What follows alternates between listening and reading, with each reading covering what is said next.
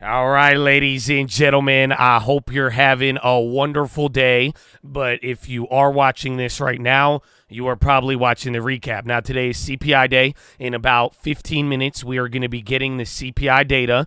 So I thought I would do this one a little different because our schedule is going to be different. So if you don't know what is going to happen here on this whole entire video, it is about to be 7 hours of the whole entire stock market. If you look here in the bottom right, you are going to get a live active news wire, and then you will see the beautiful Chad. Now, you have to be subscribed for 24 hours to chat in the chat room. Does it cost you money? No, but you have to be subscribed for at least a day. Why? Because it's an investment, okay? And that's what we do here, and this is the long term, and it's free 99, and we go over all of this stuff, and you can see every single one of these trades, and don't you worry, we got a small account too that we started with only like $2,000 or something, but this was an investment. So I hope you have a good time. I hope you enjoy it, but now, I got to say what's up to the people who are live right here, baby. Chattadonia. I hope you guys are locked in.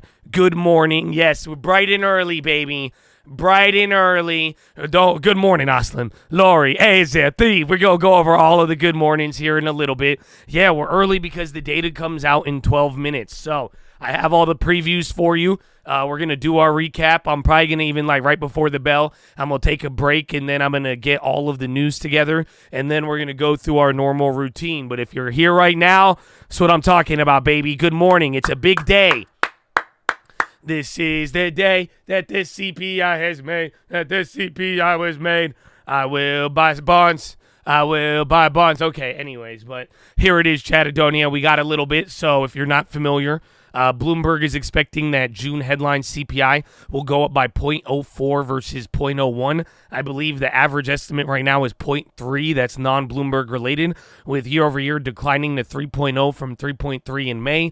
Core CPI should rise about 0.21 monthly versus 0.16. The year-over-year change should stay at 3.4%. Rounded to the first decimal point, Bloomberg's forecast for June and headline would be the same as May, with Fed Chair Powell just describing as very good inflation reading. If forecasts are correct, we estimate that the Fed's preferred inflation indicator, the core PCE deflator, due out on July 26, will rise again, very soft monthly pace of 0.1, and will edge down of 2.5 on year over year. So survey data from June U.S. consumer prices is evenly mixed.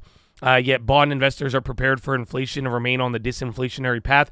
The risk is for an upside surprise causing pain for newly minted longs. Among the variables to keep an eye out for in today's data, lower gasoline is expected to have a drag on headline CPI. Falling prices for used cars and recreation should have taken pressure off core CPI. And watch out for service costs, especially car insurance. Oh, yes, you know about this one. The other big input to watch for, of course, is shelter. It rose at 5.4 year-on-year last month, the smallest increase since April of 2022. Another reading like that would really light up the Fed debate. Needless to say, the opposite is true. Yeah, and then again, I'm reading analyst comments now, but what I will tell you, I would watch out for headline. Right now, people are thinking headline's going to come in lower. Believe it or not, that's my only worry. So what I'm expecting today is that headline comes in a little higher and then that core comes down. But then again, right now, it looks like people are expecting a bigger drop in core than they are, a bigger drop in headline than they are core. Again, core has been stickier, so we will see. It's worth noting Fed Chair Jerome Powell told lawmakers on Wednesday that he believes inflation is receding but is not yet confident that the price gains are sustainably slowing to the central bank's 2% goal. The question is, are we sufficiently confident that it is moving sustainably down to 2%? And I am not prepared to say that, Powell said. Pfizer weight loss pill news? I didn't see that. But they have not had any good news with that in a while. Navigate the American healthcare system. No? Okay. All right, we still got 9 minutes here. An upside surprise in today's report would be a major disappointment For policymakers, the economy is clearly slowing, and interest rate sensitive actors like consumer and small business are complaining about their need for relief. That is why some economists and others are urging the Fed to cut as soon as September. But if inflation takes off again in June, the whole Fed rate cut narrative will again be called into question. Barclays Private Bank expects continued, though slow, disinflation. Chief market strategist Julian Lafargue is anticipating price pressures to have stayed relatively elevated within services. Our view is that any normalization in housing-related cost is likely to take time. That said, the direction of travel remains unchanged, and we continue to expect lower inflation ahead, Lafargue says. With increasing signs that the U.S. economy is slowing down, we believe that the Fed will be in a position to lower interest rates in September. All of these, my E-Trade does this. I don't know if it's just telling me what's going to happen ahead of time. But yeah, bro, my E-Trade on these CPI days, it absolutely trips out. It's the weirdest thing ever. Even right now, last 5 minutes, bonds and equities diverged. That wasn't like that in the morning. So we'll see what happens, man. We will see what happens. Front run further to the point of that expectations are very much tilted towards the tame inflation reading today. 2-year Treasury yields have been lingering around their lowest levels since March in recent days, and the S&P has been hitting fresh highs. An upside surprise on CPI would be very awkward for the current narrative that there was a burst of renewed inflation in the first quarter of 24, but it was more noise than signal.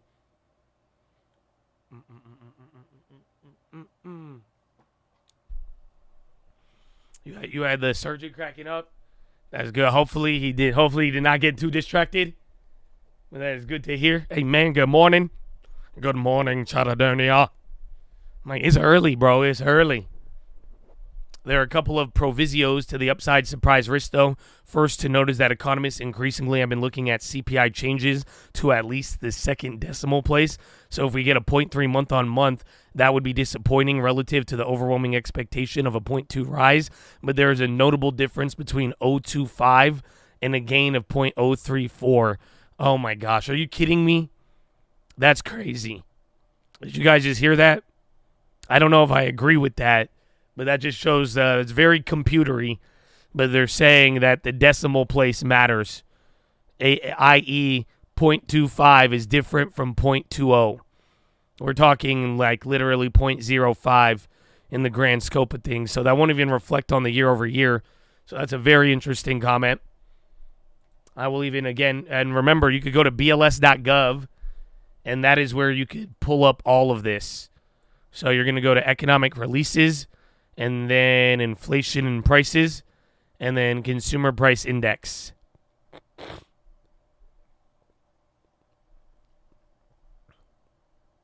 Ta-da. Good morning, Ray. How you living, man? How you living? So on the economic data team, they'll be sending headlines from today. CPI increases out to the third decimal place. Oh, shut up. That's crazy. The minutia matters. I've never heard that for CPI. I did not see the Pfizer weight loss news, but I haven't packaged together everything for the morning. It's up 3%. That seems good for now, but I'm skeptical. Pfizer has not had any real good traction with any of their weight loss pills. Last time they did it in the beginning, again, it was when Ozempic was taking off, and then that it just didn't do as good. So, yeah, they provide a time update on PK trial of Dangalampram, metabolic SMI decap biotech volatile. What the hell? Yeah, for their once daily oral GLP to initiate after results. I think it's supposed to have a day. Well, all the VKTXs and all of those plays are up. So the other proviso is that the CPI report isn't the one that the Fed uses for projections. That is the PCE gauge. The June PCE gauge report is due out on July 26th, depending on which component of the CPI did what, and also depending on what happens with Friday's June producer prices. Economists could pencil in a less alarming inflation reading for PCE than we get in the first blush with CPI. So we should watch out for how economists interpret CPI implications for PCE as the day progresses. So traders are betting whether the Fed will begin cutting rates and need more evidence of cooling. The OIS contract for Fed September meeting has been stuck for the past month, pricing in about 70% chance of a cut. John Medizier, senior portfolio manager at Vanguard, says a big miss to the downside will only see traders fully price in a September cut. He suspects that the market will need to see more prints if the June CPI arrives in line. September is closer to being priced in, but the market will need to see a couple of prints in August. Powell has said they're making modest progress on inflation, but they need more prints to have confidence that they're getting back to their target. While the labor market is softening, a point highlighted by Powell this week, the more realistic scenario is that the U.S. Central Bank has room to cut twice this year. So the market reaction to June CPI data may be well more about the terminal rate. The amount of room you have in 2024 is at most 2 cuts, he said, and a softer CPI forecast opens the door to a lower terminal, currently pegged around 3.5. The market is anticipating inflation will clear the path for September cuts, says Ian Ligon of BMO. And while a forecast of 0.2 in core should result in a steeper curve, one big sticking point has been the inability of the 2-year to get above 4.6%. So futures, small moves. Anna Wong from Bloomberg, we expect June CPI to be a really good reading to borrow Fed Chair's characterization of recent inflation.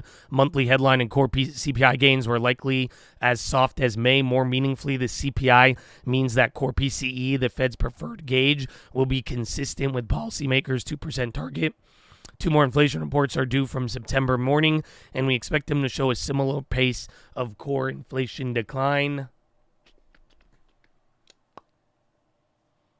All right.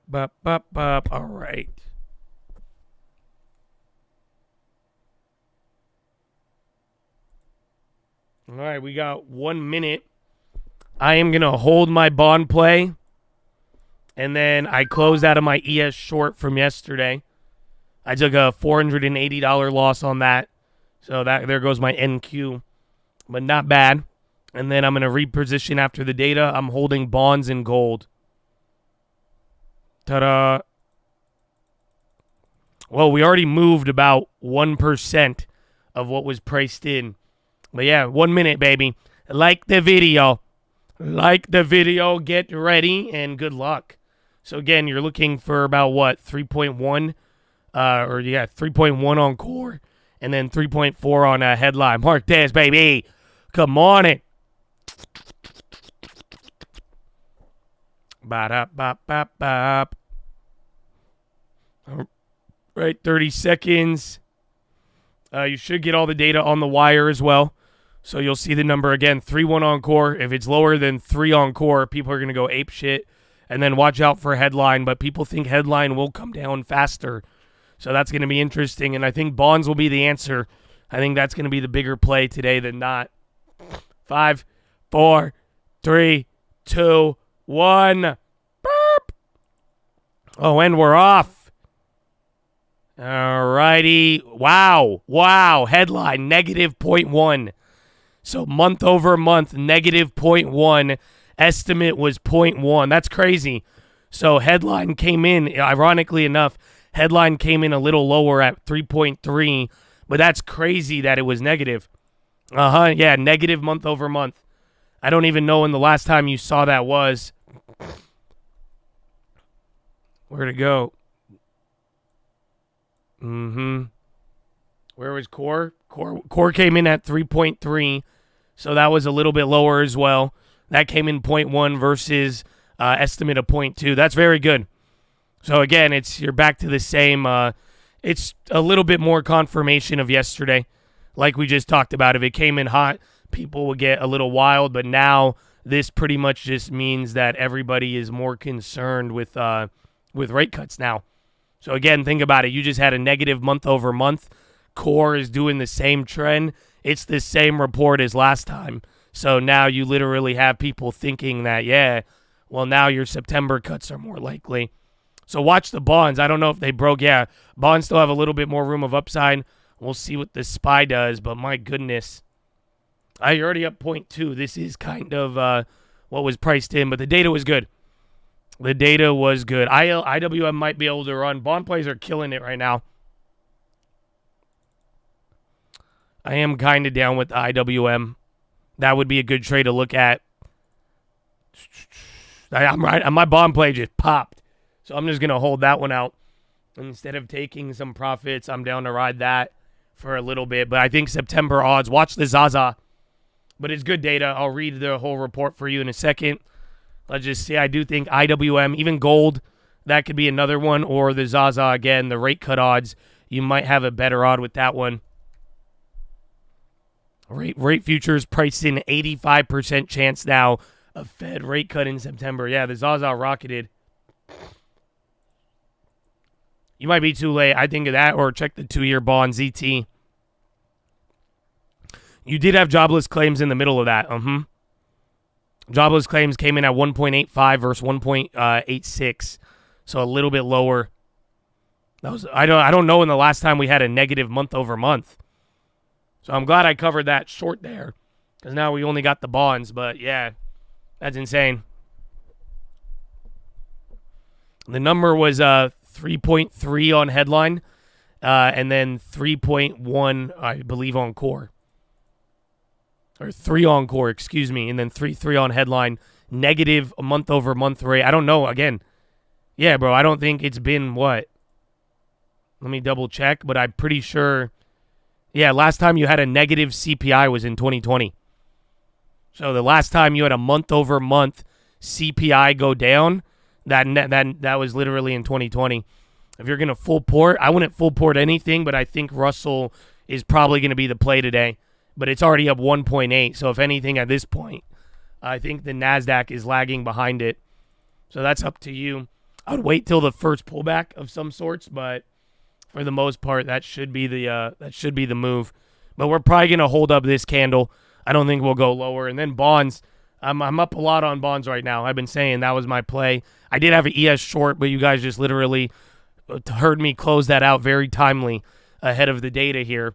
So now I'm just sitting on bond profits, and then I don't know, where's gold? If Russell's running, gold can go up too. Yeah, gold's above 2,400.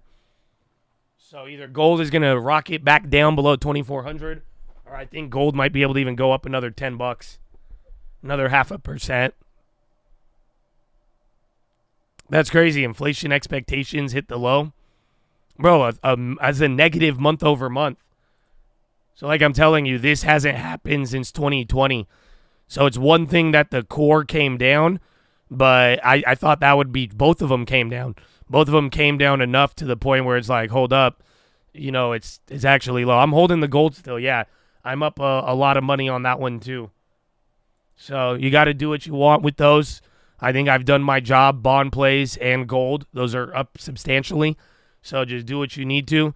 And if you're going to cry if they flip, that means you didn't think about the trade. So you got to think about it. And ask yourself if you want to ride it out in the summer or you want to take a payday. Because there is a payday. I think you could sell bond and gold play. If you matched mine, you could get like $6,000-7,000 right now in 5 minutes. Option trading is only risky. Technically, it did not take 5 minutes. The 5 minutes is when it moved, but it actually was a play that we've been holding for over a week. Thank you and have a wonderful day. Like the video. What? I didn't say that. Wait, how did he? Josh did not say that, but we have to give the disclaimer. Make sure you guys are wise and get a long term. Thank you. What? Why does he keep doing that? All right, let me get you the BLS report.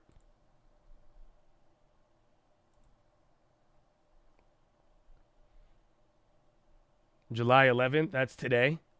God bless America. You know what I'm saying? So the consumer price index declined by 0.1. We'll keep this up. On a seasonally adjusted basis after being unchanged in May, Bureau of Labor reported today over the last 12 months, all items increased by 3%. Index for gasoline fell 3.8 in June after declining 3.6 in May. That's crazy.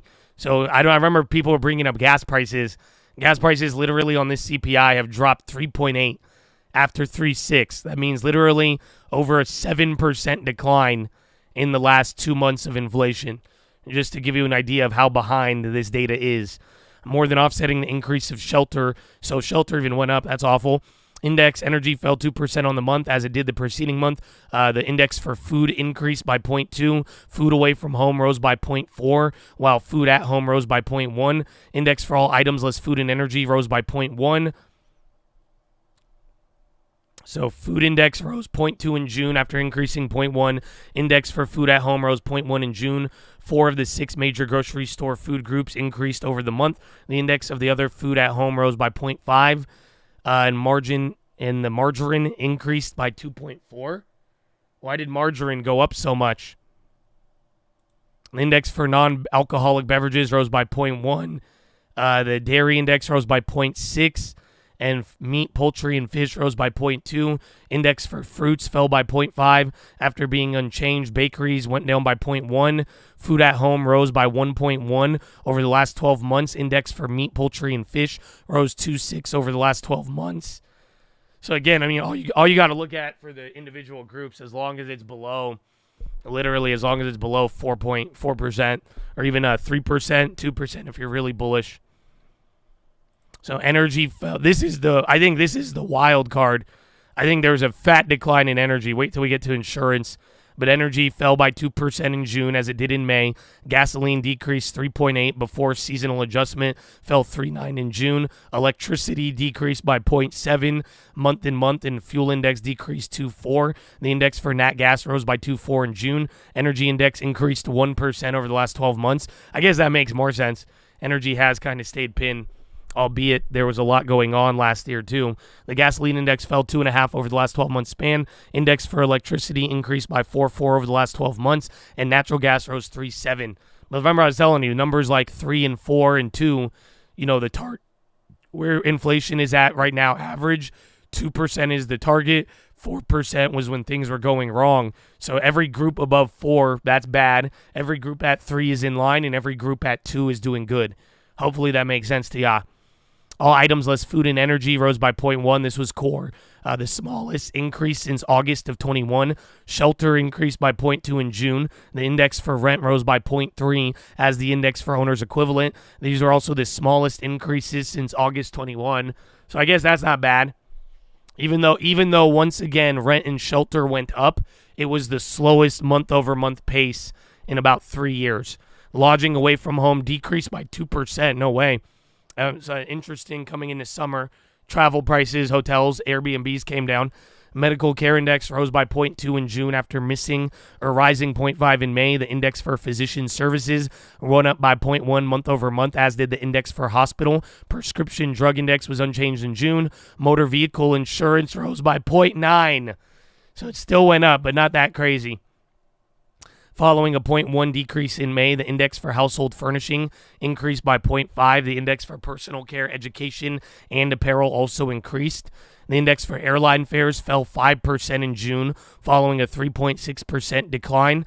And the used cars and trucks fell by 1.5, and communication index decreased by 0.2, and then new vehicles decreased by 0.2 as well. Index for all items less food and energy was 3.3 over the last 12 months. Shelter index increased 5.2 over the last year, accounting for nearly 70% of the 12-month increase in all items less food and energy. All right. I think that's it, Chattadonia. I think that's it.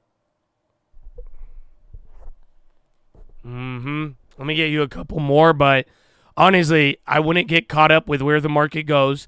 I think the bond market has a lot more upside in the short run, and I'm talking every bond, short-term versus long-term, because, again, this was the last time you were near some of those Fed dates, and then it really popped up.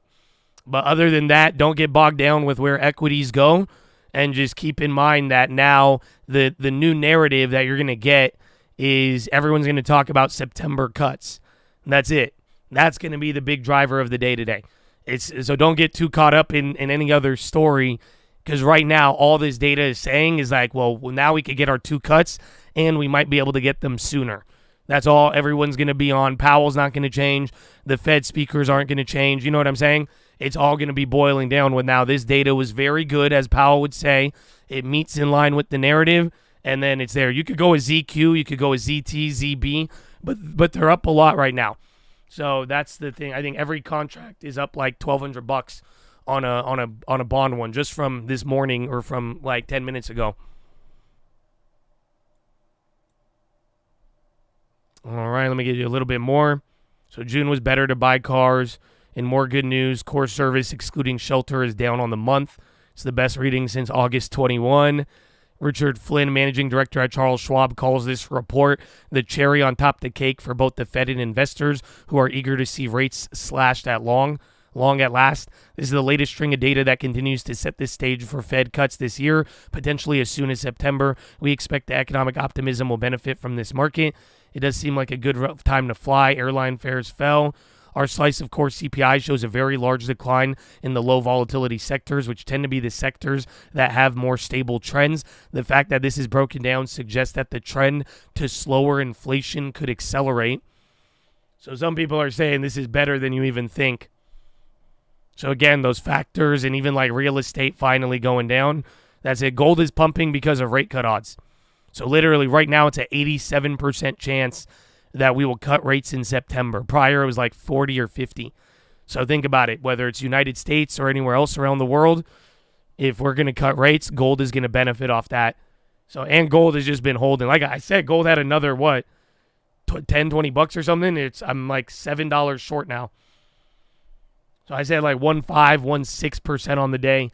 That'll be the top for gold in my opinion. If it goes crazy, though, then there you go.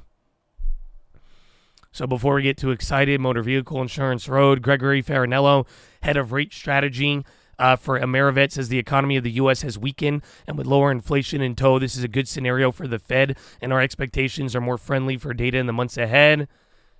Neil Dutta, the Doves have what they need. It's time to cut. Ira Jersey says the knee-jerk rally could extend if other June data comes in softer. Yeah, that's it. So yeah, everybody's talking rate cuts, and then now everyone's just gonna look for the other data as long as it's remotely in line with inflation dropping at this pace. They're gonna jack it up. Oh shit, the yen. Yeah, you're right. Oh yeah, holy shit, that's CPI and yen intervention. That's not normal, bro. That is not normal. Oh fuck. Yeah, you're right back to the other low now. Be very careful, but you might be able to speculate to that one. Yeah, bro, yen. Makes sense. I mean, again, think about it. You got this data. People are talking rate cuts soon. Think about it. Once we start cutting rates, it'll be easier for Japan to do whatever they want to do. Bro, the yen's going insane right now. 1.8% in 3 minutes. It just went ape shit. That's good. I'm going to hold those bonds. And watch gold still, too. But all right, Chatadonia, how do you feel? It's kind of what was expected. Ironically, notice the market's only up 0.2. I'm telling you, fixed income, bonds in the yen and the Russell, those are making the gigantic moves right now. Gold, but we'll see how this digests throughout the day. But not bad. Not bad, my friends. I think everybody was kind of expecting this. So, like the video, I'm going to go prepare you guys the news right now, and then we will get into it. I will BRB. This instinctive response in the marketplace, but I also think you have to keep in mind this Federal Reserve has been itching to cut rates. I think they'd be crazy to go in July. I think it's an open issue as to whether or not we could talk about September. It's always been about not if, but when, and we'll see what the data shows us between now and then. So what you're just saying is that essentially the most important number for them is the employment number, not necessarily the inflation number. Is that correct? They don't want to see a rise in unemployment. No, they don't want to see it. Keep in mind, the rise in unemployment we've had today goes back to something David said earlier, which is basically the household employment is dipping and the payroll employment. No, it isn't. The reality is, whenever you re-benchmark these two series, guess what? It's the household employment that's adjusted to payroll. So the payroll is the better coincident indicator of what's happening. So you've had a dip down in household employment, you've had an increase in the participation rate, and the unemployment rate has gone up. You've had very few layoffs, according to that same household survey. So you actually have an environment in here in which people aren't losing their jobs. So to me, the labor market is actually still tighter, and that is what they're paying attention to. Well, I think it's almost like we've seen a microeconomic change in the labor market rather than a macroeconomic change. Because if you go back to when we hit a trough back in April of 23, if you could fog a mirror, you got a job. And frankly, there are a lot of people in America who shouldn't be employed. And what's happened is, if you look at what's actually happened with the unemployment numbers from the household survey, it's the long-term unemployed that have gone up. And that's really interesting in an economy where you've got 8 million job openings. There are people who, after 15 weeks, after 26 weeks, cannot find a job. That's not about the economy. That's about are these people employable? And so I think what's happened is I think Chairman Powell's right. We have actually returned to a kind of normal labour market at 4.1% unemployment. I don't think there's anything wrong with that. I don't think it's a sign of great macroeconomic weakness. I would take issue with one thing, though. I am concerned that the payroll survey may be overestimating things, because when I look at business formation data, it's suggesting that we're creating all these businesses, and if that's feeding into their births deaths model, they may be getting that a little bit wrong, because I think there's a lot of churn in businesses. I don't think this is much new business creation as some of the data would suggest. Just want to offer this up. Fed funds futures have just readjusted to about 85% chance of September. So that sounds like it's a bit more in line with what I would expect, given what we're seeing. I'm curious, Steve, given what you're talking about, how you would see some of the earnings that we got today that indicated a real reduction in consumer spending and definitely less pricing power more broadly. I think it indicated more the less broader pricing power environment. But again, we're still running an inflation rate well above 2%, even with these numbers. So we're still a percentage point above. And if we're going to say, oh, gee, a deceleration from 3% to 2% is a big movement on growth, okay, the movement from 3% to 2% on inflation has to be considered a big movement still. So we're still, in that environment. So I think that the reality is when we balance it and we look back at the data in general, we take a look. They're still well above their target on inflation, and they're still maybe at trend growth. Okay, where do we go from here? I think the reality is that you're seeing an environment where cost pressures are squeezing companies. And that's really their problem. And they will, if you cut interest rates and you have a sharp rebound in economic activity, they will pass those price increases along. And when that happens, then it becomes a problem for them. This is why go slow, take your time. You've got a winning hand. Why would you do anything today or potentially September to destroy that winning hand? It makes no sense to me. I just wanted to know if fog and mirrors was on the job description at JP Morgan. That's all I want to know now. I wanted to know what he was talking about. Is it that you get close to it and go, That's how you check if somebody's actually on the living. You put a mirror up to their mouth. Okay, thank you. Catch up. Thank you, I'm just trying. hoping no new hires at JP Morgan are watching this. David Schuller of Mizuho, David Kelly of JP Morgan, to the both of you, thank you, gents, just fantastic. Agreeing on something as well for once, too. Yes. They can wait. They can wait. Mike McKee's still with us. Mike, I wanted to return to you just because you've had a few more minutes to go over this data. What jumps out for you now?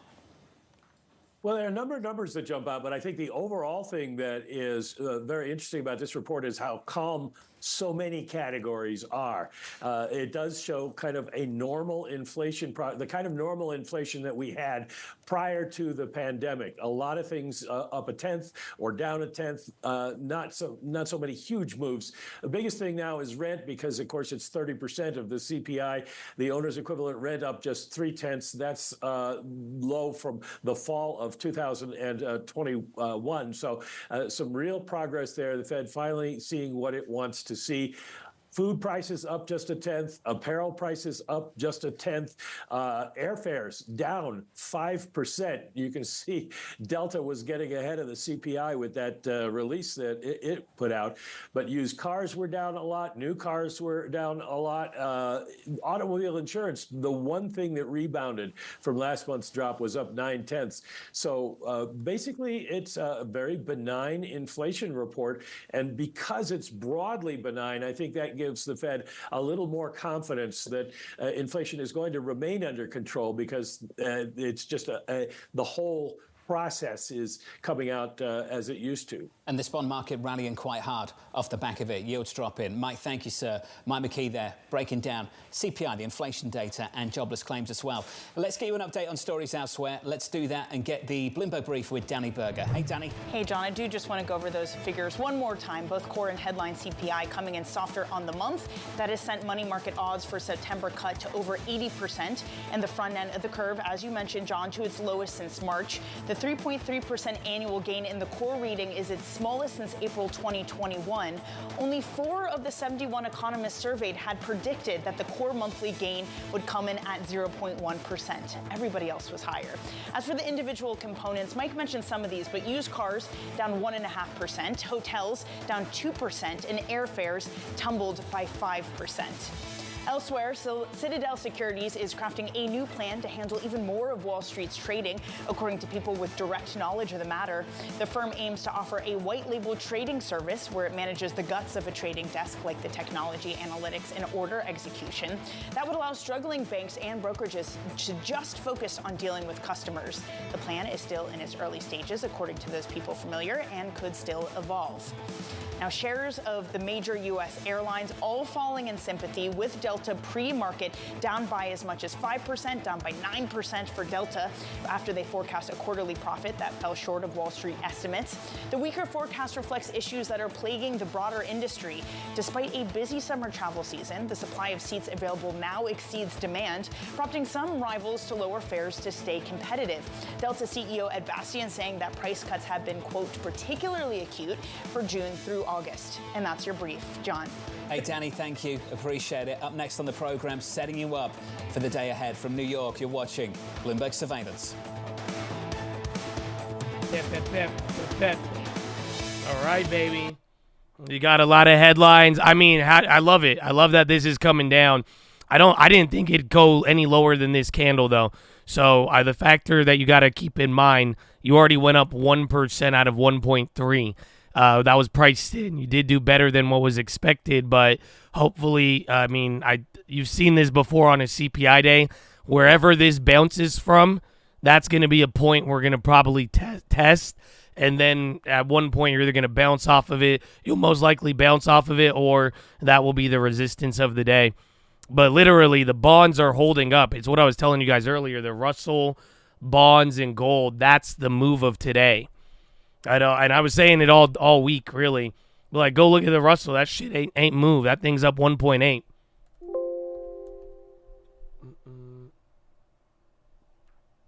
Great 5.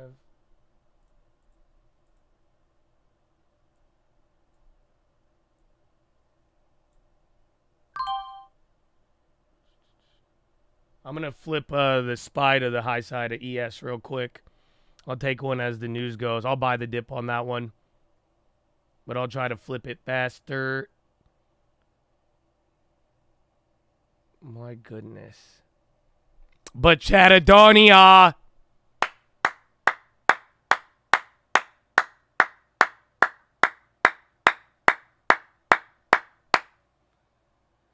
Chatadonia. How you feeling, baby? How you living? What's going on, baby? Chatadonia.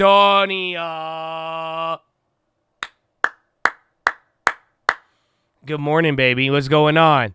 How you living, Trapper Wolf? What up, Kalele? What up, Manok? What up, Skinny? Mark, Energy, Wise, Carissa Hines, Quentin Walker, baby. Brown Todd Crows, good morning, baby. What up, Jamar? Roaster, Energy, Troy Lemon, PNC, Ben Stone, Wayzena, Ray Aria, Leo, Brooklyn, baby. Fox, Ken Taylor, Nick Wrights, baby. Hey, Anonymous, Mansons, baby. What's going on? Rigo, Roy, Bert, Eric, Caleb. Oh, the chat is going crazy. Let's go, baby. Happy CPI Day. What's going on? Happy CPI Day. So I'm talking about Chatadonia. Oh, my goodness. Give me money. Oh, Youngblood. Over-levered. There you go. Good morning, baby. Happy Friday, Junior. Oh, what about the Twitch? Liberus, Lynn Sense, baby. Robo Handtech, El Coyote, Lizzie, Preforms, Donnie Barco, Iceberg, El Coyote again, Hailstone Legend, Real Fried Rice, Z Destroyer, T-Sway, Preforms, Blizzy B, and Blazing Bob. No, and then Lemur, I'll take it, baby. What's going on?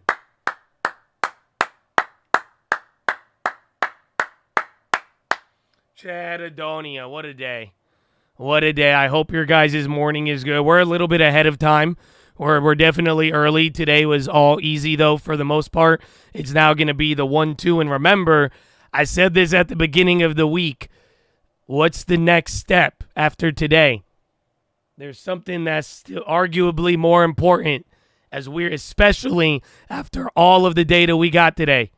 Do you know what it is? Let's see. Do you know, my brother? Yeah, PPI. So again, everybody's getting excited. They're like, oh, September cuts. Oh, this data is going to be for the September cuts. Well, now any data that follows up is going to be a little bit more important. So that PPI tomorrow, that will be important. But Chatadonia, God bless you all. I hope you're ready for an exciting day here. We are only beginning. Honestly, the main headlines are really what's going on here with the data, even that Japanese yen. But I do have something for you. So let us begin with the headlines and like the video. Oh, yeah, I got to double check. We need 1,000 likes on the video to unlock all special features. So you know what I'm saying? I think you guys had the wire just because of the data. You know, that's important. Anything else from there is going to cost you Chatadonian dinar, which is also called the like in America. So good. All right. Well, here it is. Here's the news. Stocks rise as Fed-friendly CPI sinks bond yields. Stock futures rose and bond yields fell after the latest inflation data reinforced speculation the Federal Reserve will be able to cut rates this year. Equities rose in early New York trading following the S&P 500's longest rally since November. Treasury 10-year yields declined 10 basis points to 4.19%. Fed swaps are pricing in more easing in 2024. The so-called core consumer price index, which excludes food and energy costs, climbed 0.1% from May, the smallest advance since August 2021, Bureau of Labor Statistics figures showed. The year-over-year measure rose 3.3%, also the slowest pace in more than 3 years, according to data out Thursday. Corporate highlights: Delta Airlines Inc. forecast a quarterly profit short of Wall Street's expectations as heavy competition in the domestic market drives ticket prices down, dragging the carrier's shares and pressuring rivals across the industry. Pfizer Inc. is moving forward with a weight loss pill as the drug maker seeks to crack the multi-billion-dollar market for obesity medications and mount a comeback from its post-pandemic malaise. Apple Inc. has avoided the threat of fines from European Union regulators by agreeing to open up its mobile wallet technology to other providers free of charge for a decade. Costco Wholesale Corp. is boosting its membership fees for the first time since 2017, raising the charge for a basic membership to $65 a year from $60. Royal Bank of Canada is shuffling its leadership ranks and breaking its largest division into two in one of the biggest reorganizations of Dave McKay's decade-long tenure as Chief Executive Officer at Tata Consultancy Services Limited reported profit that topped analyst estimates, signaling corporations are resuming spending on projects to take advantage of technologies such as artificial intelligence. AI worries and investors are growing increasingly concerned that U.S. technology megacaps are spending too much on artificial intelligence, according Goldman Sachs strategists. Companies that the strategists refer to as hyperscalers, including Amazon, Meta, Microsoft, and Alphabet, have utilized about $357 billion for capital expenditure as well as research and development in the past year. The team led by Ryan Hammond said, today's hyperscalers will eventually be required to prove that revenues and earnings will be generated from their investments, Hammond wrote in a note.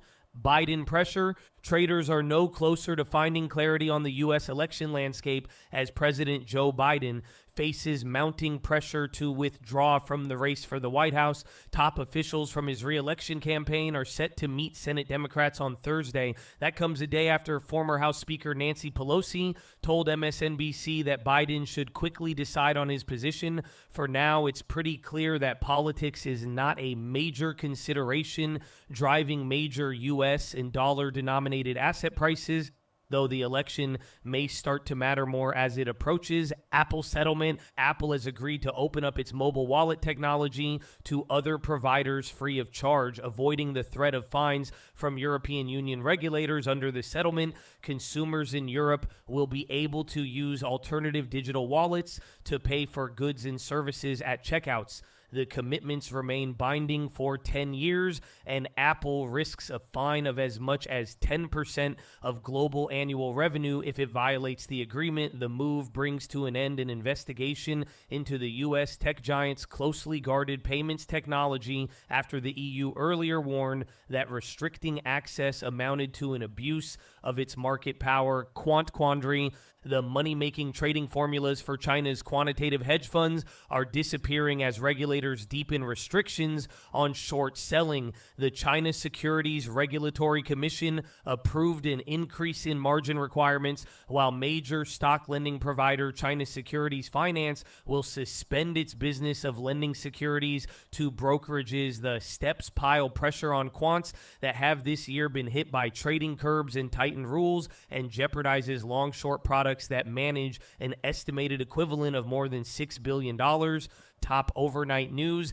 Democratic donors have warned that funding for the November election effort is drying up because of President Joe Biden's refusal to step aside, threatening to undermine the party's effort to defeat Donald Trump. The United States will start deploying long-range fire capabilities in Germany in 2026 in an effort to demonstrate its commitment to NATO and European defense. The United States and Germany said in a joint statement, RTRS, that China cracks down further on short selling with higher margin requirements for the activity, while the country's largest stock lending provider will suspend its business of lending securities to brokerages. BBG. NATO dramatically ratcheted up its criticism of China's support for Russia, calling Beijing a decisive enabler of Putin's war, language that could open the door to sanctions against the Xi government. NYT.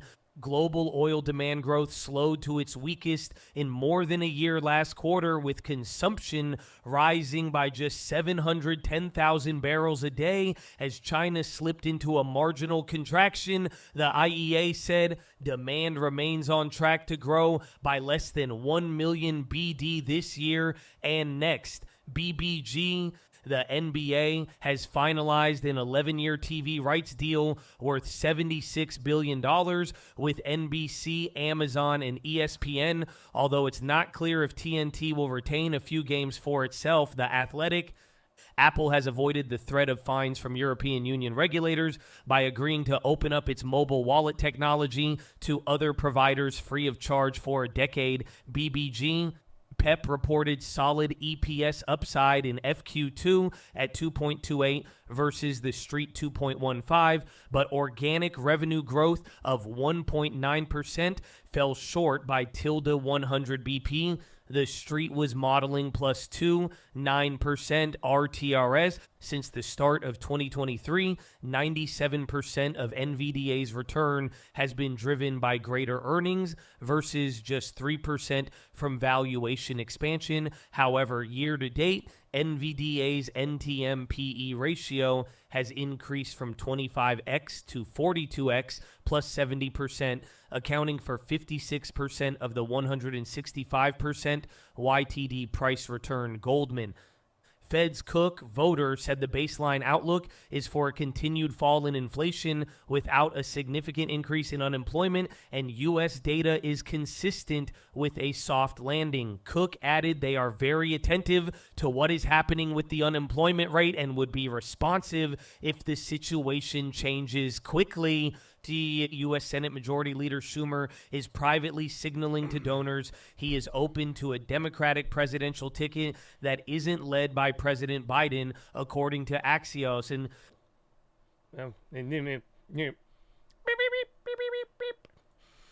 BBG, like the video, BBG. Oh, you guys are almost there too, baby. 200 more likes, and we have more. Oh, no, did I close everything? Oh, okay, I thought I did. All right. S&P futures are up by 0.3 Thursday market, pre-market trading near the best levels of today's cooler June inflation report. Comes after U.S. equities rallied on Wednesday with all other major indexes over up 1%. All 11 S&P sectors finished higher, and 80% of the stocks in the index were up on the day. Big tech semis were among the standout. Treasuries firmer across the curve with 2-year yields back near 4.5. Dollar is down by 0.2. Gold is up by 1.2. Bitcoin up by 2.5, and WTI is up by 0.4. Key focus today is softer June CPI reading, which both came in cooler on both headline and core. Below consensus, weekly initial claims also helping ease worries about weakening growth. Data likely to further firm expectations for a September rate cut, though a July move is still seen only as a remote possibility. Note, soft landing narrative has already helped S&P to a 7-day winning streak. Market has also been favorable. With seasonality and flow trends, depressed volatility, AI enthusiasm, big tech strength, and expectations of some more broadening earnings growth over the next few weeks. June CPI declined 0.1 month over month on the headline and was also below consensus on the core. Headline up 3 year over year, same pace as core, which is the slowest since April 21. Rent and owner's equivalent rent saw the lowest monthly increase since August 21. Used car and airline fails among the areas of outright decline. Initial jobless claims also pulled back, printing 222,000 versus consensus of 235. Continuing claims came in above forecast. Treasury selling $22 billion of 30-year bonds today following a well-received 3- and 10-year auction earlier. Biden's NATO press conference expected to attract outsized scrutiny amid renewed pressure for him to exit the race. Apple reaches U.S. settlement with EU over payments. Google reportedly scrapping potential bid for HubSpot. Costco reporting stronger than expected June comps and announced a long-expected annual membership fee increase. Pepsi Q2 beat, but sales light and organic sales guidance weak and disappointed. Delta hit by weaker Q3 guidance, though noted peak summer travel demand. AA out with a positive pre-announcement on Q2 revenue and EBITDA and EPS ahead of the release. WDFC beat and reiterated full-year guidance, highlighting record sales driven by robust volume growth across 3 blocks. And then PSMT fiscal Q3 results were ahead.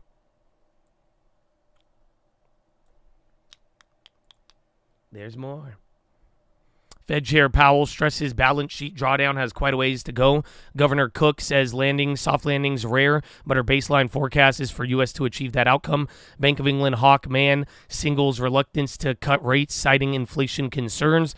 ECB Villeroy says European inflation target will come back to 2. Eurozone wage growth sparking speculation about how deep the ECB can cut. RBA and RBNZ's policy approaches leave them with different considerations. Bank of Korea keeps base rate unchanged at 3.5, examining timing of rate cut. Markets anticipating gradual PBOC policy target shift to 7-day repo rate. June CPI seen easing. Biden administration set to award nearly $1.1 billion to automakers like Stellantis and GM for EV production. China Q2 GDP growth seen above 5, but optimism remains subdued. UK inflation or economy rebounded quickly than expected. UK home sales expected to rebound as interest rates and election certainty boost confidence. Japan core machinery orders unexpectedly declined in May. South Korea exports in first 10 days of July spike on strong global demand for chips. China's leaders at the third plenum will seek to inject confidence in the economy, but will be limited by conflicting goals. China suspends security lending and bolsters regulation of algo trading. Apple says AI features could help drive 10% increase in iPhone sales this year. Europe's antitrust regulators agree to Apple's offer to open up mobile payments. Amazon reveals Prime Day sales amid Walmart's and Target's discounting. Goldman warns over growing worries that big tech spending too much on AI. Google reportedly abandoning efforts to acquire HubSpot. Costco raises membership for the first time since 2017. Smartphone makers put focus on AI features as the best selling point for new devices. IEA says global oil demand slows further as China cools. U.S. Department of Energy reports bigger crude and gasoline draws than expected. Biden losing support from Democratic allies and Hollywood donors. House Democrats look to Pelosi as potential muscle to push Biden to drop out. Biden sets second post-debate interview with NBC Lester Holt.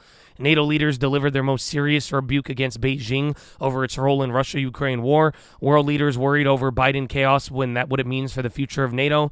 Foreign officials warned that Trump mulling cutting back intel sharing with EU if he returns as president. European powers donating fourth-generation F-16s to help boost Ukraine's air defenses. Macron calls for broad coalition excluding far left and far right to break parliamentary deadlock. Wow. So many. So much a headline, you know? So we still got some movers. I want to see the yen real quick. Is this still, don't tell me it's higher. Oh my gosh, it went up another percent. Just under that. It's up 2.4 right now. Woo-hoo!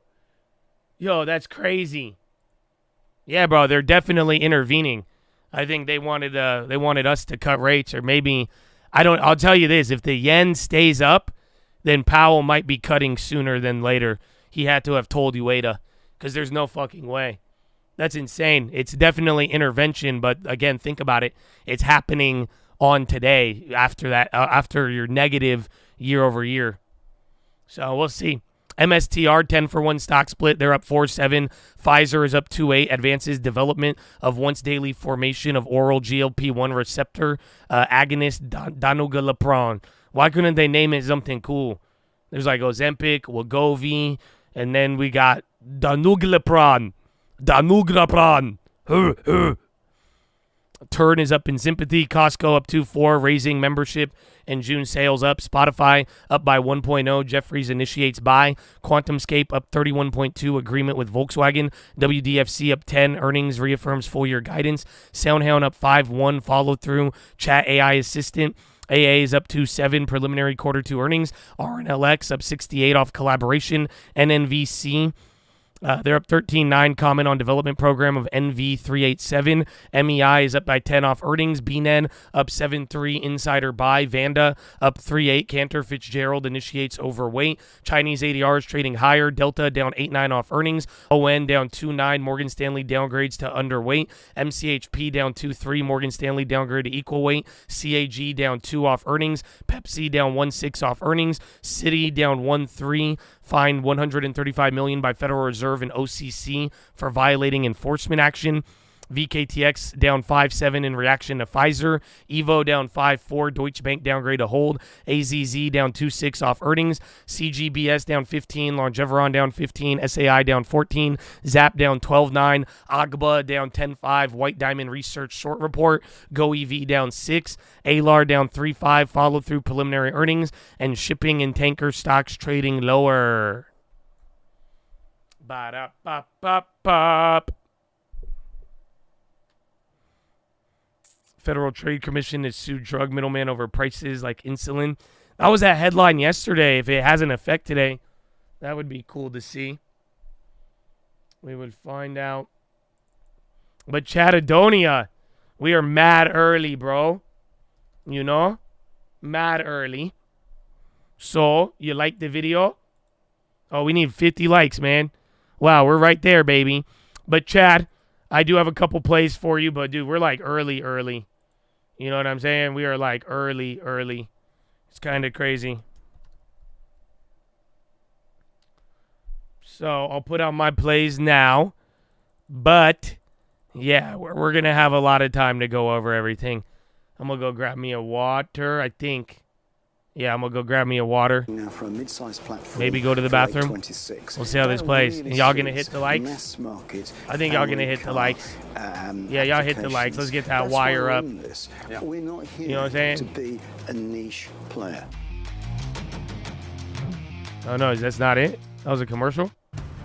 That was a commercial. Well, I guess since we're here, I'll tell you some of mine.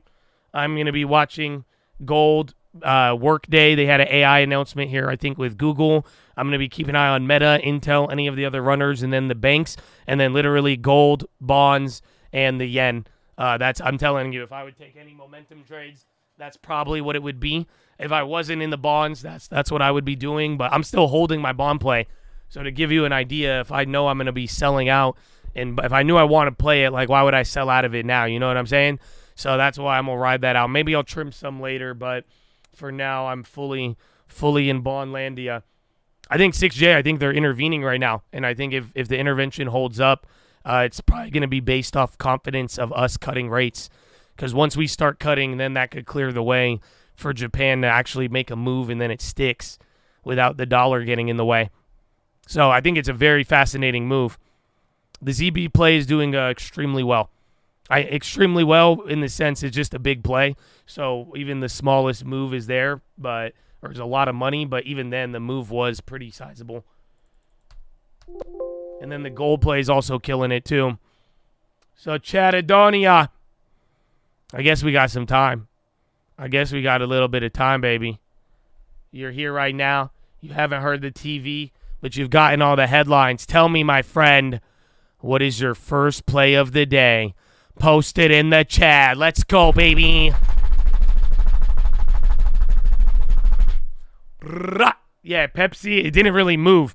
They did good on earnings and had some warnings, and that was it. Chewy, GameStop calls, AMD, Tesla, Baba calls, Amazon 200, Chewy, RAR, NQ calls, Prey, and TSM calls, SPY calls, IWM long, AMD call, Marvel call, IWM, Tesla short, holding Pinduo, do a 140 call, NVIDIA call, AMD calling, Yellen, IVP, thank you, QS, IWM, Amazon, long, Rivian, MSTR, AMD puts 193, TLT, Pfizer calls, selling HD, puts on puts, getting 20 more MSOS, Amazon 200, NVIDIA 140, NEO call, Apple calls, shorting yen, Baidu calls, Nike puts, IWM calls, TQQ shares, YCL calls, Broadcom calls, Semiconductor calls, Carvana calls, CRM, GHVS long, buy boil. Does anybody want to put? Gold call, Chewy shares, Tesla calls, YCL calls, Apple call, SPY calls, IWM calls, Costco calls, Gold calls, next week Amazon calls, GE calls, oh my gosh, QuantumScape calls, oh my God, why is it doing this? Why? Now one put, Snowflake put, there you go. I said Chewy put, there you go. Oh, a couple of them. Christine, welcome. Long the like button. SPY puts, calls on calls, puts on everything. Bank of America in the final place.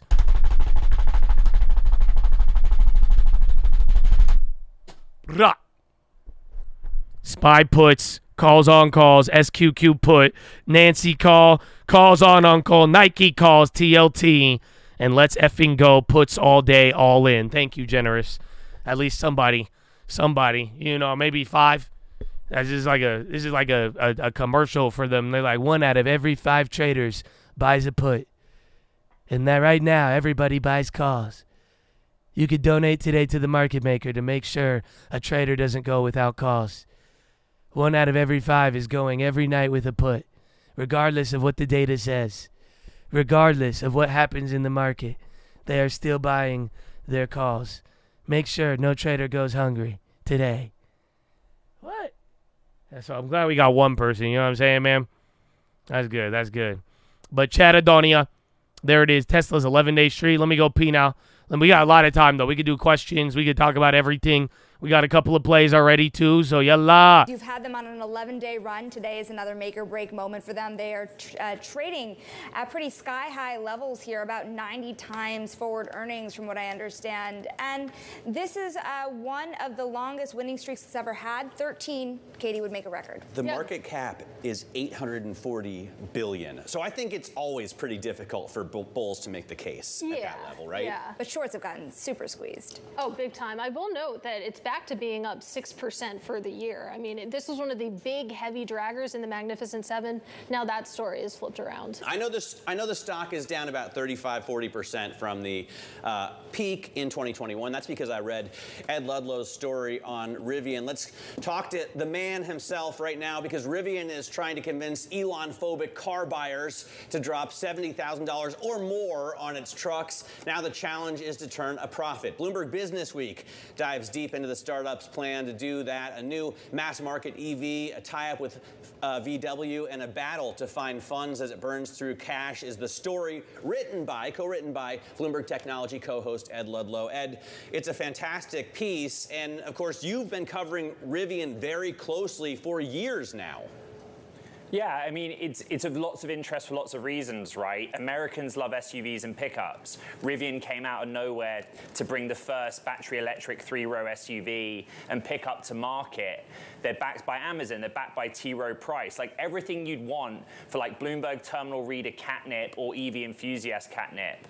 And as we explain in the story, they got off to this amazing start. Loads of these like kind of hardcore Tesla fanboys defected to Rivian because they were fed up with Elon Musk, or they wanted this big EV. They didn't want like little boxy Model 3 or a little Model Y. The problem is then it kind of stops there, and they burn through billions of dollars of cash. So we wanted to just do like the definitive. This is what Rivian. It sounded like such a story, and then they burned billions of cash and did nothing, and lost all the money. It is amazing. It's amazing. Oh, no. Sure. Okay. That sounds good. Man. Chattadonia.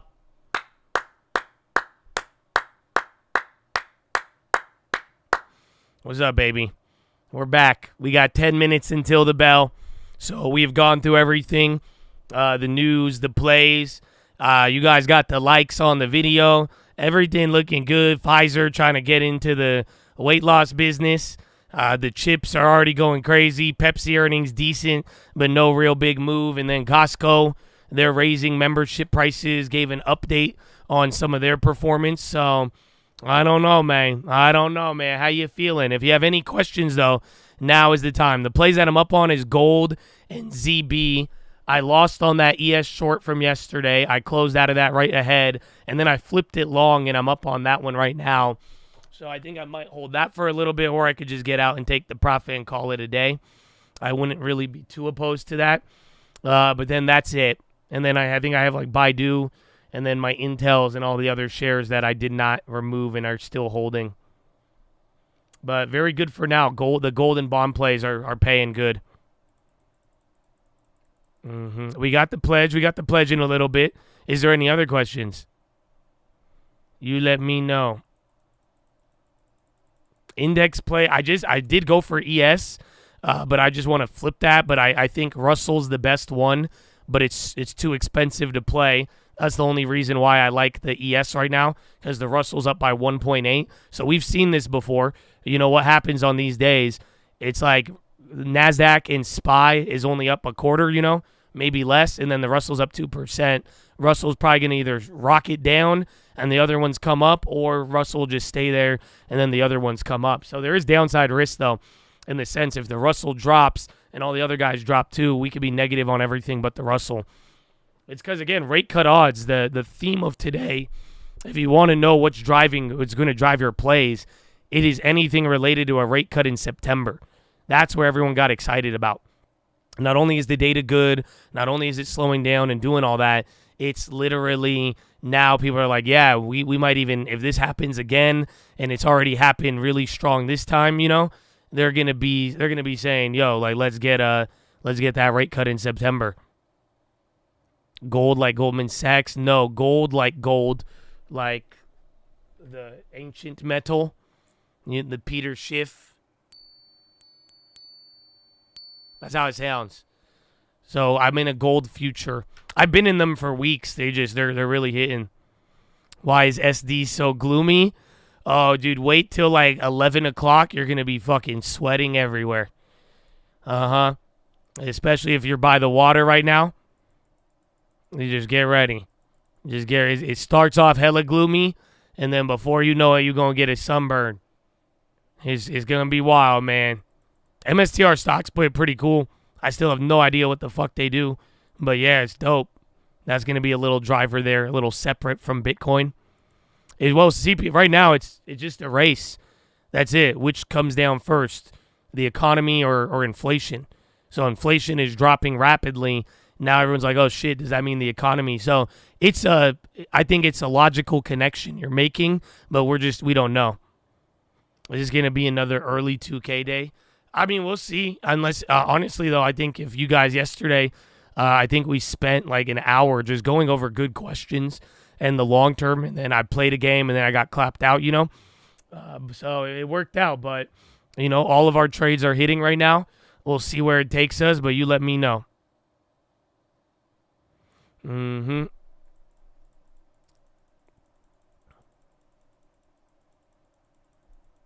What else we got? You got a couple of minutes. We got pledge in what? 3 minutes? 2 minutes? You already liked the video? IRM to 100? Possibly, yeah. I mean, it's already there. I love IRM. That thing's great. Thank you for what you do. Because of you, I'm looking into a long term. Let's go, man. Don't look into it, though. Just do it. Trust. It's not going to hurt you. Especially if you already know. You're like, Josh, trade the indexes. If you know futures, all of this stuff, and you don't have a long term, that's a disservice. I wouldn't be doing a good job. You need to get it. Just get the long term. Trust me. Just get the long term. Supercore still went up, but it was the slowest pace of rental and real estate since 2021. And then another big deal of today, which I don't know if people are really getting as much. It doesn't get the same attention because it's not core, but that headline came in negative month over month. Oh, Bradley Frizzle and the Peach on CPI or not. Wow, Peach Nation. Oh, my goodness. And Gold breaking out. Gold was like, I want to be the peach. Oh. Wow. Thank you, Bradley Frizzle. Shout out Peach Nation, baby. And now, shout out something even better, man. I love the peach. I do, man. I really love the peach, but every day, man, on my career on YouTube, even in my career in elementary school, but it means a lot more as an adult, and I hope it means the same to you, and I hope you all show it, because there's a reason why we do this, man. Every morning, we give a huge special shout-out to all of the people that have made a sacrifice for all of our freedom, for this country, and for things we don't even know about, but all of us enjoy it, man. And I'm talking about the veterans of the United States of America. So on behalf of the cult, the people here, the people not here, I want to give a huge special shout out to all the active servicemen, past servicemen, anybody who has served this country, and even the families, bro. You have all made a commitment. And I really hope you know you are loved and appreciated. And beyond that, I do hope my incessant nature of bringing this up all the time, I hope it inspires you to show this love and appreciation to those who deserve it, and actually show it, man, because we all benefiting off of the fruits of other people's labor, baby. So veterans, the families, thank you, thank you, thank you. God bless you all. And big shout out to anybody else out there giving back to their local communities, all the doctors, nurses, teachers, firefighters, police officers, the janitors, the coaches, the garbage men, anybody making their communities run, baby. God bless you and thank you for your service as well. But ladies and gentlemen, please rise. Place your right hand over your heart. Say it with me. I pledge allegiance to the flag of the United States of America and to the republic for which it stands, one nation, under God, indivisible, with liberty and justice for all, baby. Send the digits!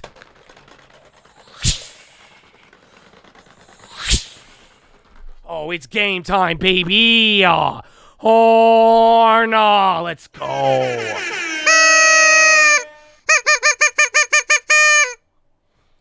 Cheradonia. And we hit the likes, man. Stop it. Oh, we really out here, baby. We really out here. Oh, excuse me. All right, man. Here it is. Big ups. Big ups to the community, homies. Big ups. Big ups, man. Yeah, Intel, I want to see Pfizer, bro. If Pfizer actually goes above $30 on some of that weight loss news, bro, and if their weight loss drug gets any steam, oh, dude, we're going to enjoy it. You know that? It'll be like that. That's it, man. Get us out the gulag. And then, like I told you, they're too greedy to not get involved. You know what you guys remember that? So let's see what Pfizer does. But yeah, bro, they too greedy to not get involved. That's why I'm like, there you go. Give us a couple years. They'll change everything. That's it. If Japan is intervening, do you think the bond auction will be bad? No. I don't think I think that Japan move is solely off of rate cut odds going higher. So the fact that our data was so low and it's now getting people to really, really push for the rate cut, I think that's why they intervened. Like I'm telling you, the problem is the dollar. So think about it. If we could start getting rate cuts and weakening our dollar, do you see how that would benefit the Japanese? Now it makes sense to them, or it'll be easier to make a change and then let it ride through. So this is all speculation, though, unfortunately. We've seen this many, many times, and we don't know yet. Ueda and Powell love to play games, and they all go slow. Yeah, 5 seconds, baby. Ready? 4, 3, 2, 1. Burp. Round 1. Fight. Yeah, I think gold is already benefiting. Gold is actually killing it. And then I'm still in I might even hold the bond plays near the auction, or we'll see where they're at after the first hour. Gold is killing it, though. Gold hit 24.18. Watch out if it dumps, though, from the open. That will not be good. Good morning. Yeah, I already went over the plays. Again, watch Pfizer. That'll be an interesting one. Pfizer, Marvel. Who was the other one? Costco. Actually, I don't know, though, man. I hate Pfizer options, but that might be one.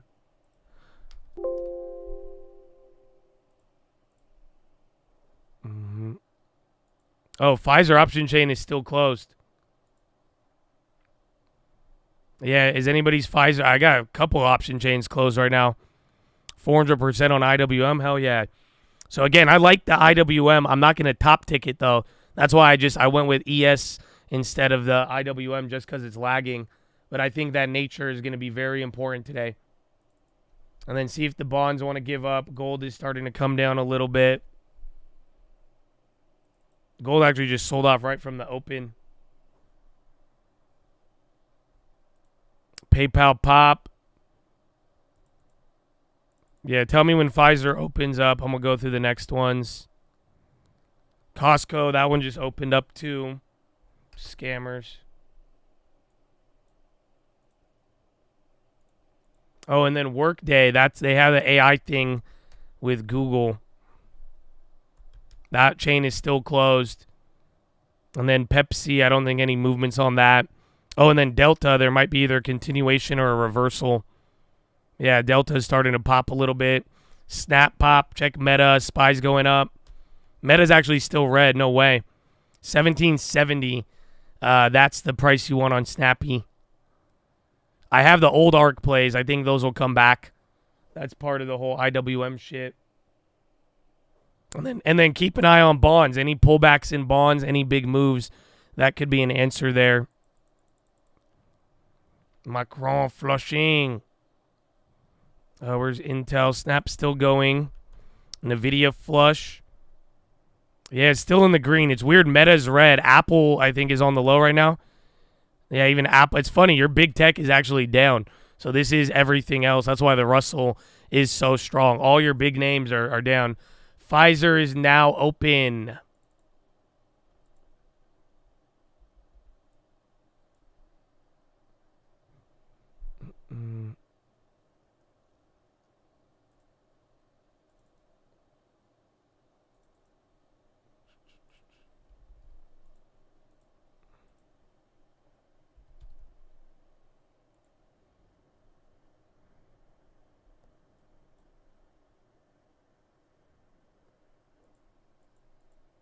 Let's see.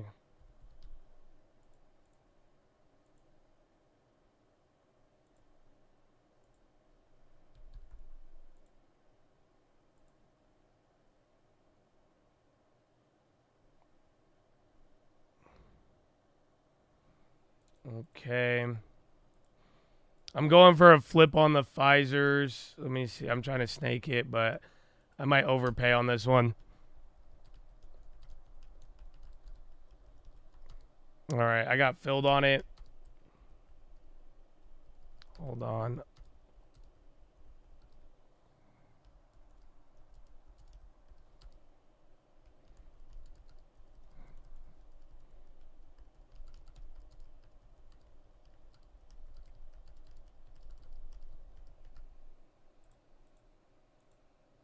Are we still going up? Yes, and then there's bonds. I went a little bit further because ex-dividend is on Pfizer. So Pfizer may get an extra run here. You need to break 30 to get excited. But then I'm kind of thinking ex-divvy. I overpaid for these, but I'm down to take a little bit of a risk. No, I grabbed August 16th, $34 calls. I grabbed 100 of them. And then I'm going to flip them once they go up. If they double up, I'll just make them free. So ideally, try to sell out half of them at 10 cents if we get pretty much. You need Pfizer to go up $1. Otherwise, you're going to lose on that.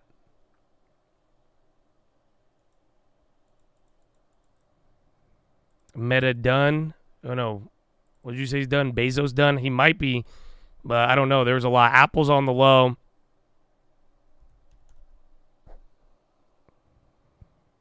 NVIDIA.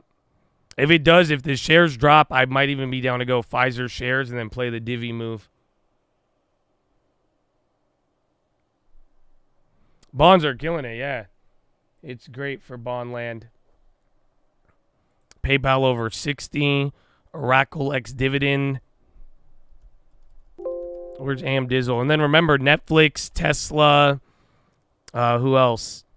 There's a couple more coming into next week, and then don't forget about JP Morgan and the gang.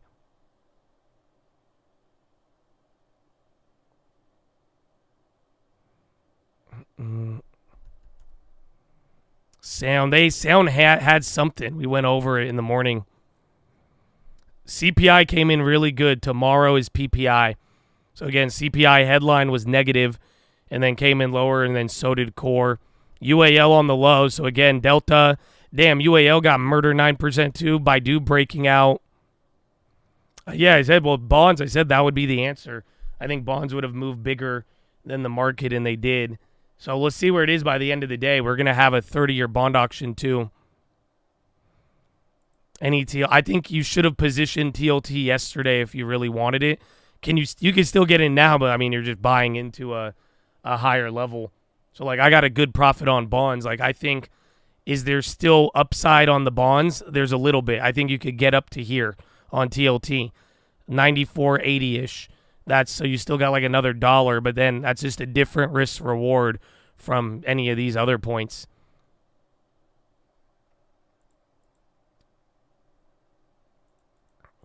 Pfizer, I mean, $30 is all that matters. It was up there earlier. I think it was up 3% in the morning. It was near $29.50, but $30, they got the headline. They need to really break. Baidu's doing it again. Again, ban on short selling in China. Dollar coming back. Check that yen. Yen did calm down, but it's still up too. That fully looks like intervention. And then SPY hugging near the low.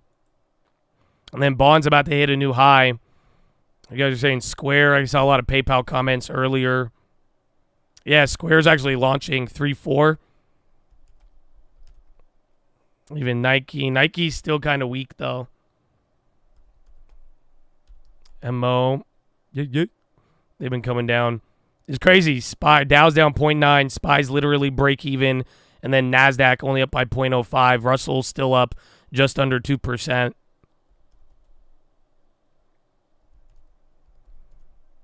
Intel came down after that.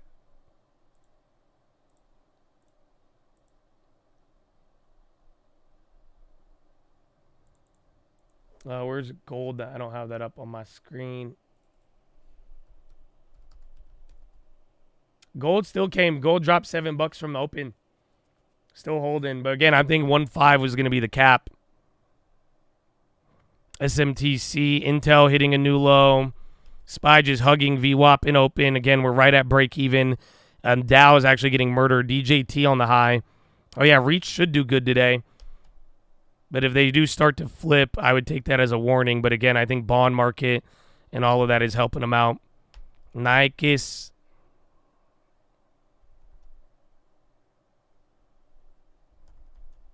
And then, yeah, Intel, bro. Intel rocketed pre-market. And Pfizer's still holding. BX on the high. That's Blackstone. So, again, banks are right around the corner. Bank of America raises Apple price target to $256 from $230. Sound huge pop. What was the headline? I had this sound news in the morning. Let me go get it.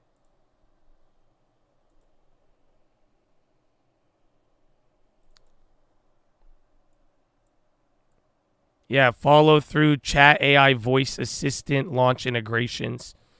So I think it just followed through from the news the other day. And that's what it was saying there. But that was already up in the morning.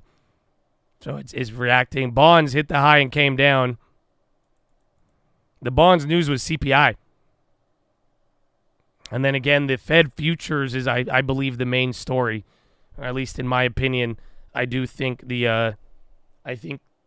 yeah, it's the data, but what did the data communicate? Or what did the data inspire? This idea that we could still cut rates in September. Which is kind of wild, but then again, inflation is rapidly deteriorating. SPY, it's not getting out of there. Oh, I don't have my other SPY open. Why aren't we ripping? Because you did it yesterday. So, and it's still early. So you guys should kind of be used to this on CPI days. You could even go negative, but this was what we were talking about yesterday with things being priced in. So remember, I think it was on Tuesday or Wednesday, I shared with you guys that the market was pricing in 1.3 from Tuesday to the end of Friday. End of tomorrow, the market was only pricing in a 1.3% move, albeit large, still kind of small considering. But then yesterday you moved up 1%. So that's where I'm thinking a lot of the move was there. And like I was saying, the idea would be that the idea is bonds. That's why I was showing you yesterday the overlay with bonds and SPY, because it's like the bonds, stocks may have moved what was priced in, but the bonds are lagging behind by like a month. Nvidia flushing. Who said inflation is rapidly deteriorating? Bloomberg in the data. But I even think at this rate, it is coming down pretty quickly. I mean, the last time you had a negative headline month over month was in 2020. Only time you had a negative month over month, the economy was collapsing. So it is pretty rapid. And some people are saying if you look at the sectors that are less volatile, they came down. So some of the other stuff, like not food related, but some of the stuff on core, the fact that that's starting to drop when it's really sticky, that's leading people to believe it's a rapid disinflation. But then again, the worry, and you guys got to keep this in mind, the issue is that rapid inflation decline could also mean a rapid decline on what's it called? On growth in the economy.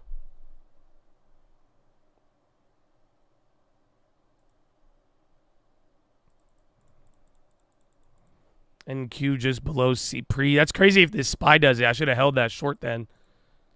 But yeah, but you're still holding that crazy move of yesterday. I think worst case you get to 56.21. Otherwise, just I don't know. Use like I told you guys in the beginning, use wherever it bottoms out pre-market. These are going to be your like key levels. And then if it'll get momentum, if it bounces off it or if it flushes through.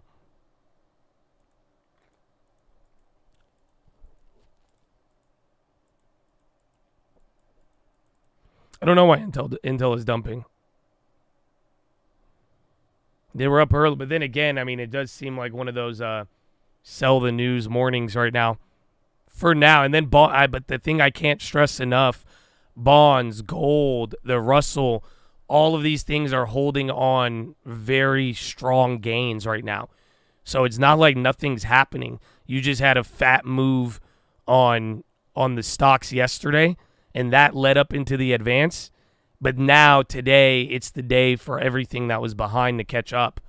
So that's why I'm like, you got to watch out for that. That's a big pop. Uranium news, Kazakhstan tax. Yeah, that was a day or two ago, right?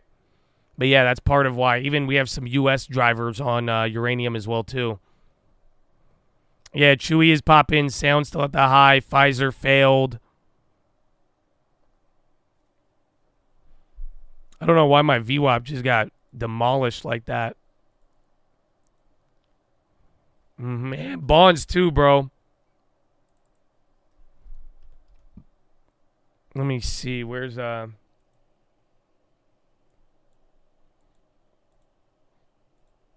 2-year? If you want a bond play that's less volatile, the 2-year. The only problem with the 2-year, it's you're buying it at the lowest point of the year. That's the only problem. You're starting your long term today? Let's do it, baby. Honestly, I had an idea the other day. Well, literally last night while I was showering. You know, I was thinking about you guys. I know it's kind of weird. I've been thinking about you. Oh, yeah. Here's my idea. Because, you know, we were talking. I was telling some of you guys. I was like, the young guys, like, just buy something. You know what I'm saying? And then someone asked me yesterday, the doctor, I was like, if you want to make it easy, all you got to do is just go buy like an index, right? So I had an idea. What if we make another long term at all-time highs, and all we do is buy indexes with it? SPY and VU. That's it. And see how that one looks. All just indexes. That's it. It's not going to be anything crazy. Only problem I have with it, I really don't like starting it at literally the highest this stock market has ever been.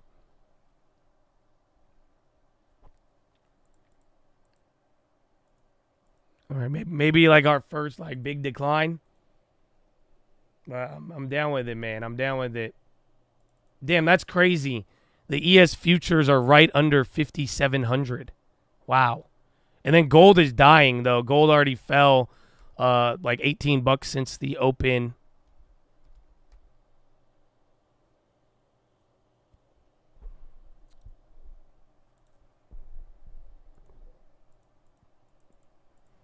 Do it to prove the haters wrong. Nah, fuck a hater, bro. I'm doing it to show it, like, if we wanted to get a good example. I just don't like that it's that high, but I do think it would be a easy option. That would be the easy long term. That would be for people who don't want to think. You don't want to do all I'm gonna do is buy SPY. That's it. And you're just gonna see how it values when you add to it and how it does. Like, that's SPY and VU. I'm not gonna go anything crazy. Like, that's the thing. I think some of you are thinking I'm gonna like buy this, sell out, rebalance. Nope. I'm not gonna buy no JEPI. None of that shit. I'm just gonna literally buy SPY and VU and call it a day. And then that's it. $200 a month, and then start with $2,000. If market drops 10%, you lose $200. You know what I'm saying? And then you just keep at it, and that's it. I'd buy QQQ. Yeah. But like, just it's what we're talking about here for some of you who really need to start a long term. And although you may be hesitant, and if you're like, I don't know enough, I don't want to think, I don't want to manage it, then this would be the answer. Dollar and gold both dropping. Aren't they normally inverse? I mean, as of late, that inverse, it's hard to see because there's too much global stuff going on.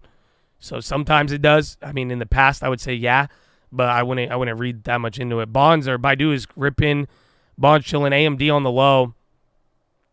Baidu pops big.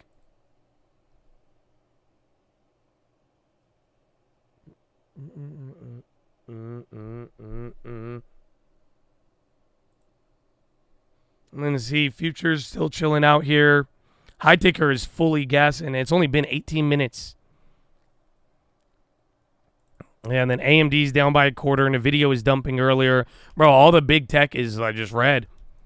CRM, Palo Alto gassing. 0.6, 0.9. Who was it? There was one more. I think Workday. So this is they had an AI news. I don't know if they're similar. On Starbucks, GitLab pop.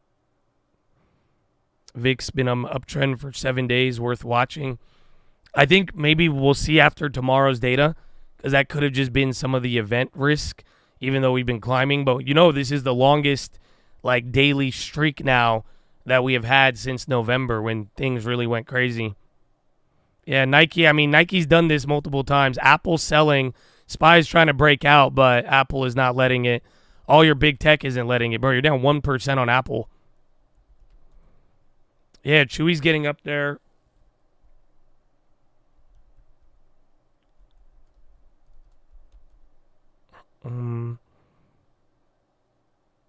IWM's still killing it. That's the problem.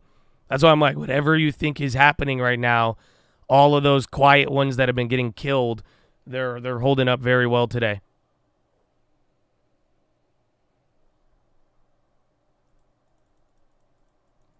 No, it's not a correction. It's just literally anything like small caps, anything that would benefit off of that, like a faster rate cut, those are all moving. And just granted, the SPY has been, think about how many times we pumped it up.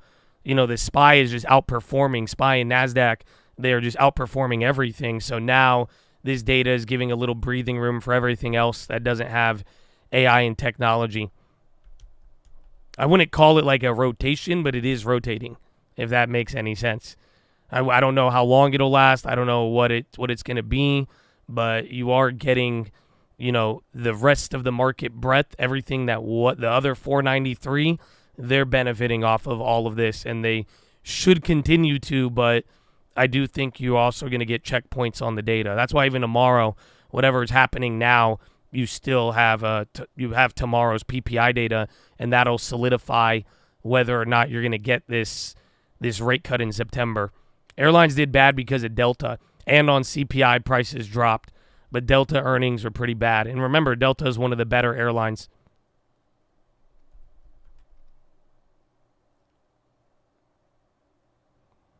Microsoft. You sold a TMF for the end of the year, but they already assigned you. Is it in the money? And then I don't know if there's a dividend. Keep that in mind too. The data look good. I mean, I was pretty surprised. My opinion in the beginning, or my forecast, I thought core was going to go down and headline was going to go up, but instead they both went down. It was just like last meeting where it was good in the sense it was kind of like suspiciously good, you could argue, because month over month on headline had its biggest drop since 2021 and finally went negative.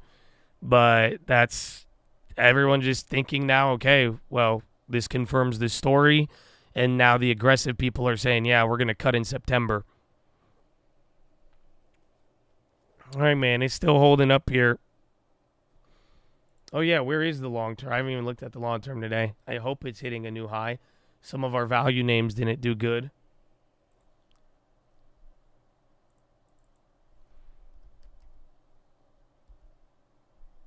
Pfizer.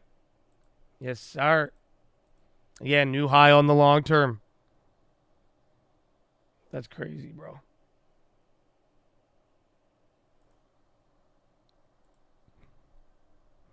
Anyone check on the Delta kid from yesterday? Why you hating, dog? Why you hating? He did good. Again, I mean, I did ask him why he's putting it on an option, and he was a wise young man because he said he made it free after our little talk. So, low-key, he lost nothing. That's it. And I think it's kind of going to be like, just like, you know, it's his relationship with stats, you know. Because at first he's like, oh, my gosh, correlation. He's like, you know, it's like finding out like it's the best thing. But now this was his first market experience of like the market don't give a shit about math. It does give a shit, but it don't. It's just his fuckery all day long. So now you're like, I'll never again. So it's good. Not hating, just making sure he's good. Okay. You know what's in your heart, brother. All tech is down. Consumer-related stocks pumping out of interest rate probabilities. That's all it is. And then again, the tech ones already ran ahead of it all.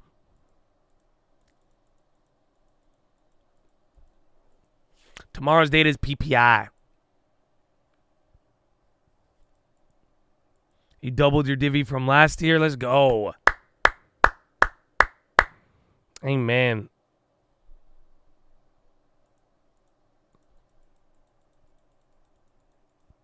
Intel on the low. And then Pfizer's still chilling. Bonds new high.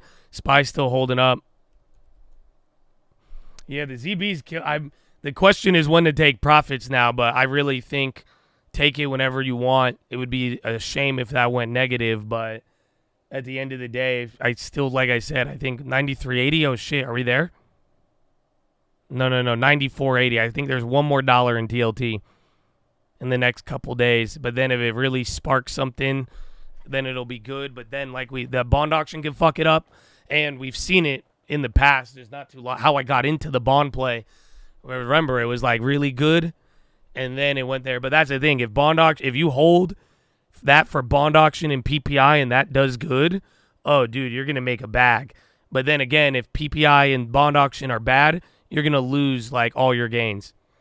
So it's still kind of high-risk chicken with the bonds.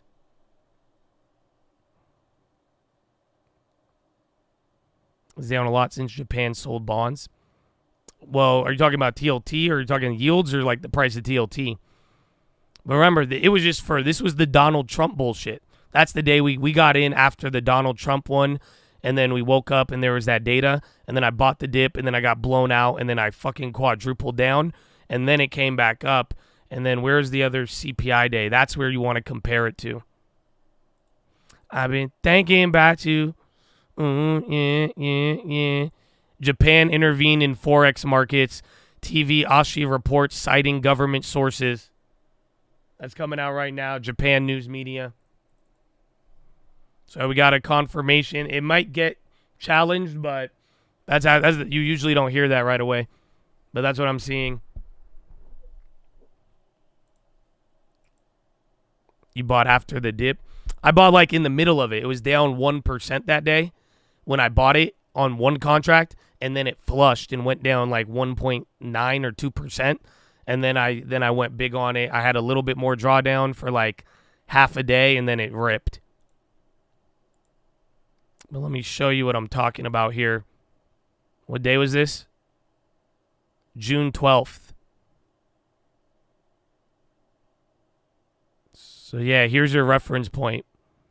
So like right above here leading into the top of that, and then it held, and then it died a week later off of that. So you're already at 1 point already, but then this is doubling up that. Like look at how it moved after that data. You got a good rally, but then now this today confirms what happened on the 12th. SPY coming down, bond still going.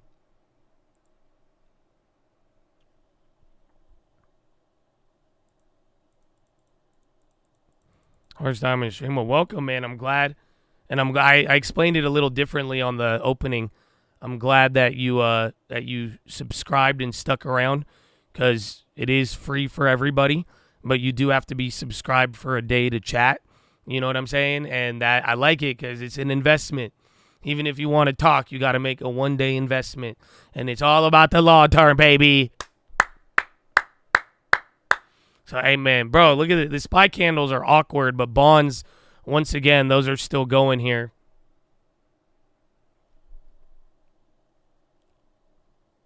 Move this in. Yeah, TLT is the exact same as ZB. So just like I said, be careful, be mindful of the risk. It's working now. We're all happy and shit. But just be mindful that, like we're saying, that data, it's a very good gain now. You could take it, walk away, be wise with it. And at the same time, if there is a little bit more upside, and then the next sets of data, that's going to be if you really want to double down. It's kind of like winning blackjack and then taking your bet and then going another hand with everything you won plus the initial. So it's up to you. But definitely bonds, like I was saying just yesterday, bonds are going to be the bigger mover. They just had more meat on the bone.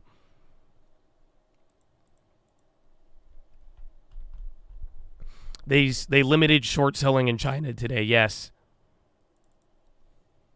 Bro, Tesla's ripping. I already got Baidu. Where's Baba? BMO on the high.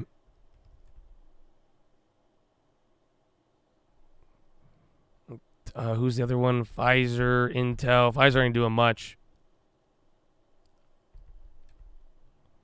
Bro, Baidu is actually going crazy again. Another 7. And that was after it was running 6, 7 earlier this week. And ES still going.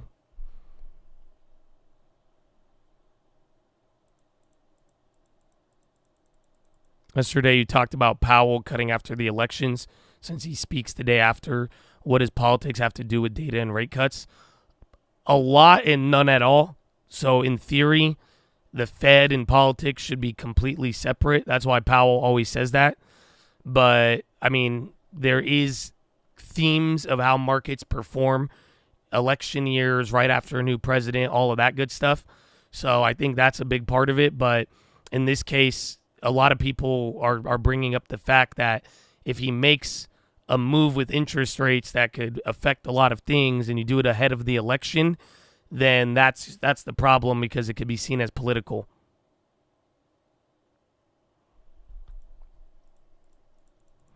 Said inflation. I said on the watch list, if inflation comes under 0.2, we will rock it.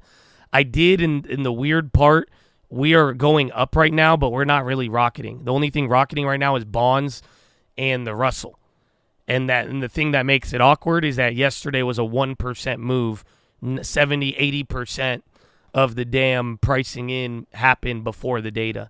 So I still stand by it, but like I've been pumping the bonds just in the factor of telling y'all that that's going to be the mover.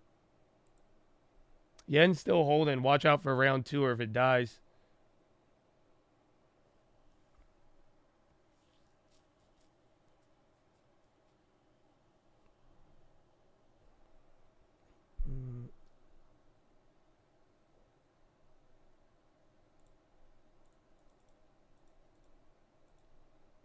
got an idea. I don't know if they'll let me trade these, actually.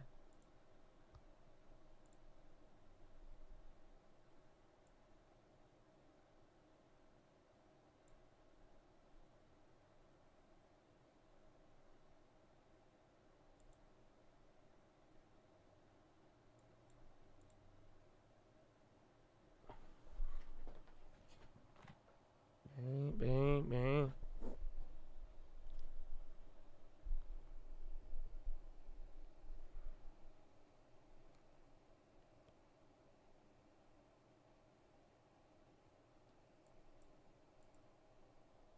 I'm going to go a little higher on that one.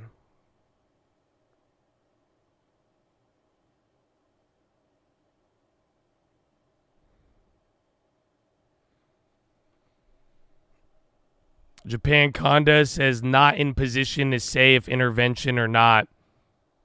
So again, remember I gave you that source earlier? So Conda, he's the head of the MOF, I'm pretty sure. He's saying cannot say if he intervened or not. So the government officials are not. That's why I said that's a very early confirmation if they did that. And then there's your new high intraday. Keep in mind where we were. This is getting now first like opening candle after the data. So I think like 56263. Watch for breakout above there leading into the pre-market high.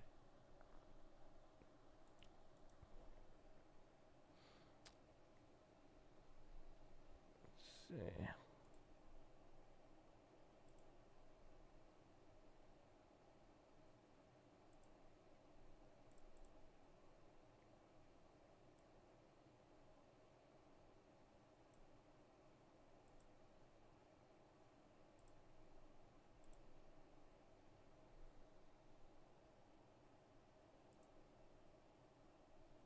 All right, now I'll just write it out. GME moving, Tesla 2. I've been saying 280. That'll just, I think a lot of people are eyeing that just because that'll mean, what's it called? That will mean it went up $100 in that time frame. Literally a week. But high ticker, very, very active right now. So we've been here for more than 30 minutes. Let me give you a breakdown.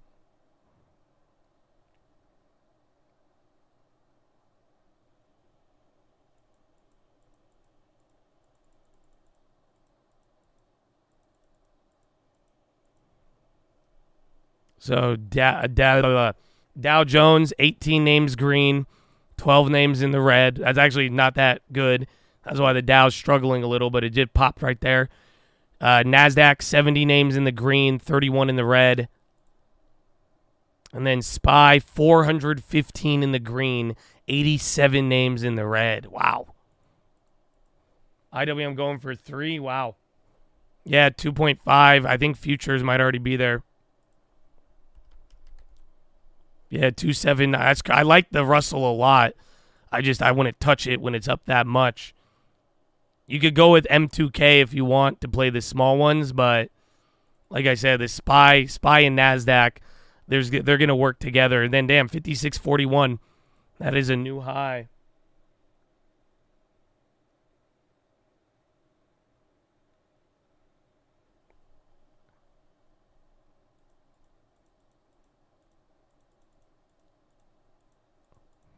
Pinduo Duo new high. High tickers is going insane. That's it. This is, again, now watch if the tech names come up with it. Like Apple, Microsoft, NVIDIA. Microsoft is getting pummeled right now, but again, it's not affecting it when you have 420 names going green on the SPY. Whirlpool, that is waking up there. Bro, you're just going in burst. High ticker, fully active. That was a new high. Again, bonds too.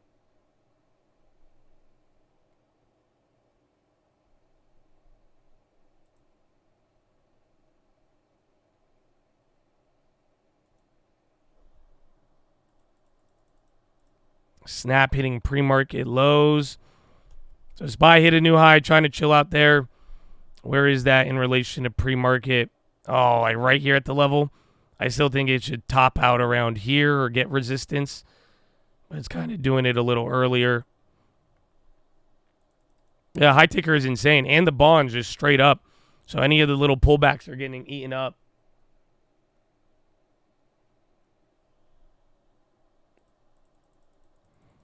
Yeah, non-tech definitely catching up to the big tech. And you see it very well in the Russell. There is a couple of other names like value and not tech that are lagging. But for the most part, you have a broad weight of everything going crazy. Yeah, I will check the equal weight. It's probably massive. So yeah, equal weight's up 1.1. So SPY itself is up by 0.1. That's probably where Apple and everything's getting in the way of it. You went M2K. It's too much too quick on CPI day. I think it'll pull back. There'll be a bigger pullback. I think around either ahead of the bond auction or afterwards. There will just the question is like, what's the starting point? But I feel sound up 20. Baba still K-Web. Yes, Snap got murdered after being up. Baba's at 78, man. That's crazy. Yeah, remember, this was a bigger deal. 78 leading into 81. So SPY still dealing with that candle there. Bond's got a red right now, finally. PayPal, new high. Bond auction at 1 p.m. Eastern. Tesla's still running. Amazon, Netflix on the low.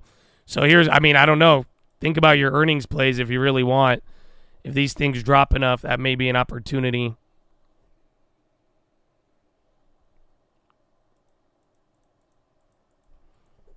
Google flushing, bro. Netflix, Google, Amazon. That's the only thing on the low ticker. Microsoft, kind of crazy. I remember Meta had that $38 move, though. That's the only thing I don't like about it. Let me check those contracts. Yeah, Netflix down. All of them are getting killed. If I created a new account, would you consider ARK? Fuck no. Literally, if I made that ETF or, again, index account, I'd call it the easy long term. I would only buy SPY, QQQ, and VU. But I would definitely not put in ARK.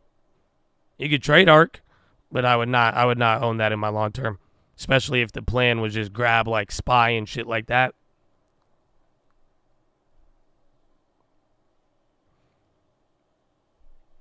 Decisions in Gaza. Yeah, and Conda says forest market has become one that is dominated by speculation.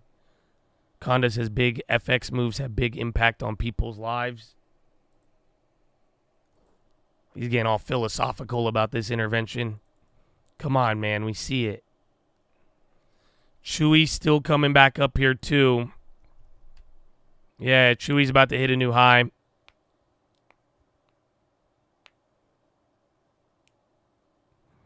Nike, I'm just scared of Nike because it still has to, like, work out the jitters. Because anytime I've seen it up this week, it has ended red. Pfizer going lower, still up only by 0.8 now. Yeah, Pfizer was up like 3.5.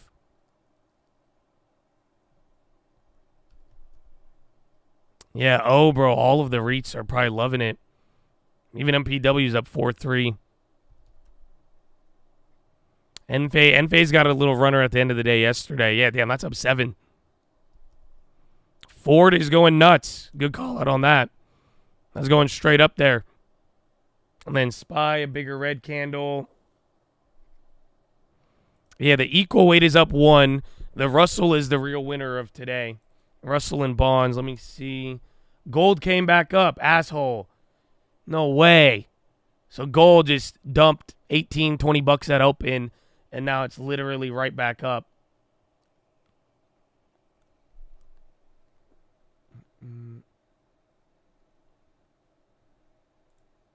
Let me see gold. And then yen trying to climb up.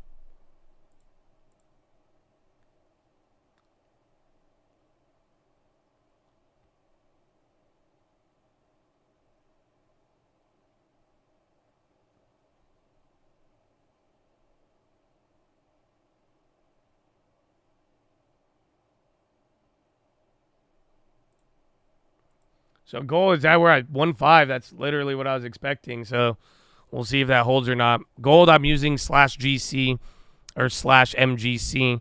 Yeah, I think the best comparison for an equity is GLD because it owns the gold futures. Micron on the low, flushing. And then Google, bonds, and SPY both down now. Nasdaq's down 1/3%. Yeah, Google, Nvidia, they're all dumping right now. All the holdings in the LT. Yeah, go to the community tab. So I just posted this yesterday.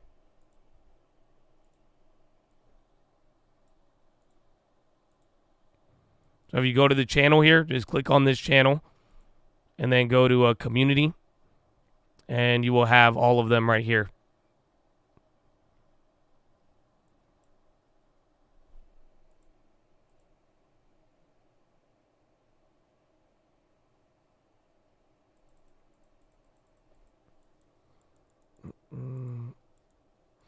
Well, Russell's just getting back to those levels. Remember the first time we were talking rate cuts? It's funny. Equal weight's ripping right now, hitting a new high even as you're coming down here. I don't know if you remember the Russell when we first made those plays at the beginning of the year. You're now getting into round 2. You see what I'm saying? You're getting above these levels now. And now if it is going to go on the second leg of the whole small cap rate cut, you got to break 2167. Honestly, let me give you a little pop quiz. What does the Russell chart look? What looks like this right now? Honestly, the other chart I'm thinking of looks way better, but it's kind of similar towards break. You know, it's going to have to test one of these past peaks. And it's not the SPY or the indexes. Not TLT.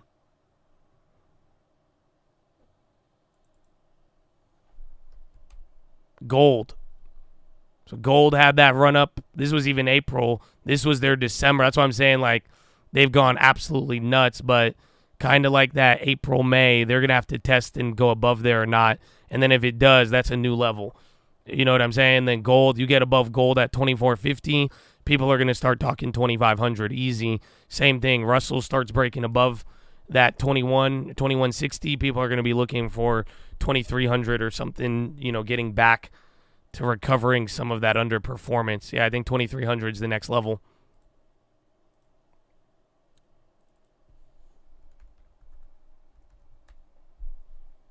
SPY coming down there. So again, it's crazy. Equal weight is dominating.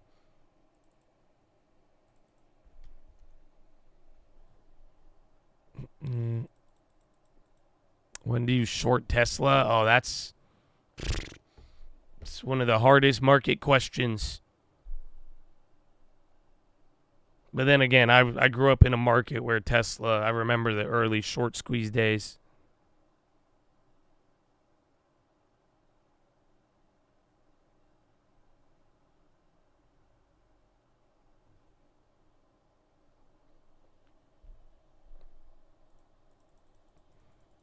Conda said, if we did intervene today, we'll disclose at the month end. Bro, SPY, this is all just tech dropping, though. Unfortunately, this SPY means nothing on how it's moving. Literally, your equal weight is dominating right now. So, unfortunately, this is just everybody selling off, maybe taking profits on all the high movers, and then they're going into the other stuff. Micro gold is MGC.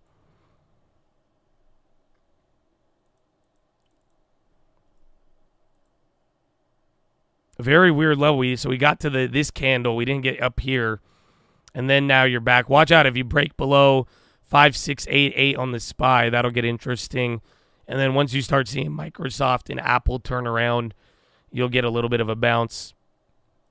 Equal weight is equally weighted SPY. So if you gave every member of the S&P, you know, just +1, 0, -1, you know, they don't, it's not outsized weight. So it's not like Apple or Nvidia. If they go up 20%, the equal weight only gives it 1 point.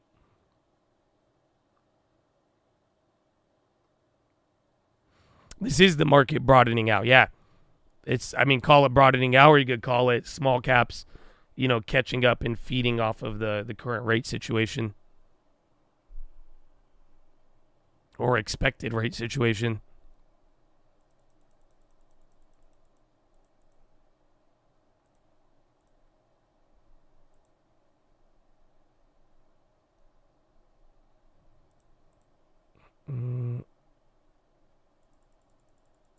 Equal weight is SPXEW.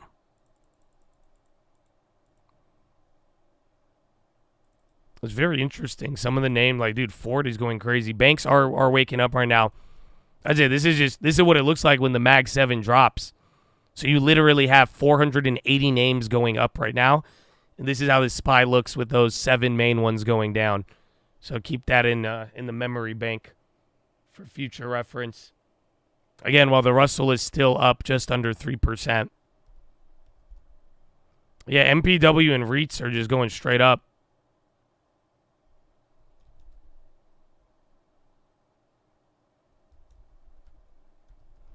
Apple's still dumping. Baidu gave up a little bit.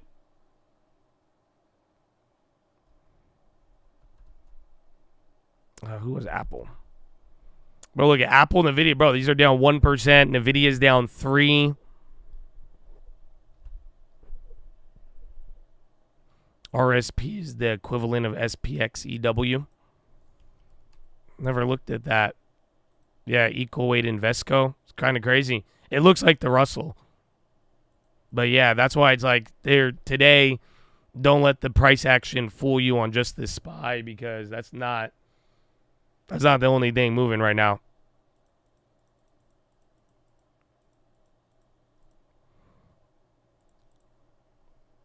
Let's see. Yeah, bro. NQ almost down 1,000 points on the day. So literally NASDAQ down almost 1%. That's literally giving up half of that rally yesterday. Watch if it breaks below here. I think 20,000, like 600, I'd be down to play it. Let's see. CPI, everything is bullish today. That's it. This isn't, I don't know. Today does not feel bearish, and it shouldn't. This is just welcome to market breadth. This is something we've talked about for months now. So literally 400 and something names are green right now, and the Russell is up almost 3%. Why is this SPY and NASDAQ down? There's no fear. This is just 7 stocks going down now. Are you feeling me? We're dropping because those 7 names have an outsized weighting on the market. That's why when, regardless of what was happening with the news, the market would go up as long as those 7 stocks went up. That's why I'm like, this is still very bullish. It's just going to feel like this because of those names. And now, remove, again, non-rotation, rotation. But all of the other factors, I think, are screaming other things. Is this sell the news? I think it's sell the news on 7 stocks. But at the same time, you're just witnessing it through the index going down a lot harder. But it's Apple down 1.5, NVIDIA down 3. Everything else, though, is just killing it, though, today. Like 26, hey, bro, that just dumped. So like I said, you break out, you get me into the low of the day before, I might be a buyer here.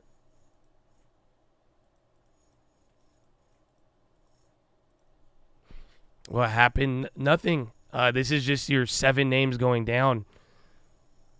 I guess y'all don't get it then as much. So then, like, what do you think was happening when we were going up? We've been talking about this for a while. But, like, think about it. All those days where you're like, why the fuck are we ripping? It was because of those 7 names. So even today's a very good day, and it is very bullish objectively. But you are going down because those 7 leaders are going down. The other 400 and something are going up. So this is that outsized effect of a couple of names on the index. Yeah, like this will be a day where your long term is probably still going to be killing it. Why? Because this isn't, unless your long term's only those 7 tech names, everything else now has an opportunity to go up and hold.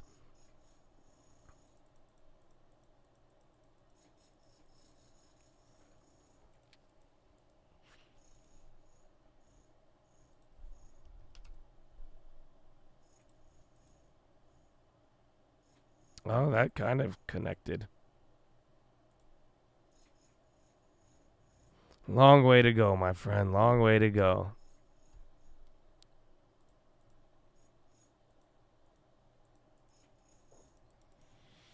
I don't know about buying small caps. I think that's the play, but I don't want to buy it at up 3%. This is what I was saying in the morning. I said either Russell is going to hold up and everything will either catch up with it, or Russell will come down a little bit, still hold the gain, and then everything will end up negative. But everything, it's the equal weight, everything underneath the surface is absolutely rallying right now. That noise, you hear that, is the jackhammer. I got people doing work on the house.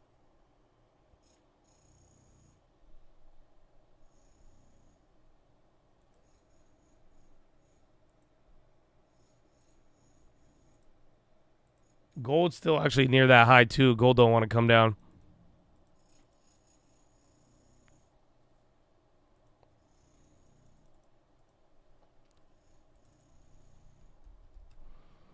Oh, even Tesla came down a little. So new low again. Just wait till the tech names stop dying. Then that'll be the thing, the rotational correction. Maybe. I mean, I don't know. I know it feels dramatic, but I don't. That's why I was like, it's a rotation, not rotation. I don't think it's that deep. Like, I don't think anything is like happening. I don't know how to describe it. I thought most people were kind of like familiar with this on the way up, just because you went up with a lot of it not making sense. But same thing here today. It looks like it's going down, but it's like it's not going down. And like, is it a full rotation? I wouldn't say that just yet.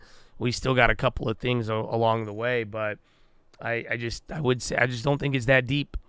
Unfortunately, I think this is highlighting how big 7 names really does us dirty.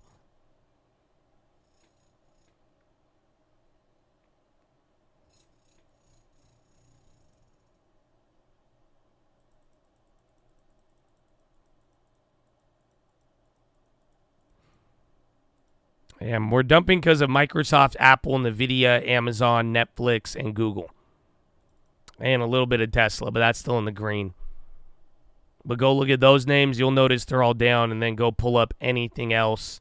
It will be ripping. Again, the equal weight is still up 1%. Let's see if the bonds actually come down, because that held up very good too.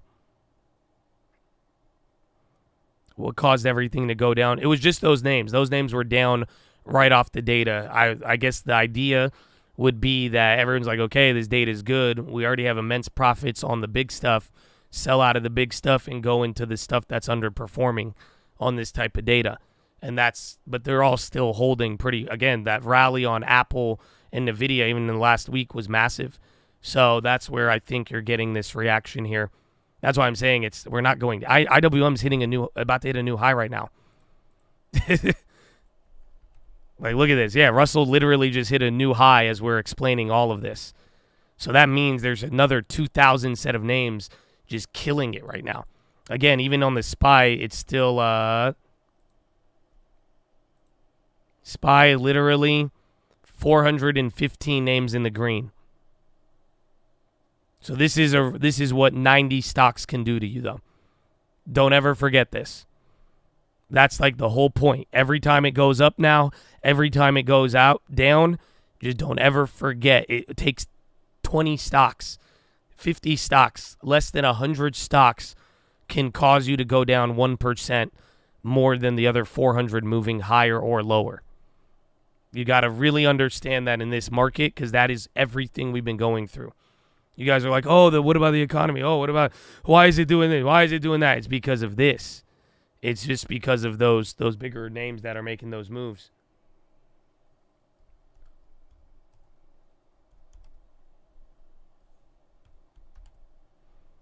$668. Was it 657? I want the low sixes. It's because of the size of the companies, yes. The names that are good and doing good and gained a lot, they're way bigger than all of the other names. But that's why the smallest or biggest move in a small group is having a way bigger, broader effect. But it doesn't necessarily mean that's the broad sentiment. Like right now, that's what I'm saying. The indexes are showing you, oh my God, this is ugly. But everything else beneath the surface is loving today. And then again, the bonds, gold, and the Russell, all of those factors there, those are just, they're loving it right now.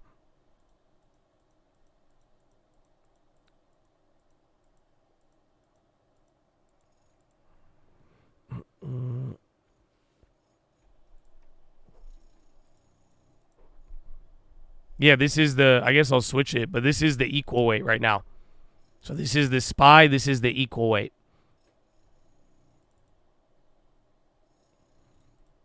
All right, so here's, if this bounce fails, it'll hit that low, and then I think that'll be a good buy the dip. Otherwise, if it does recover from here, then we're just going to play a weird waiting game.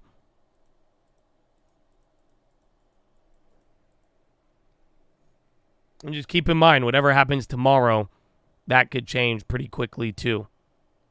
So whatever we think we're seeing today, there's still a data set that could change all of that.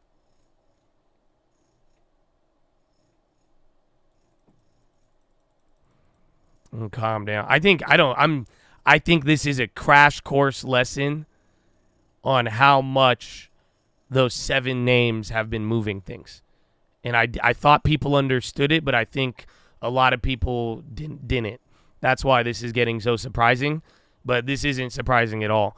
This is, again, I think I made that watch list video, and I think the headline, the thumbnail was like 493 versus 7. You know what I'm saying? This isn't about the SPY. The SPY isn't even the SPY, if that makes any sense. It's literally all that matters is those 7 names in terms of how it's affecting the index price. That's why I remember I was telling y'all you're better off submitting to NVIDIA than not, because that's going to move the SPY more than anything.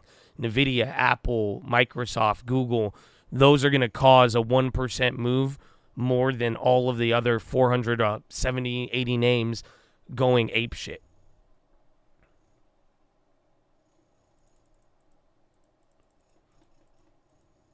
Right now, the rotation is in the small caps or things that would benefit off of a more immediate rate cut. Or just straight underperforming. But I wouldn't, that's why I'm saying I don't know if I'd call this a rotation yet, because this could all change tomorrow, and this has only been an hour. You guys get what I'm saying? I wouldn't, that's what I'm saying, it's just not that deep. I wouldn't read too much into it, see if it turns into something. But the narrative right now is rate cuts in September, and now the future data is going to confirm that or not. But rate cuts and how people are thinking, whatever you're watching move on equities, it could either be short-lived or this could be the start of something.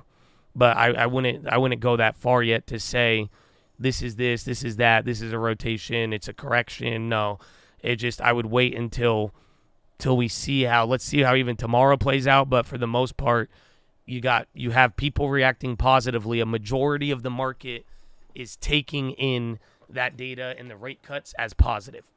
That's all we have for now. Yeah, I mean, it'll show you if any of those, and this is what I've been saying, if those 7 stocks do bad, you're gonna feel it on the SPY. If they do good and everything else does bad, the market's gonna be in la land. Exactly what we have been doing. And that's where it's like, I really hope you see that today. You know what I'm saying? Like, for real, like, please don't forget this. Because I think on all the days where it went up and you're scratching your head, you're like, how? I thought good data is bad data. I thought bad data is good data. You know why it got confusing? Because 7 names started having an outsized, a way bigger effect on the index than not. The index wasn't responding to the data because the index wasn't the index. It was 7 names. So unfortunately, that is what we have to deal with. But I really do hope you don't forget this, because you're seeing it now. Everything is ripping right now. And why am I saying everything? Because literally over 90% of stocks are in the green right now today. Right now as I'm speaking. But now you have a NASDAQ down almost 1% and your SPY's down by 0.3. Equal weight is not IWM. Equal weight is RSP or SPXEW. So this is the equal weight. I have it right next to the SPY. This is the SPY, non-equally weighted, and this is an equal weighted index. That's up by 1.2 right now. As you're like, wow, why is it Bell? Sell the news. Oh, wow, this. No. 7 names are causing this.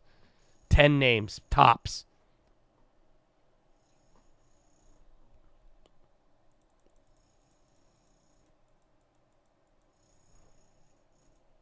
Brr, brr. You guys hear that?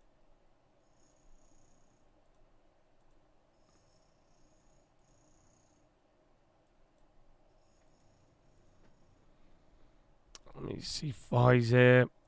I got 3 equal weights up here.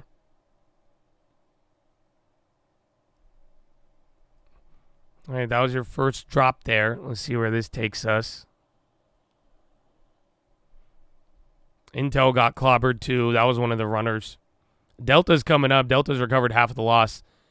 JP Morgan changes Fed rate cut call to September from November. So that's the first big bank to update. Like I'm telling you, that's going to be the narrative. That's all that. Every data set from here on now, you got people thinking it's in check, like you're playing chess. And pretty much the idea is data keeps doing what you just saw today and on the last meeting. You're going to watch this thing. People are going to say we have to cut in September now. So that's what's moving things. That's what's giving the equal weight in the Russell such a boost. Russell's up 3% now, hitting a new high. But that's the first big bank to do it right now. They just changed Fed rate cut to September from November.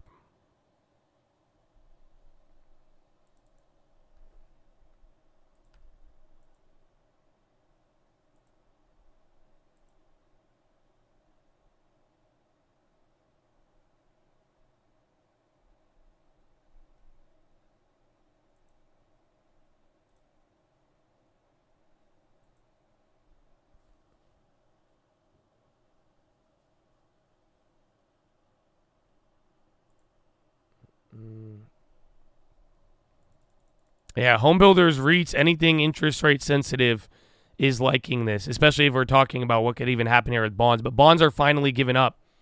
So it's still very high. That's the crazy part. This is still a big gain if you consider it all. But you did hit a top there on bonds, and now you're coming down. I don't know if it'll be a permanent top for the day, but that's the first time since all of this. Bonds didn't even really react to like right around here. So I think things are coming into balance, but the Russell, that's just taking over. It just is running away. So like I'm saying, there's a potential for this to come down and everything comes up. But right now, it's everything come down and Russell keeps going.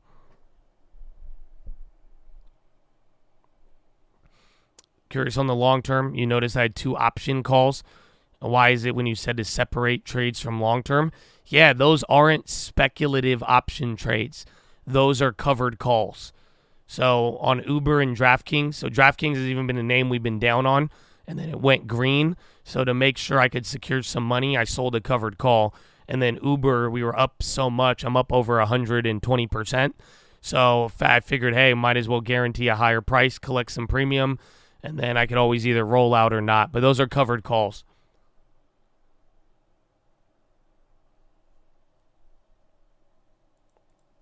The Big 7 wakes up, it'll be good. Like I said, this bounce is going to be telling. Because if there's a little bit more downside, that I think will be the dip. Otherwise, this will kind of be the range for a couple of hours. Or maybe until bonds stop moving. It's whack because we don't have to cut in September. We don't, and it would be kind of risky for the Fed.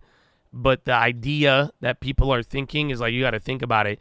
Between now and September, if the data keeps doing what it's done over the last 2 months and just rapidly declining, and then, yes, it's not real because obviously we all pay a lot more for everything.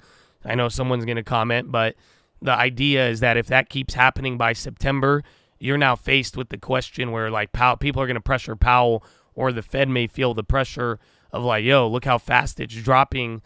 You don't want to fall behind. So you want to cut if the data is dropping quickly, because if you hit your target and you're not cutting yet, then you're going to run the risk of that deflation or disinflation turning into deflation.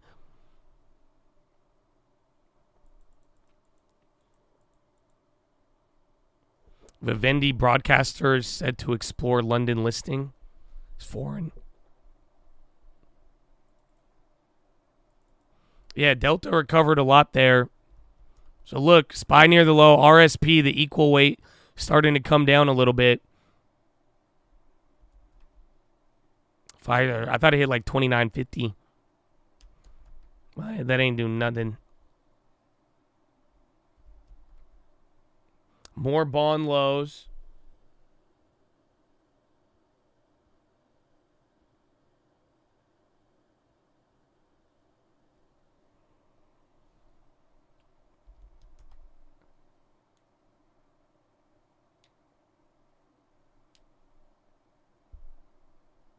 Oh, yeah, I forgot about sound.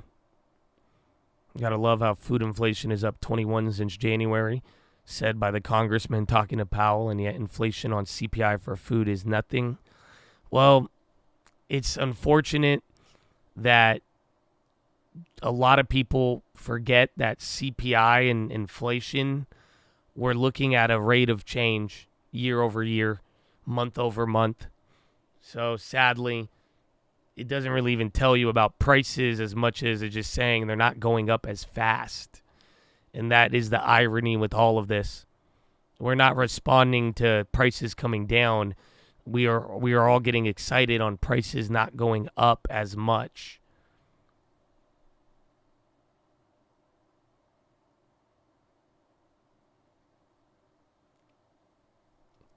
Both the data points are true. You can use the data to be in your favor. Yeah, that too. But I don't even think it's that question like I think it just simply some people are viewing the rate of change. Some people are looking at the price of things. The price of things have not come down, but they're just not going up as much. So food is still expensive, but it's just not going up at the rate it was going up in the last couple of years. And that's kind of where the issue is.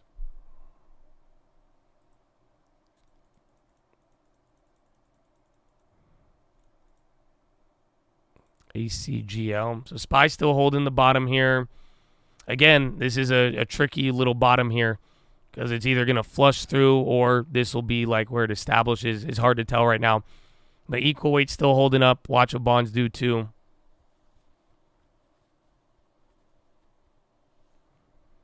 Does it include grocery, energy, and real estate? It does. That's why there's core and non-core, but it doesn't. Like I'm saying, like if you're looking for the data to tell you prices are coming down, you're looking at the wrong thing. Even though CPI is coming down, it does not mean prices are coming down. It means that they are going up less. Literally, CPI is telling you prices are going higher, just at less of a rate. The Powell and the government is comfortable with 2% increase a year, but that does not mean your prices are coming down.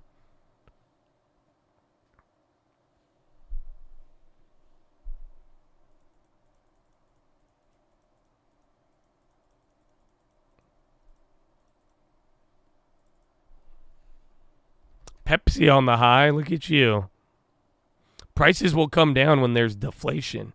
But for now, prices are stagnating near the high. I could agree with that. You know, it's not climbing how it was, but they're still climbing.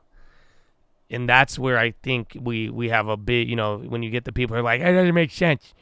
It's the best jobs in America. Fuck you, Josh.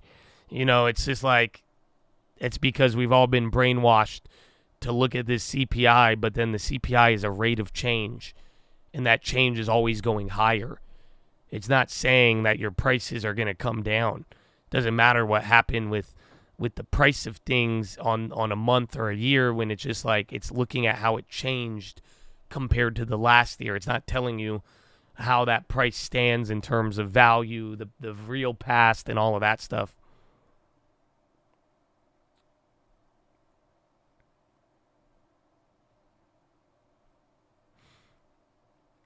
Awful question, but would you rather have inflation or deflation? I think it's only an awful question because you know my answer. I think if you've heard many of my theories and if you've listened, you know exactly what I'm afraid of. I've always said I'm terrified of deflation. I get rich off of inflation. Does it suck for other communities? Yes. Does inflation have very bad outside balances? Yes. But I'm never scared of inflation.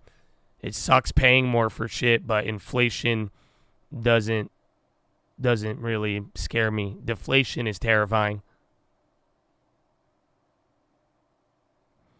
How is that brainwashed? I think it's brainwashed in like CPI because like all we're told is that CPI is inflation. CPI is inflation, but like it's not. And we're all focused on this rate of change rather than the reality of the prices. Again, here, let me tell you this. Are you ready? Your rent is up by 1%. Do you agree or disagree? I'm already giggling because, like, think about it.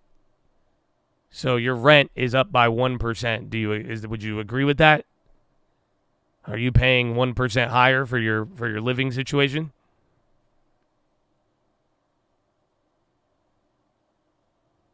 So stuff like that, where it's like if we view that data and we view the CPI and the rate of change, we're all focusing on that, and I think it brainwashes us into this idea of, oh yeah, this is coming down, this is that, or prices are coming down, when no, the rate of change is coming down.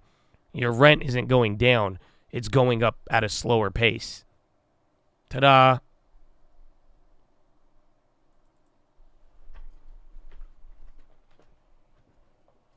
Deflation is terrifying, not because of lower prices, but because of how bad things have to be. I could agree with that, but that's not why I'm terrified of it. So I think I could give you a good crash course. Think about how confusing inflation was for a lot of you, let alone the general American public. Again, if you were subscribed to this channel, I think I gave you a hookup. I made a video in April of 2020 telling you to get rich off of inflation because of how much they're pumping, and was explaining how people with first access to the money, they win in inflationary scenarios. But think about how confusing the next couple of years were. How confusing it was for real estate prices, the price of goods. You had to adjust. You even got clapped even in inflation because you were trying to adjust to this whole idea of everything going up. Even the wages, and if you didn't do this, if you didn't do that, you got left behind. And everything. If you waited for a house, you were like, what the fuck?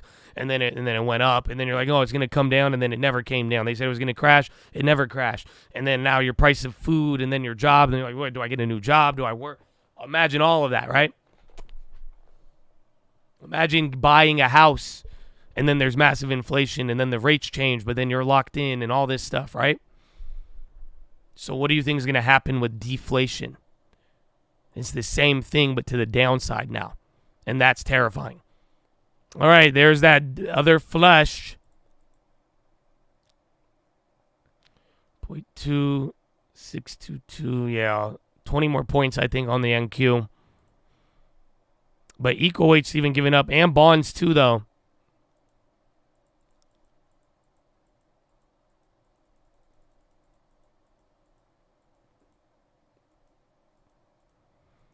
Long term, if I save 10% a check, do I deposit each week until I find a stock I want to buy, or buy small pieces? A mix of both. I mean, definitely know what you're buying and follow the criteria. But yeah, as long as you're saving 10%, you either wait for stuff, you could just put it in that other account, and then I would try to attach it to stocks, but you could be patient with it. At least you're saving. Microsoft dying. Dude, all the big names are fucked up today. But the other 490 or 80 are doing great. Or I guess 400 to be specific. So like Nvidia's down 3, Apple's down 1.8, Microsoft down 2.3, Amazon down 1.4, Google down 1.8. And then go pull up any other chip name alone. I'm sure SMH is down 2.2, but that's probably because of NVIDIA as well. But yeah, that's why NASDAQ and NASDAQ's down 1% right now. NASDAQ literally gave everything up that it moved, but that's why it's fucked up. Because, like, dude, you're just back to where you closed the day before. That's what I'm waiting for. I'm waiting 20 more points on the NASDAQ, and then I'll probably make a move.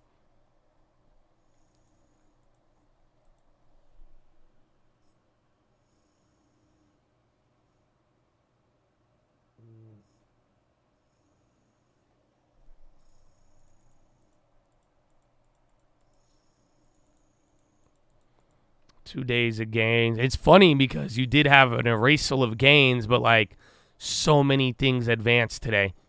Today you had way more stocks moving up than any other day this last week. The other day we did have 80% of names up, but it wasn't like this.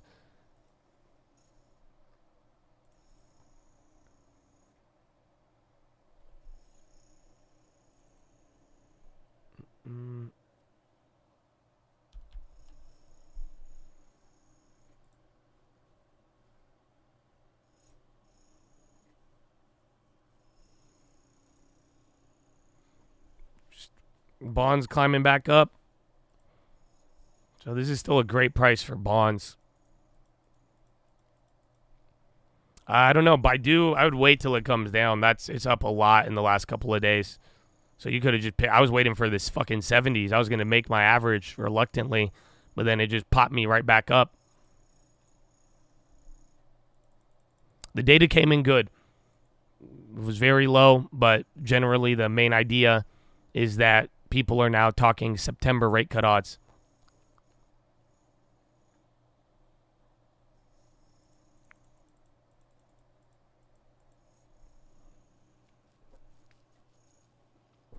Bro, Google, Microsoft. So watch, SPY will still struggle, but like I'm saying, equal weight. Look at the high ticker, bro. Equal weight's about to break out again. Russell's still hitting new highs all the while. Literally, Russell is literally at a new high of the day and the highest it's been in months, about to reach a breakout point. And then gold is still up there too. And then your China names are making round two, I think. I see JD and Baba trying to climb. Yeah, Unity's running. Damn, Unity's up 10? Those contracts only went up 30%. Interesting. Because I feel like it's been going up every day since we got it. Microsoft, that's going to still add some pressure there. 747.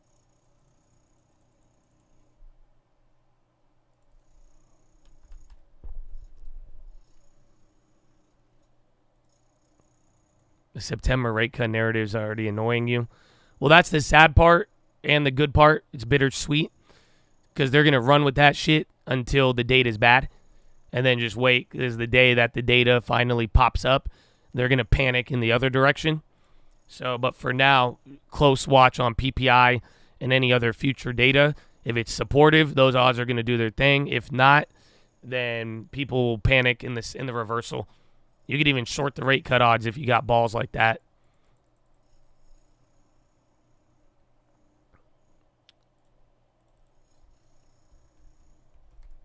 I kind of want to short the rate cut odds. I'm not going to lie to you. The Zaza popped. But last time I shorted it, it was way higher.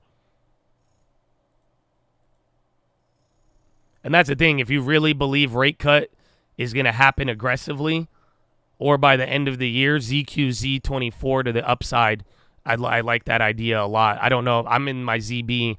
I don't know if I want to do that, but yeah. That is a jackhammer. I'm getting work done on my house. I didn't know when it was supposed to be scheduled. I might have to stream from the other place if this shit starts getting too loud. But I kind of like it.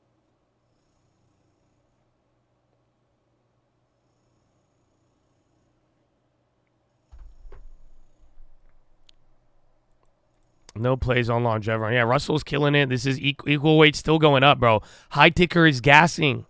Again, this is literally just Microsoft and NVIDIA clapping you right now. That's why I'm waiting. I want them to go. I want to play on the NASDAQ, but I don't want to force it. That's why you give me that point I called out. Give me 20 more points lower, and then it might be good enough.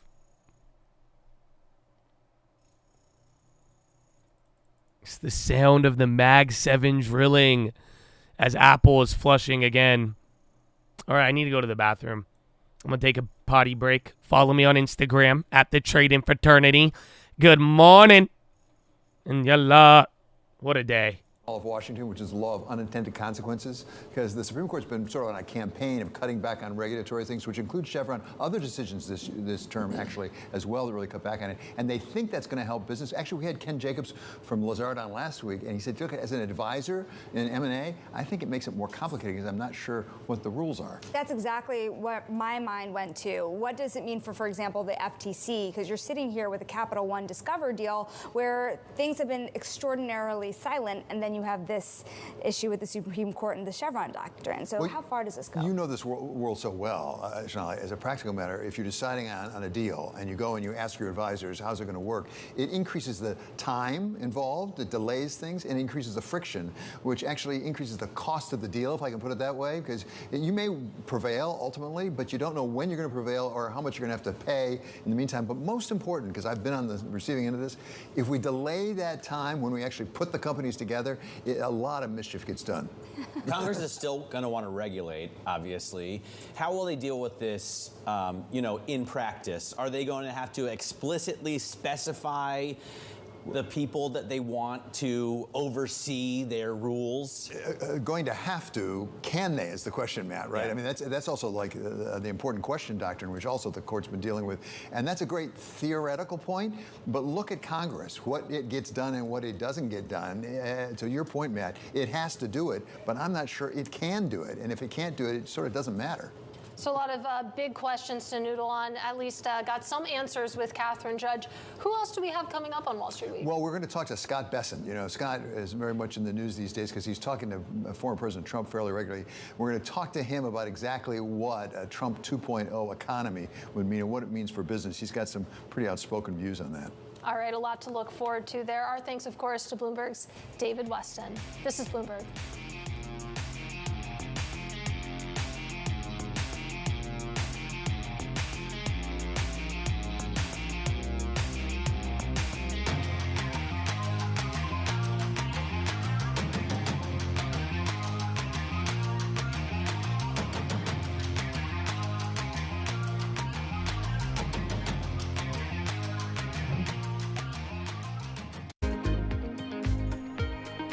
I was about to say, what is this new music they're trying to do?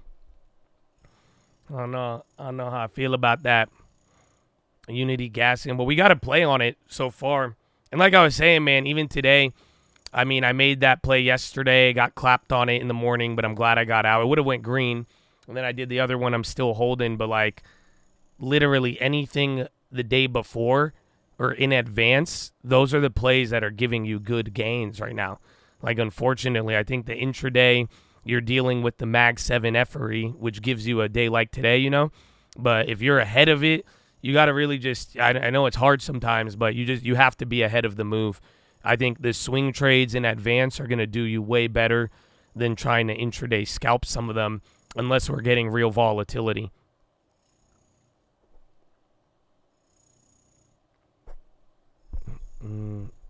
Bro, high ticker is going insane. I'm surprised the RSP, the equal weight's not going up that much more. But high ticker is fully gassed.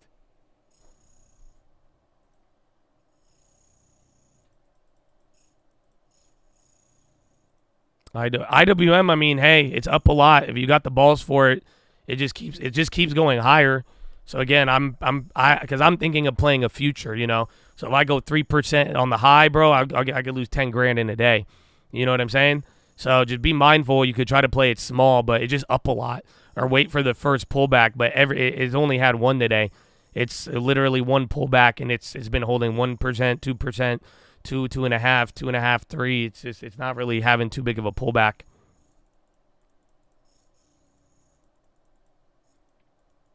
The high ticker is right here. This is just showing you activity.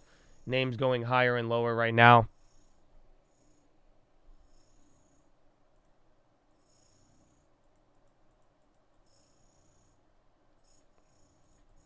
I don't know. That Russell short will be fire though when if it hits.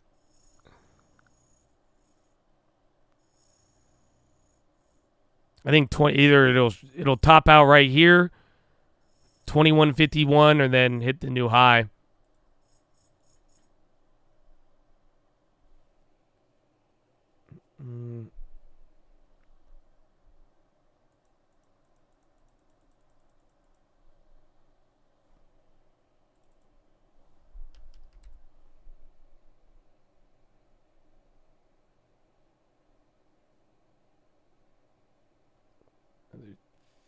Another 10 points. Market is very optimistic for rate cuts after the data, and even last month's data, but yeah.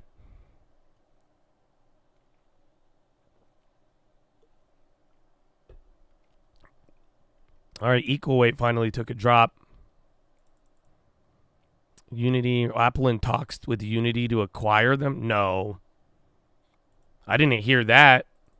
So someone in chat saying Unity buyout, I don't know if that has any legs. What was the news the other day when we grabbed it?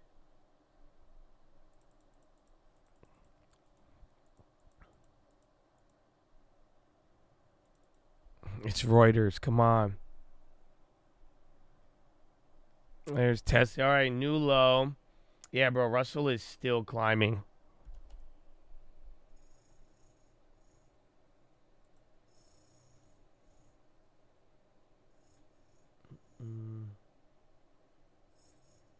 I'm still waiting on my NASDAQ. I don't know. Yeah, the Russell, I mean, shorting it is one thing. I'd only want to short it for the quick drawdown, but that's risky, especially. But it's up. It's literally up 3.5% right now. That's a lot in a day.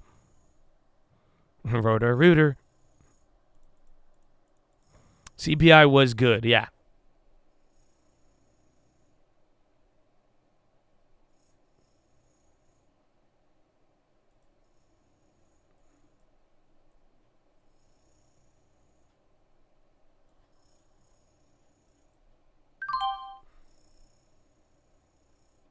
Let's see. I'm going to do it for like 10 minutes. I shorted the Russell real quick.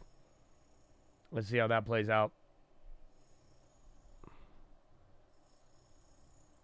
You shorted at 3% and underwater. Well, yeah, I mean, it's 3% is a lot. We'll see. We'll give that a couple minutes or until my NASDAQ hits.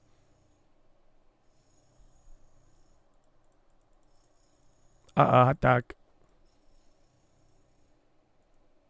Oh, there's NQ now. I hit the 20. So now NQ has gotten to my point that I'd want.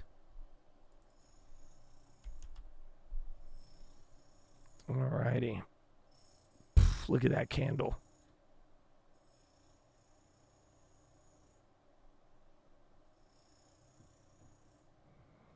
You go like 593 or 2600 flat. Let's see.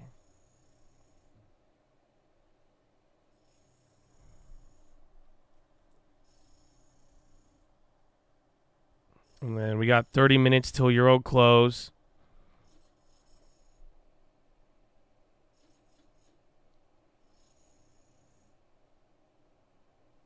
Rooter.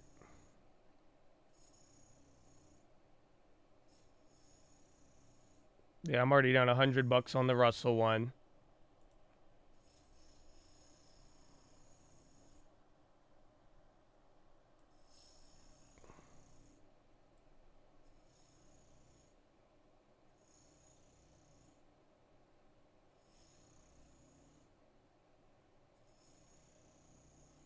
Go Nazi. All right, then I'm going long on an NQ. And then I'm going to hold these till around the bond auction or get out when they first give me a sign of profit. All right, good luck. Not a recommendation. You will lose money.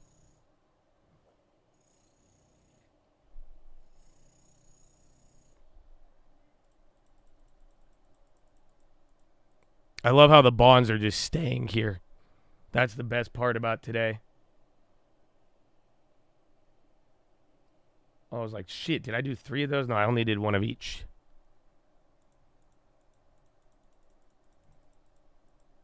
And then bonds still going. Nvidia on the low. RSP still hanging on. NASDAQ below 20,600. And Russell's still hanging, dude. So let's see how long. Pretty much, I mean, the play I'm making is that I'm trying to play the convergence. Literally short Russell, long NASDAQ. I don't think it's going to stay this wild, if that makes any sense.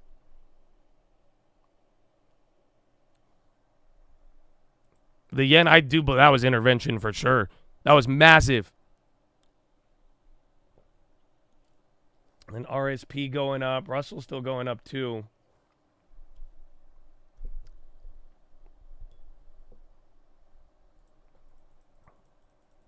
Oh, yeah. Where is gold? I actually haven't looked at that in a minute. Oh, shit. Is that 23.47?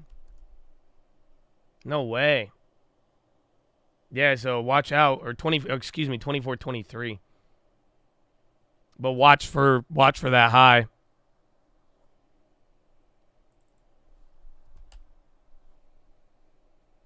Reuter.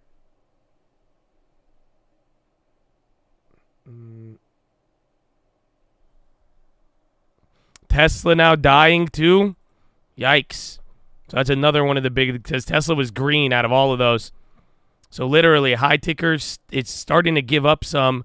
Low ticker is a lot of your big tech names. Amazon's now down 2. And then there's Russell finally coming down. I don't know how long that'll last. Apple China bounce. Oracle announces general availability of Exadata. No idea what that is.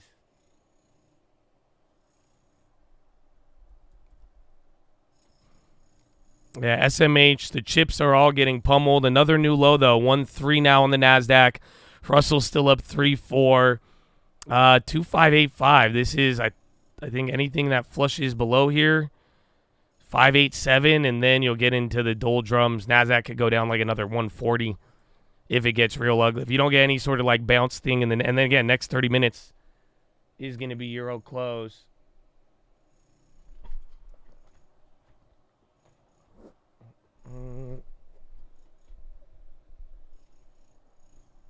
Why are we selling so hard? It's something we've talked about all day here.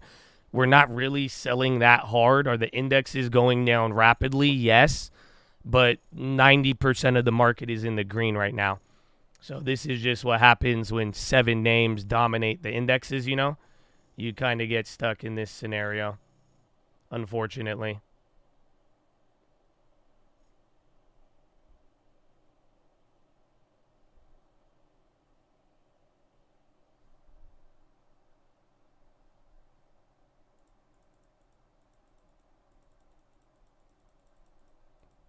When rate cuts happen, well, it's the same thing. I mean, looking at bonds, and then, I mean, the beauty, you even kind of notice it today. Think about it. Everything else goes up. So as long as you got a good balance of value and all of that, then you'll be good to go.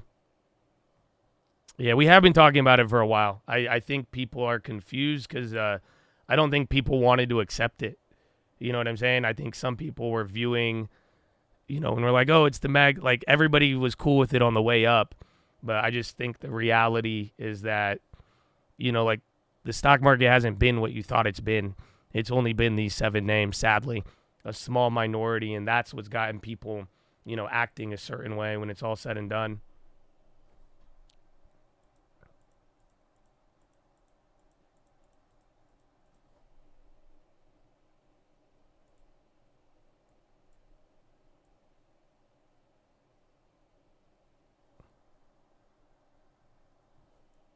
Equal wage is hanging on. All right, I closed the Russell short 150. I just wanted a little pullback, but I wanted to go down more. I'm still in the NASDAQ. That one's down a little bit. Democratic Congressman Schulten calls for Biden to step aside as the nominee. We still got 25 more minutes, though. 25 minutes till Euro close.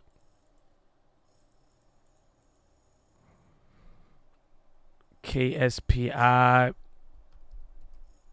AMD, NVIDIA is still another bond candle.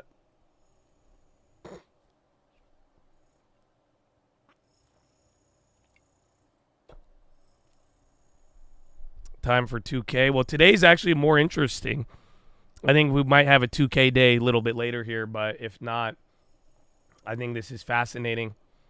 The back and forth, and I'm shocked it got this many people off guard.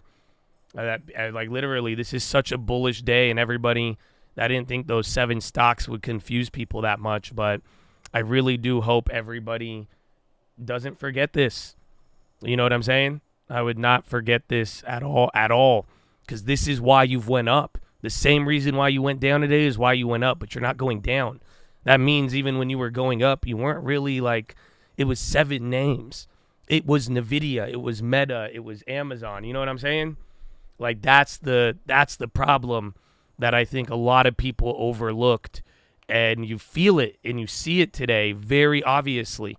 And that's why I'm like, just keep this one in mind for the future, because it says a lot about everything.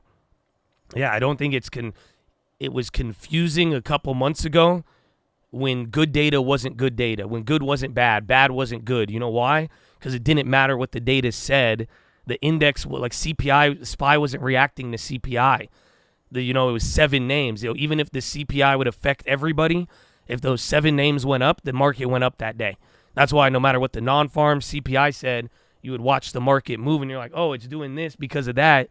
But it's like, no, only NVIDIA went up. And then NVIDIA brought up 10 other chip makers, and then Apple went up, and then Microsoft. And so it didn't matter what the data was saying, because those names were the ones that were moving. And now vice versa. Today, you see it. All the small caps, they're going insane right now. It's a big, big move on the Russell for a reason. But then now you're dumping, and you're like, why are we down 1.3 on the NASDAQ? Well, it doesn't matter about the data. It was just those 7 stocks reacted differently while everybody else was able to do good. How does it balance itself out? Well, you'll need a real rotation. You would need less concentration. You would need all of this stuff kind of coming into balance. You would need all of the other names to come up a lot. And, think about it. That's what we were talking about the other day when I was selling a lot of my stocks. You guys remember when I told you, I was like, dude, if you go look at all of the other names, they've crashed. Like, it's not like if you were looking for a stock crash, the thing you got to realize, some of those names, bro, they dropped. The equal weighted, some of these, again, Nike at 10, 20-year lows, Starbucks, so many names were pummeled, but you wouldn't feel it. And that's why it's like, okay, well, now you have it. So it's just like you're getting this back and forth, but until all of the other names come up, the other 490 names, literally until there's Starbucks, Enphase, Mohawk, SBA, Caesars, Mosaic, home builders are already leading. The REITs are literally at 3-4 year lows. Again, that's 100 names right there. You know what I'm saying? Shipping stocks. You could keep going down the list, but that's kind of the general idea, is that a lot of the other names are in the gutter, whereas these other names have kept you up, but it's distorted a lot. So if you want that distortion to disappear, these other names need to balance out.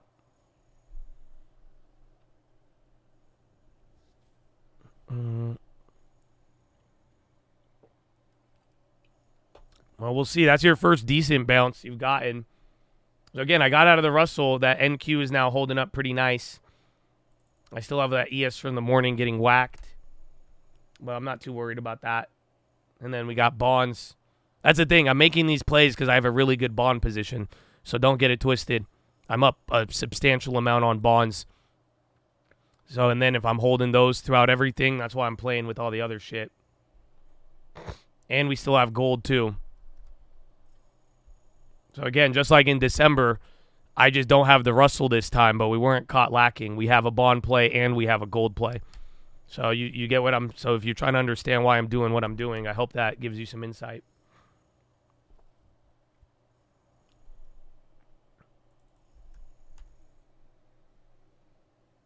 U.S. and Germany foiled Russian plot to assassinate CEO of arms manufacturer sending weapons to Ukraine. CNN. My thesis on the bond play was that if the data was going to support better inflation, it should go higher than where it was at the last CPI.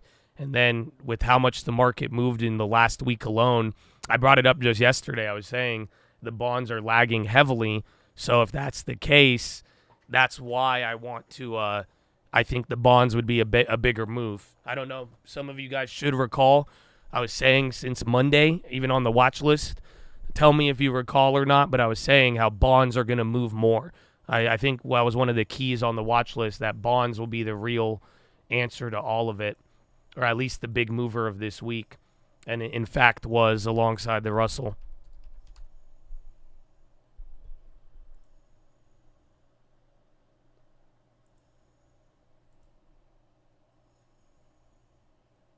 Let me see. Yeah.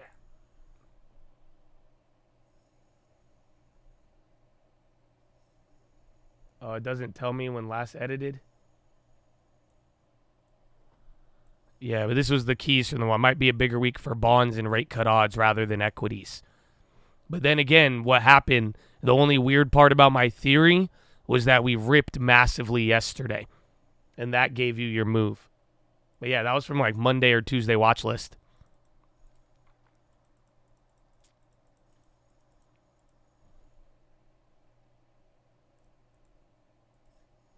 The SPY's still down 0.5%.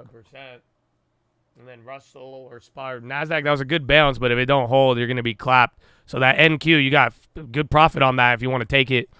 Otherwise, if we get around 2 by Euro close, you'll love it. If not, if this goes to the gulag, you're fucked. Then equal weight starting to break out again. No, not arms CEO, arms manufacturer, like weapons.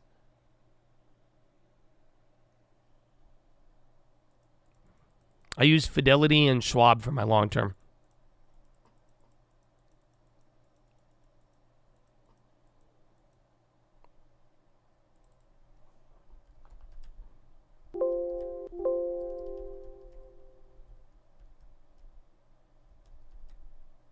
Bro, all the big techs still clobbered though, so I don't know what bounced there at the NASDAQ.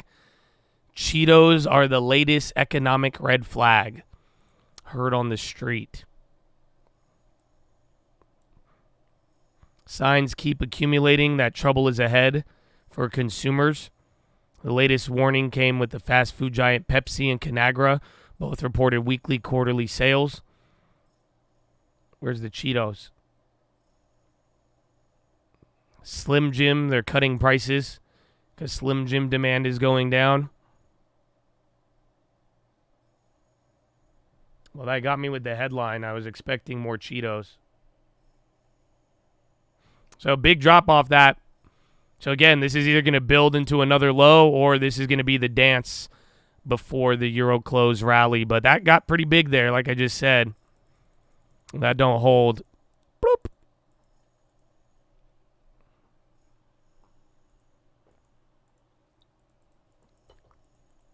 Ta-da, baby. What's up, man? Good morning.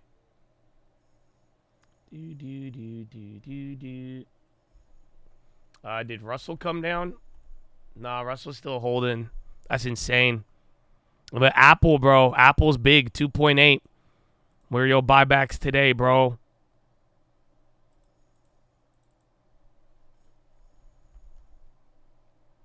Well, is Bostic speak today? I think the bond auction, that's going to be our next catalyst. But otherwise, we'll see what a Fed speaker could do. It's wild seeing the high ticker that active, though. Because, again, you look on one chart on the left, that's the SPY. The top right is the equal weighted. It's crazy.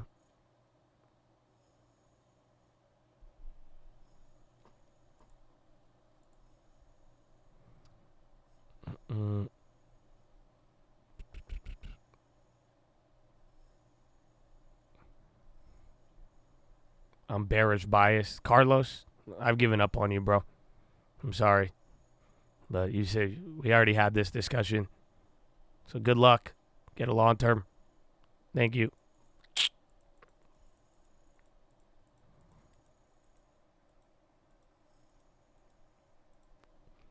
You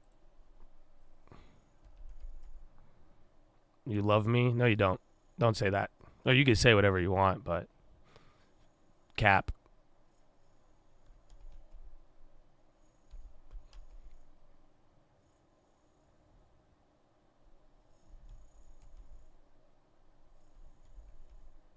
He said, Wallah, I do. Habibi, I do.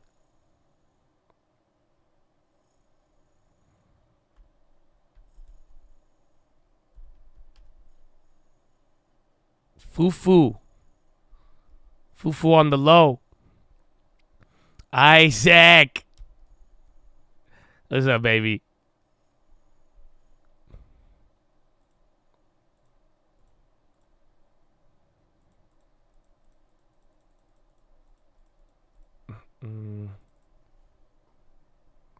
No, I'm not. Oh, wow. We got a fufu in the chat.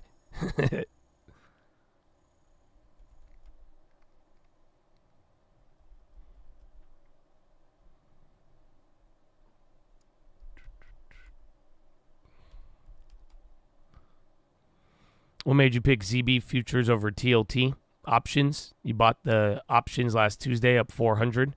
I just like the futures a lot better than options. Just for a dollar for dollar move, because then I'm not really tied to like a time premium in a weird way. There is some sort of premium, but that is why I prefer it.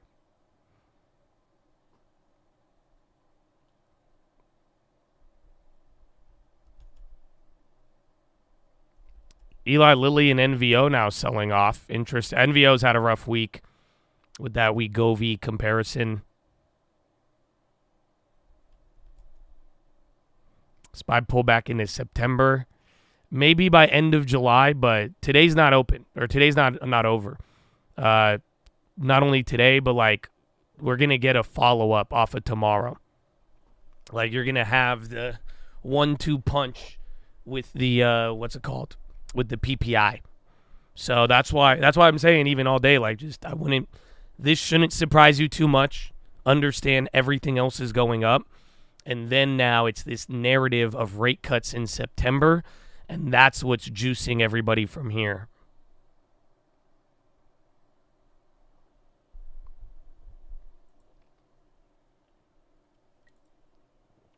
Earthquake of 6.2 strikes Vancouver Island, Canada region. That's great. Y'all only had earthquakes from fracking. That's crazy. Vancouver. Well, Amazon, Google, round number 2. 13 minutes till Euro close. So we might be getting here to the grand finale. We get that because, again, this could open up a lot of room for the NASDAQ on the downside. I think even for the SPY. Oh, man. That just gets you back to the Monday or the Tuesday close. IREN short report. Where is the yen? Russell trying to come. Bro, the Zaza climbed up too. That's crazy. So December rate cut odds are still holding.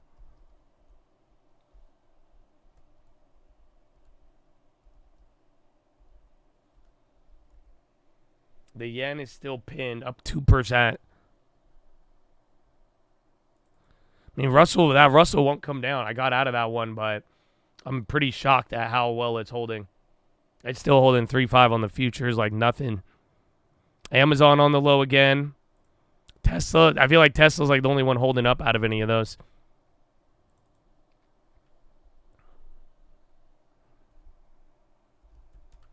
And then NVIDIA hasn't hit a new low. I think it's Google and Microsoft. Microsoft stopped pummeling. Apple too. But get ready here. Either a new low or it's going to keep doing the dance.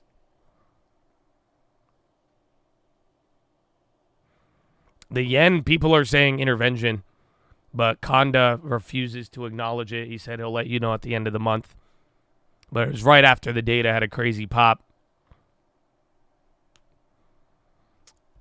I think Costco is part of the sell, one of the leaders. They did have good news in data and the pricing thing, but they have been a leader. The only other bearish thing I could say for Costco, everybody was anticipating that raise in the membership price, and it finally happened. But I think it was a lot lower than people expected. It was only $5 a month or $5 a year.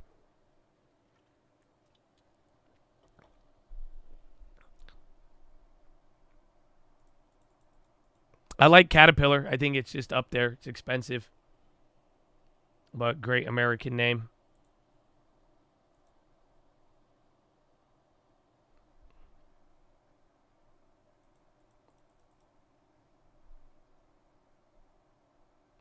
Rivian running up now.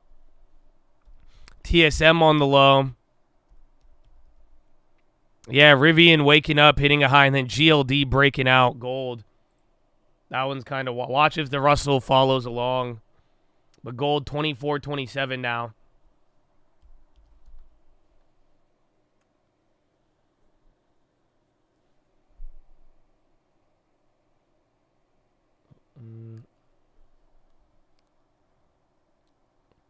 Is IWM doing round 2? RSP still holding up. Again, that's the ETF for the equal weight.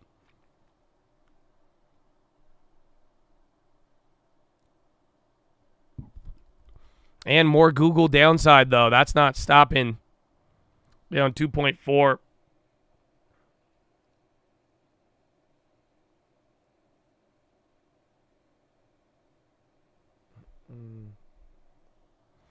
Israel Defense Minister. No. Yeah, Microsoft, Google. Those are ugly. Again, that's literally what's dominating the low ticker. It's all these big tech names, and then TSM. They just got involved in the party.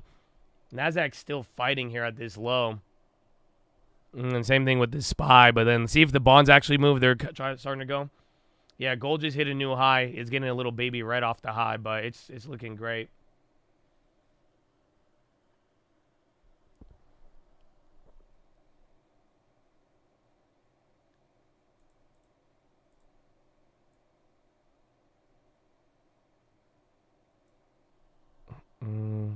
Yeah, Euro close in 9 minutes.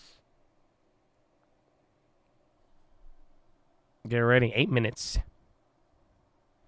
Yeah, NVO and Eli Lilly were getting clapped. Dollar Tree on the high. No, if he said anything about that. And again, Rivian just started moving.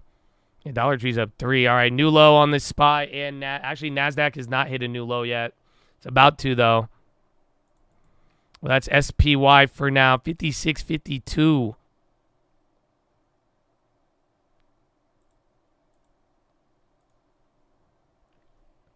Yeah, now you got a new low on the NQ. NQ is selling hard before, but on that one now, SPY started to run down a little bit harder. Meanwhile, the Russell is still holding. I say that with a smile.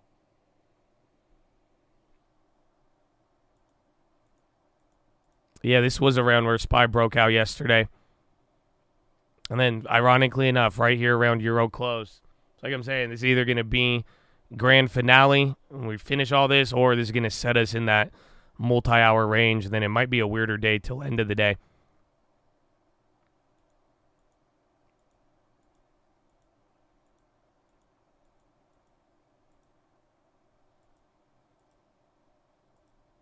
SPXU.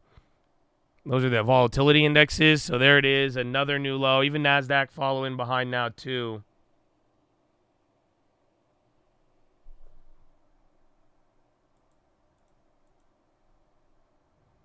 This is finally the rotation from big caps to small.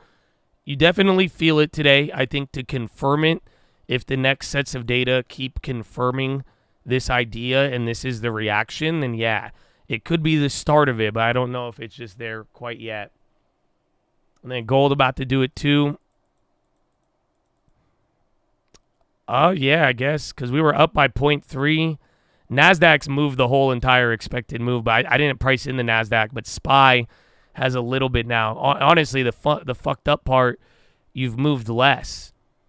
So even in a weird way, you're still within the range of that 1.3 from a cup from the week. That's the irony of all of this. Russell came down a little bit. All right. Yeah, Russell finally dropped. And then bonds now coming down. Gold right below 24.30.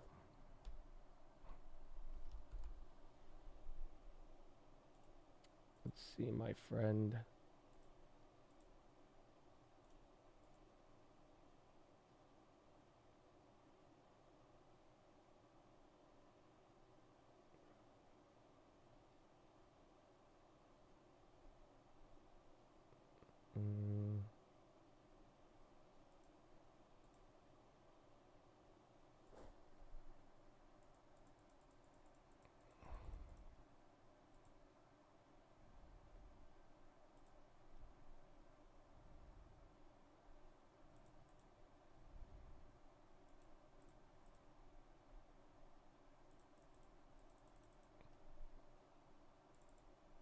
I'm looking. I don't know. I kind of want to ride out the gold, but I'm like, oof. Yeah. Do we go for the all-time high test or not? And then 5 minutes, 4 minutes till Euro close. Get ready. The Nasdaq's down 1.5. It's crazy because it was up by like 0.2 or 0.3 with the SPY and the AM. But literally that like run up you had yesterday, you just kind of did the opposite. But like we've talked about all day today, you have everything else doing very good. The Russell did give up a little bit. We'll see if this Russell weakness, if it actually turns into something. I mean, I've seen the Russell give up big gains. That's why. But then again, I mean, it's hard to tell if it's one of those days because even by now, it's still held up pretty good. But let's see. Euro close, like I'm saying. I think we're going to find out a lot here.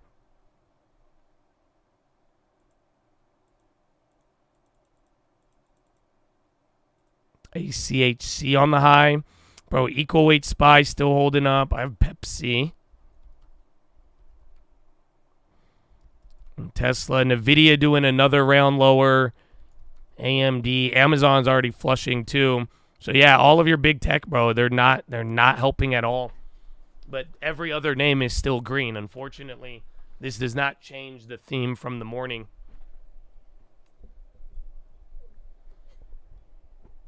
All right.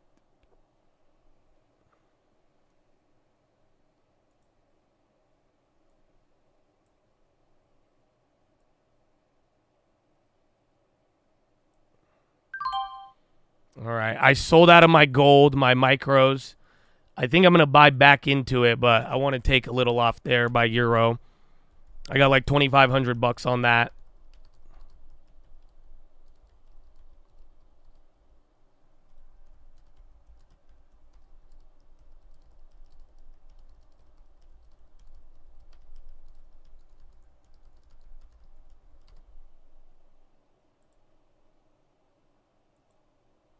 I will be back, my friend. I will be back.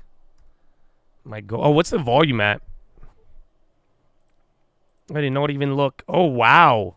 Wow. 16 million by hour number 2.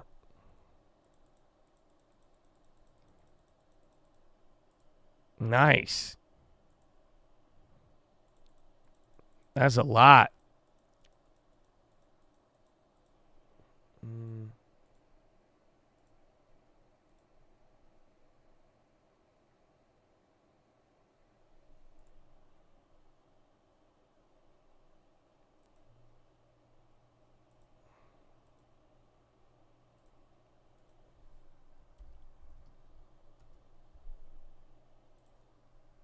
Let's see.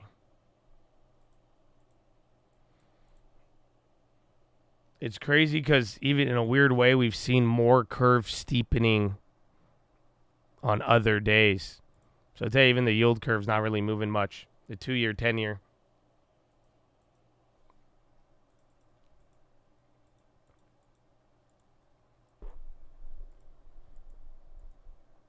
I like ARM for earnings, but it's up a lot. You can't get a cheap play.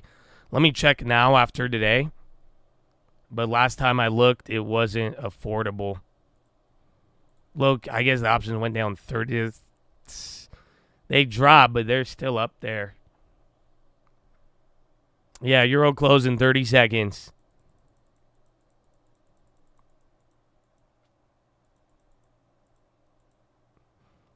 Crowd dying, NVIDIA again.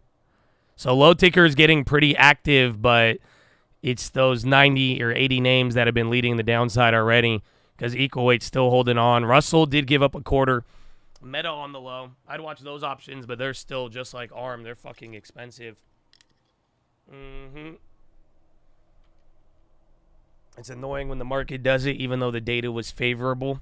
It is, but that's why I've been strongly telling you guys over the last couple months here, your data is not affecting the SPY or the NASDAQ. Although the data has important effects, when the NASDAQ and SPY are so concentrated, it's not highlighting what's really happening. And that's why on the way up, on the way down, you're going to get these, wait, why is the data good but the market's doing this?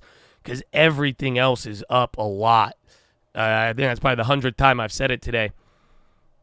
But yeah, this is just the bigger ones, all part of the hype that have just been clobbered. All right, Chattadonia, it's euro close. Either the grand finale or this is just the beginning. So I hope you're ready, but yeah, it is push-up time. So get your body up, baby. Let's move around a little bit. Just stand up. Arm circles, chest to the sun, flex the core, tuck the hips in, legs in front of you, change your body position. We got 4.5 hours left, baby. It's just the beginning. It's just the beginning, baby. So, let's get that popping. I'm going to hit some of my resistance bands. I'm going to play this in the background, though. I got to go pee, too. Pretty good job of keeping across not just Neuralink chaos, but I would say brain implant-related technology stories. I mean, that's the news, right? That they say they're making progress towards a second patient. Yeah. But what else did you learn in the presentation? Well, it was very interesting. When they implanted the first patient, it went wrong a little bit. Some of the threads started retracting from his brain. So to me, the most interesting thing was the steps they said they would take to mitigate for that. So one of the things they're going to do, for example, is implant the device more aligned with the curvature of the skull.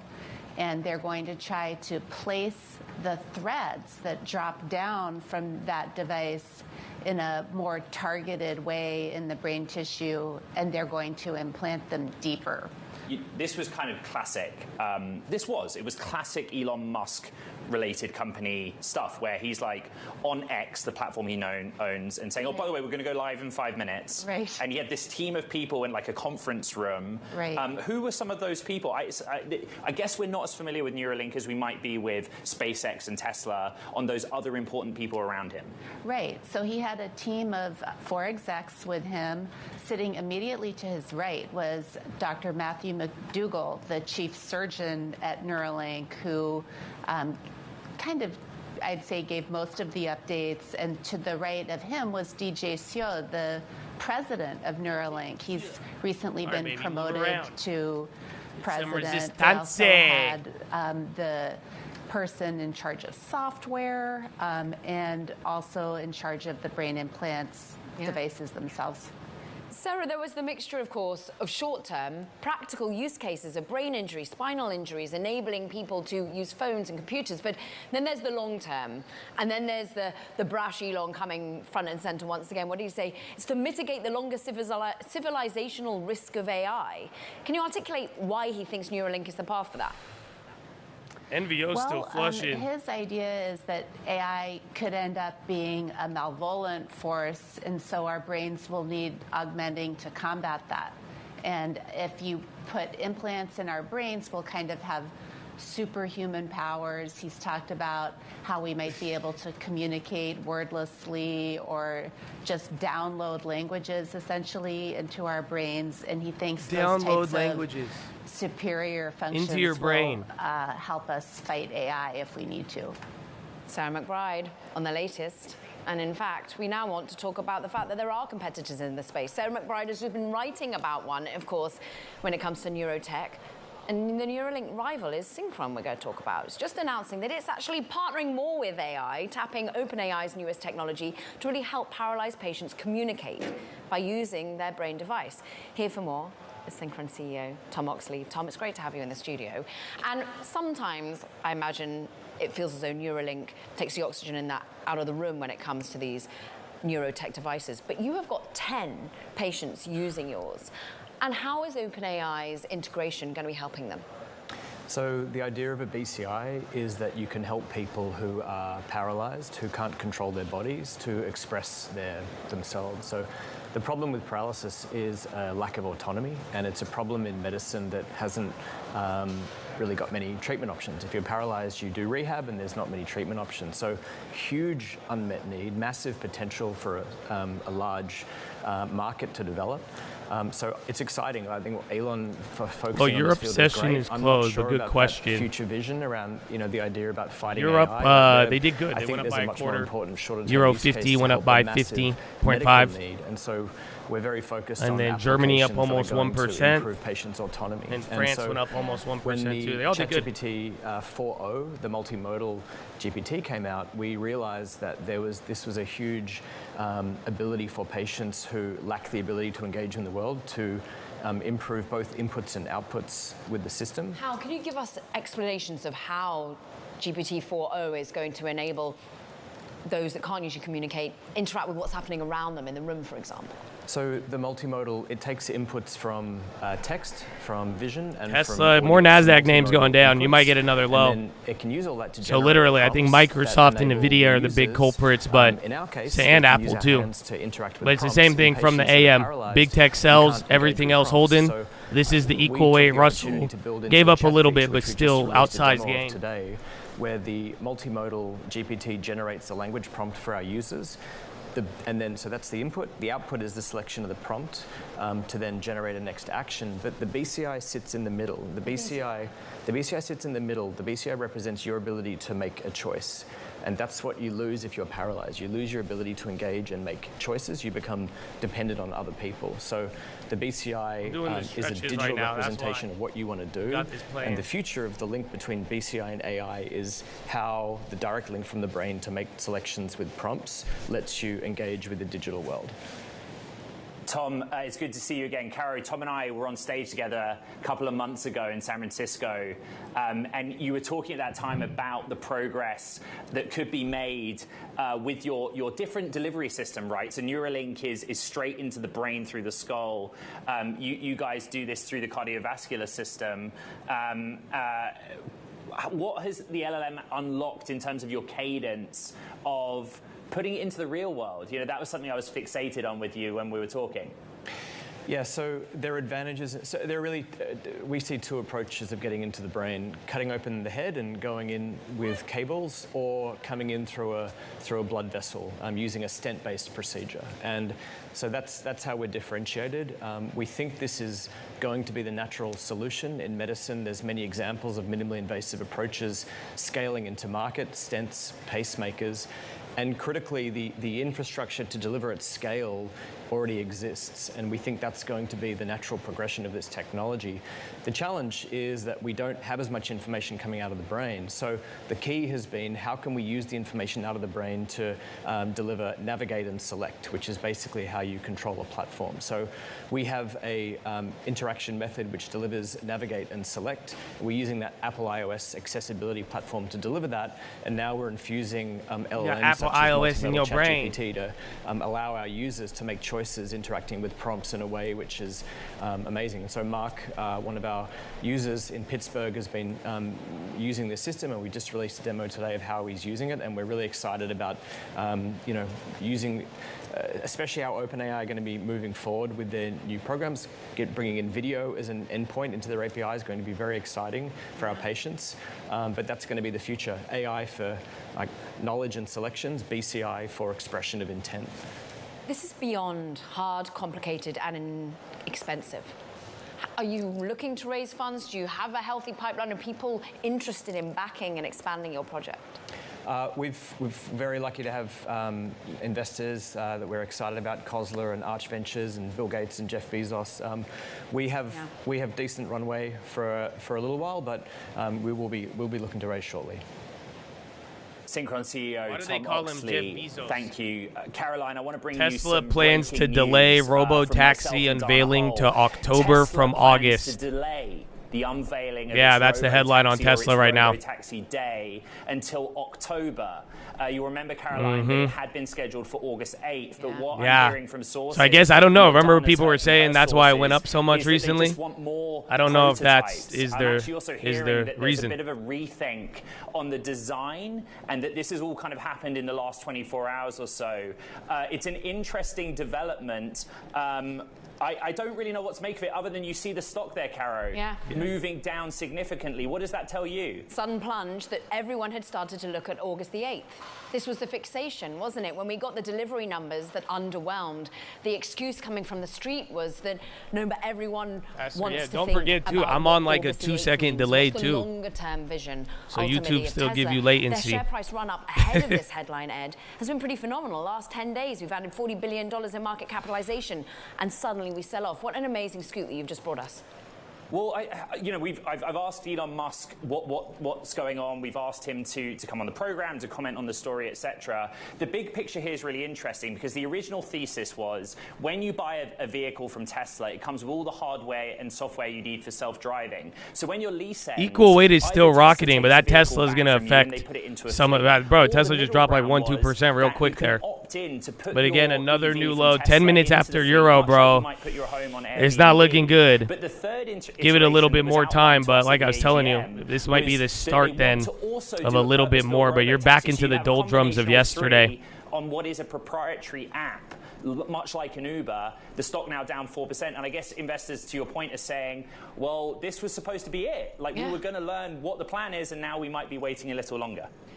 And we can now bring in one Max Chafkin, who races back to set to be discussing that this was the fixation of so many, not the Tesla owners, but the TSLA owners. Uber rocketing up on that. No way. I didn't think that Tesla stuff had that big of an... Bro, Uber's going crazy on that headline. When Elon Musk said they were going to have this launch on August 8th, there was, no way. Check Uber. That's up a lot. That's 4%. Bro, that liquidity is insane. There's no way Uber's running like that. Bro, Uber, that's 4% in 2 minutes. Investors were sort of just going with it, right? Because Elon Musk, as we've talked about, I don't think you can make a play on that one. Maybe check Lyft, but all the options, you got to either top tick that or not.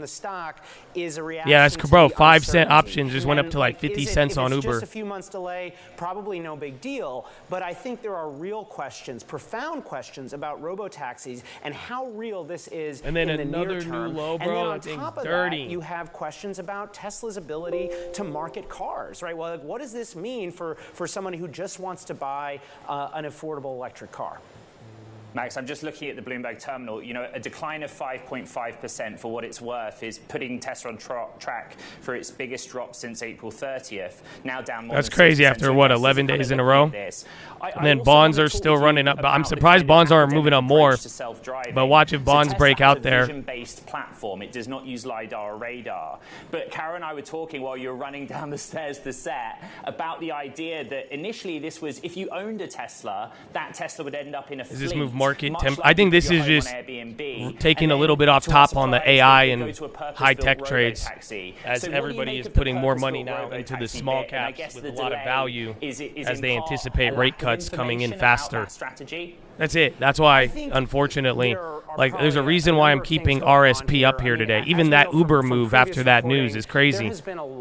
But everything else is doing very well. This whatever you're seeing on the indexes is because of the big dogs not doing good today.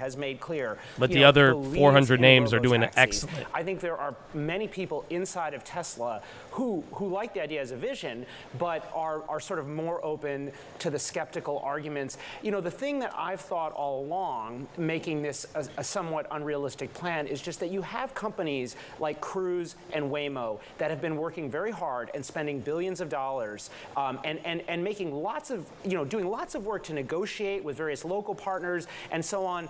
And they haven't gotten that far, right? Like Waymo doesn't have that many vehicles. It isn't in that many locations. It's going to be very hard for Elon Musk to just switch this on. And I think if you're talking about like the trade-offs between a personal vehicle and a robotaxi vehicle, that creates an additional complication. As we point out, he often doesn't get it in the timeline he says he will, but he often gets there in the end with those products. Max Chafkin, thank you so much. Coming up, we're going to be joined by PitchBook VC analyst Carl Stanford to break down the company's latest report into the health of the VC ecosystem. That's coming up 14 minutes to stretch it, bro. There he is. There he is. Cool. So, yeah, I'm sure we're going to talk about it a lot. Yeah, Tesla just flushed off of that headline of delaying the robo-taxi, and then Uber went crazy. I don't know, though. Uber options, they're tempting, but I think you either top tick or not, and they already just went up 500%. That's a wicked-ass move, bro. Uber don't really move 4% in 2 minutes. I did not think that robo-taxi news was that big of a deal. I know a lot of you guys are telling me that's part of why Tesla was up. I thought it was more the delivery numbers and the energy storage, all of that, the Cybertruck, but I didn't think people were that hyped up off of that thing. But, yeah, that's a big move on Uber. I think it's part of the day, though, because you probably have people rotating into there. But that is an odd-ass move on your boy Uber. And then you're bouncing up a little bit here. We'll see how long this lasts.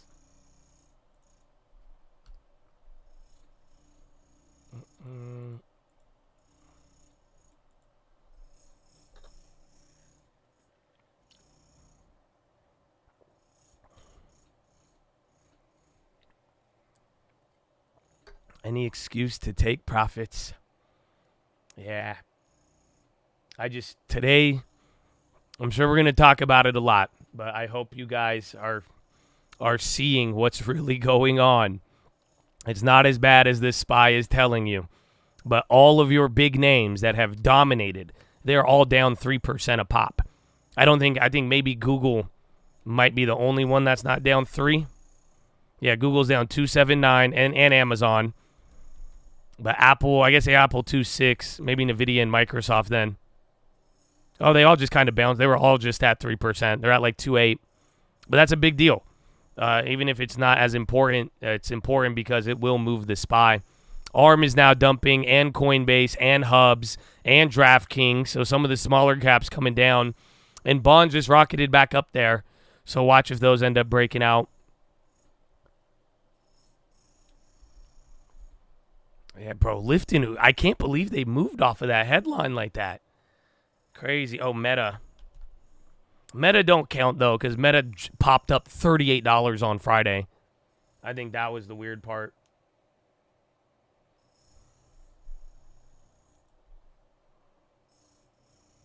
How could you post your plays? You post it in the chat, baby. Why not options on ZB? I like the dollar for dollar. I mean, remember, anytime, like, you got to think about it. I hope you watch the TLT video, but what is the risk with bonds? Tell me. So whether you buy TLT too early or not, what is always the risk with bonds, especially one that we had a crash course on over the last, year or two?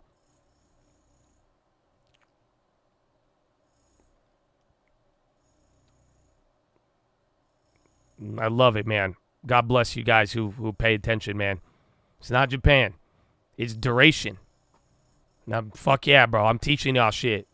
Duration risk. I'm telling you, I hope you understand this as soon as possible. Duration risk is the key. It's the time.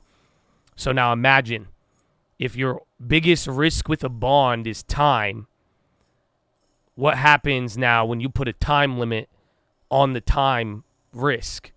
So the thing that has the most risk of time, you are now going to make a play attached to another time limit. That's like duration risk to the power of 2. So that's why I prefer dollar for dollar.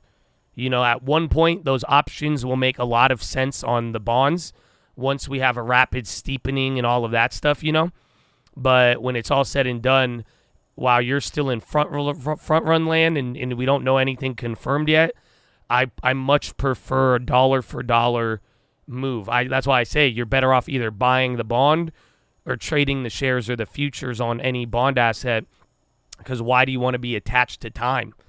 It's a crazy idea to have something that could lose because of time and then attach yourself to another time limit that will change the value.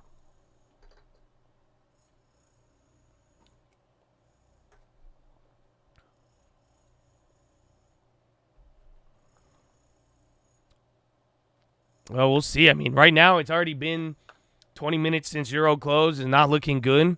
I mean, yeah, you could give it some more time, but for now, if we still stay in the doldrums, it's just not a good look, i.e. those 7 stocks are probably going to stay down. Otherwise, we got to see if we could get back to an equilibrium.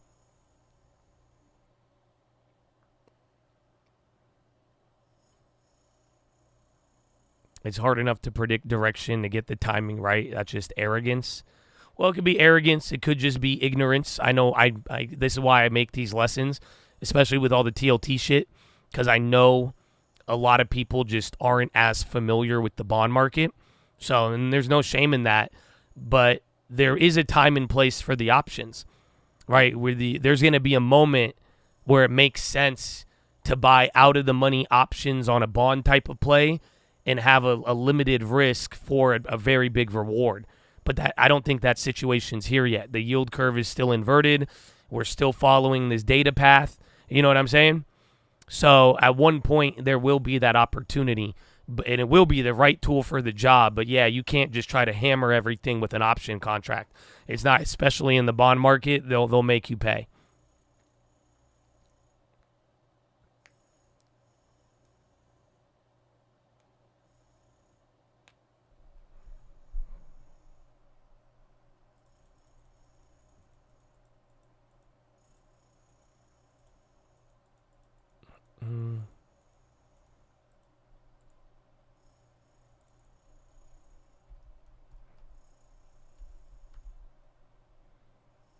The great steepening cometh, brothers.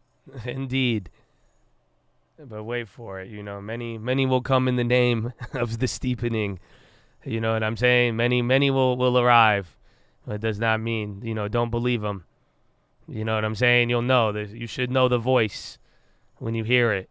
But other than that, they will imitate it.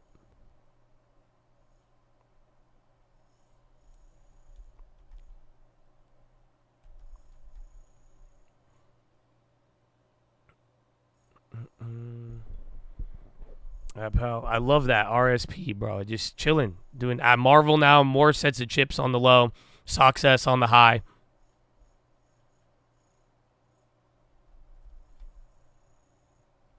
Tesla going down again. Round 2 down 5. News on Tesla was that they're delaying the robo-taxi event.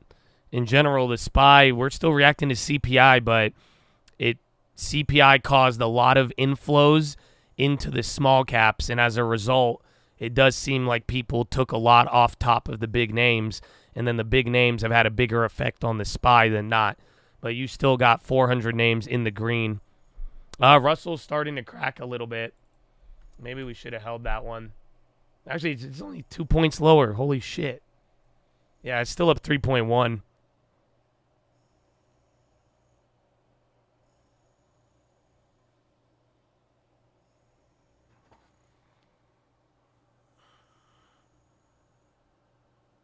Pepsi did flip. I don't know if it's all still within range, though, sadly.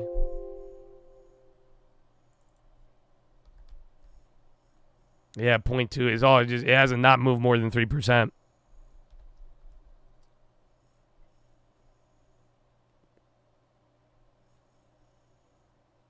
CPI was better than expected.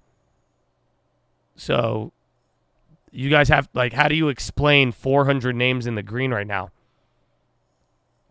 This is mind-blowing, bro. I really thought everybody was figuring this shit out, but I think the last, 3 to 4 months has fucked with people's perception. Because literally, on the way up, what did you guys think was happening? You know what I'm saying? I know people were getting frustrated, but there's a reason why. Why do you think I got out of a lot of different names, too?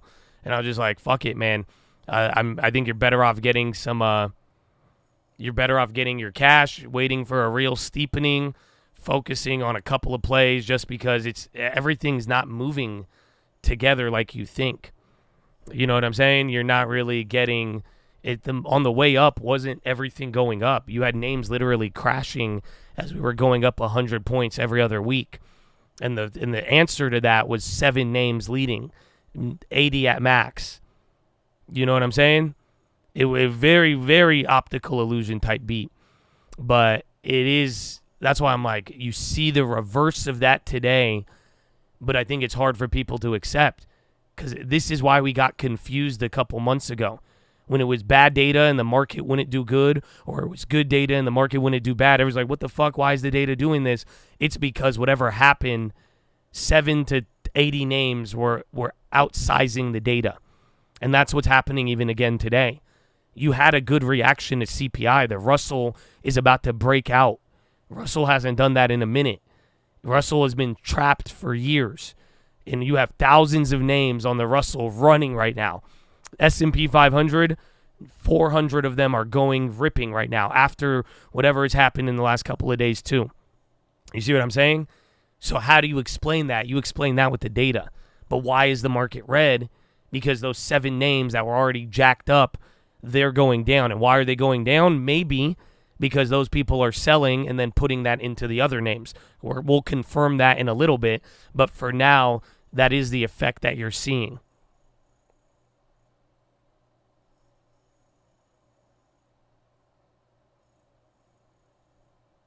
Exactly. 400 stocks most of the time were in the red and the market rallied. Now it's the opposite. 100%.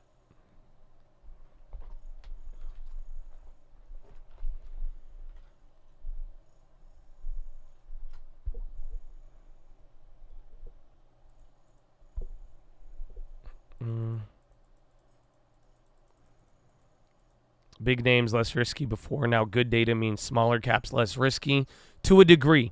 I wouldn't say that they're less risky. as much as the right environment would make them a better value, right? Where, think about it, if we really are getting towards rates and a real soft landing and rates are going to actually come down, these names that are highly interest rate sensitive that haven't been able to move, they may be a better risk to reward right here. Tesla's flushing now.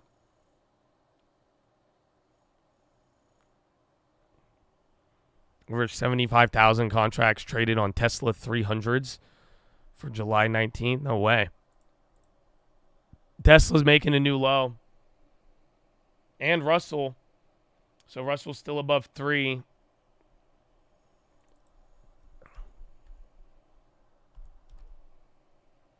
And ZB.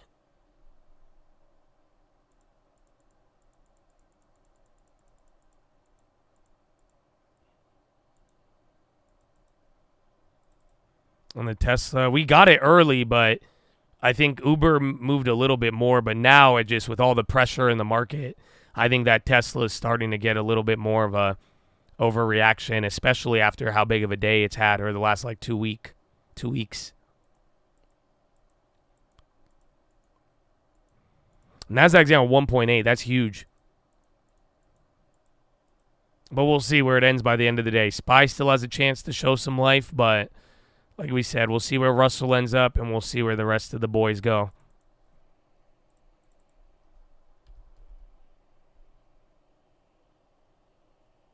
And gold's still chilling. I got out of the gold play.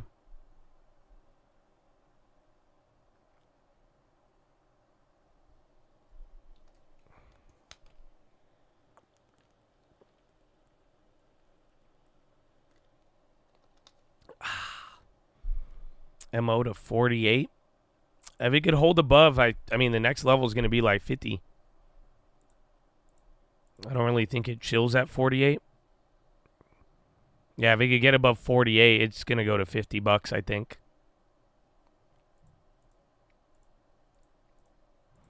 That's good, though. That one's starting to turn around. A couple of these names that were red in the morning. See if they go. I don't know. Did Pfizer hold the gains? That's still doing decent. Gold, because it went up a lot. And I think it's either going to break a new high or we'll be able to double dip. Again, I still think we're going to be very sensitive to data.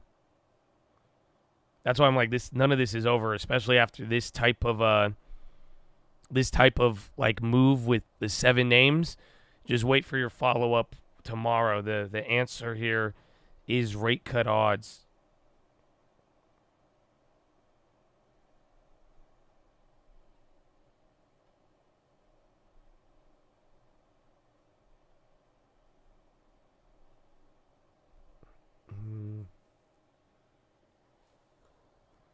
DM on the low. Yeah, Hubs got murdered from yesterday. Then even CrowdStrike dropped.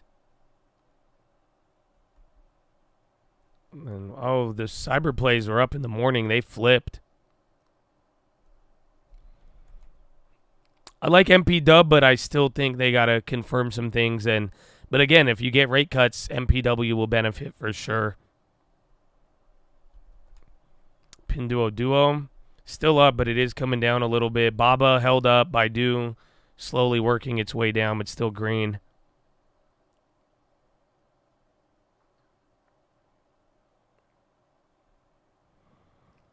Yeah, that is something. I mean, I don't know if people are thinking about it now, but I could agree with that. Just remember, earnings is right around the corner. It could even go a little lower, too. You know what I'm saying? Earnings starts everything, and then maybe the first couple of earnings are bad, and then you don't flip back up until you get a good earnings.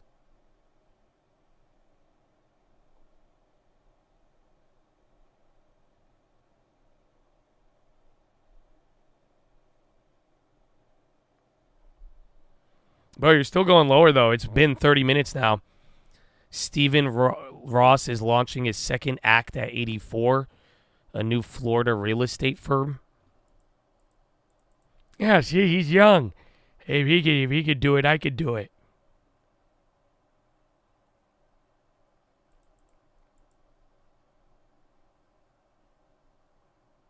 You can't buy another membership? I don't know.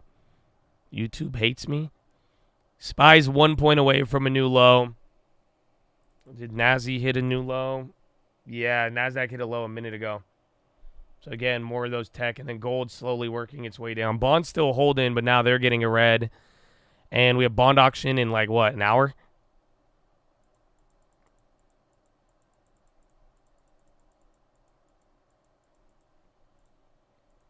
CPI reading was negative. It was good. But why you're getting this reaction? Because every other name, 400 names are green. Russell is up almost 3. But then your big tech is kind of showing a rotation by selling off. And then the outsized index effect is playing out. What you witnessed to the high side is now happening to the downside.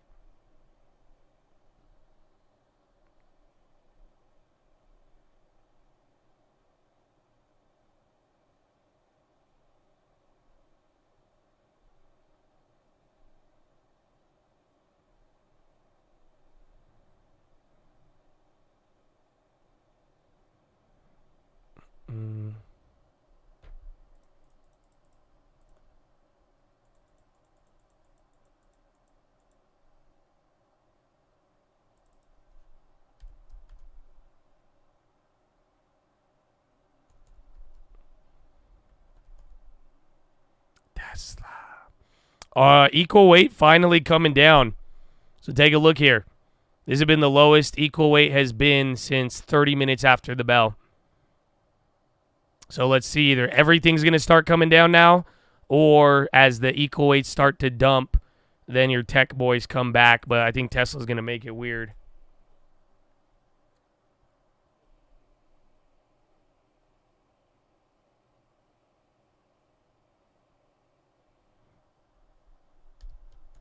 Yeah, Apple stopped dumping.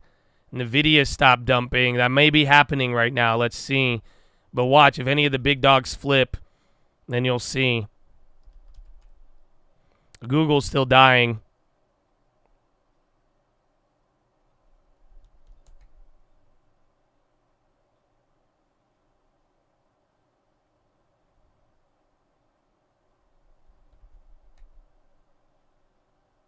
All right, Tesla new low. Low ticker is getting very active now. Again, I think Google is probably the worst one now, besides Apple. Or, again, Microsoft was the culprit in the morning. Yeah, all real estate stocks are doing great. And level off. I mean, it's been an all-day thing. It's weird because VWAP's coming down with it. And the volume is actually high today. That's the crazy part. You got 20 million in volume. I mean, on Monday, that's how much. That's how you did. Or is that Friday? No, it was Monday.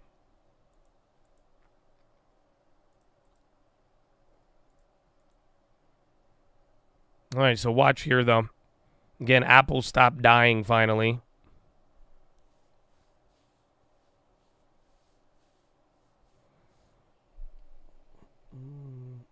No, NASDAQ still trying to climb lower. Watch out. Yeah, that can. It's not over yet. Fed Bostic doesn't comment on rate outlook. Oh, Bostic. They needed you, bro. The market was waiting.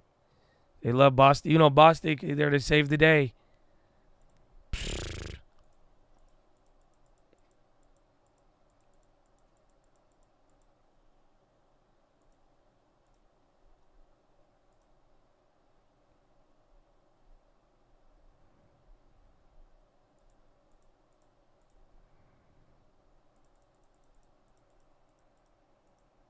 Yeah, no Bostic bounce.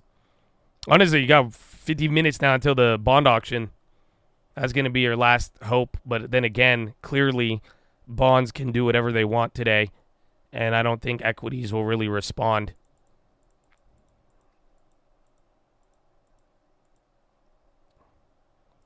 And the stock hasn't moved. The Unity? Maybe right now, but like Unity, I think it went up 10%.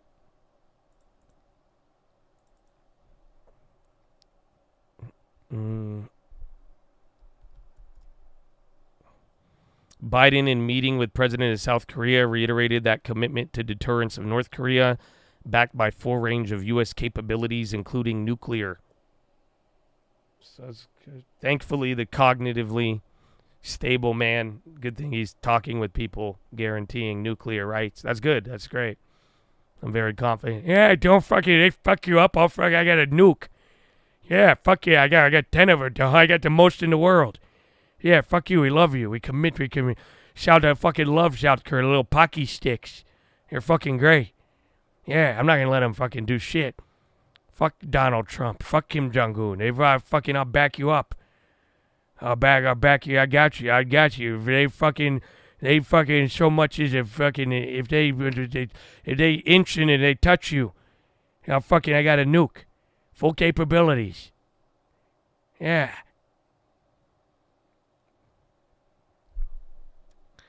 Yeah. People they don't care about nuclear. They gave me the nuclear codes. Why are you fucking worried about Trump? I don't even know where I am right now. Holy shit. I'm in North Korea now? Oh, no, this is NATO. Oh, wait, what is this? Fucking, I don't care. No, he looked at me. Raw, fucking hit the button. What's the code? How do I say, what's the mnemonic? Mnemonic, that's fun to say. Why does it start with a P? Is it silent? Nantucket? No, how do you say, what? What? Fuck you, look at the market. It's up today. You don't fucking see it, though. It's like my brain. I'm still here. You just don't see it. It's just how it is. Come on.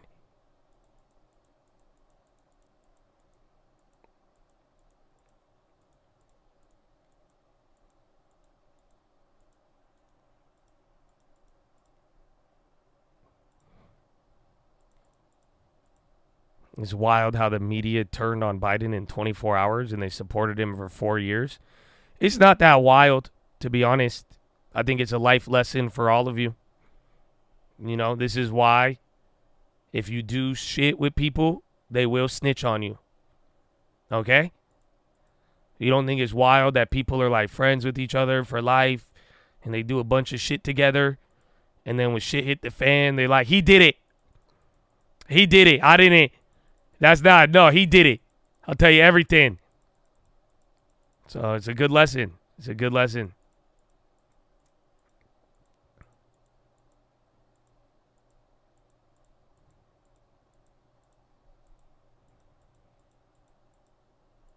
I don't even think it's the prisoner's dilemma.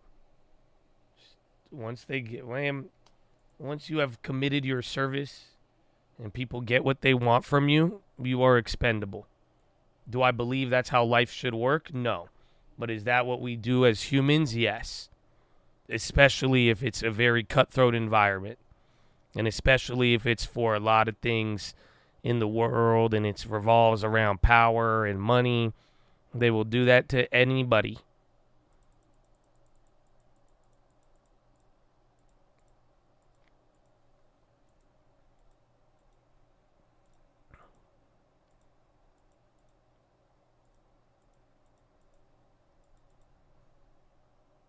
All right, man, the video came up $2. Spies had a lot of these bounces and the Nazi, but they have not lasted. It's crazy how one bounce, though, like it does wipe out a decent amount of that decline, but then if it comes right back down.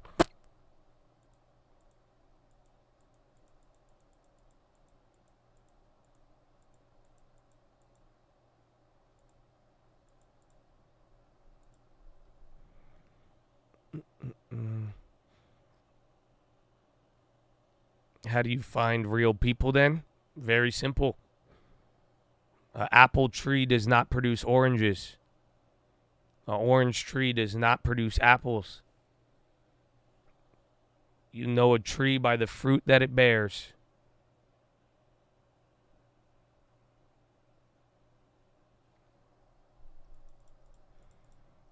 Put sweep 16 million puts. Why does that sound like a ridiculous? Are you saying $16 million? Or 16 million puts? I don't even think that's possible.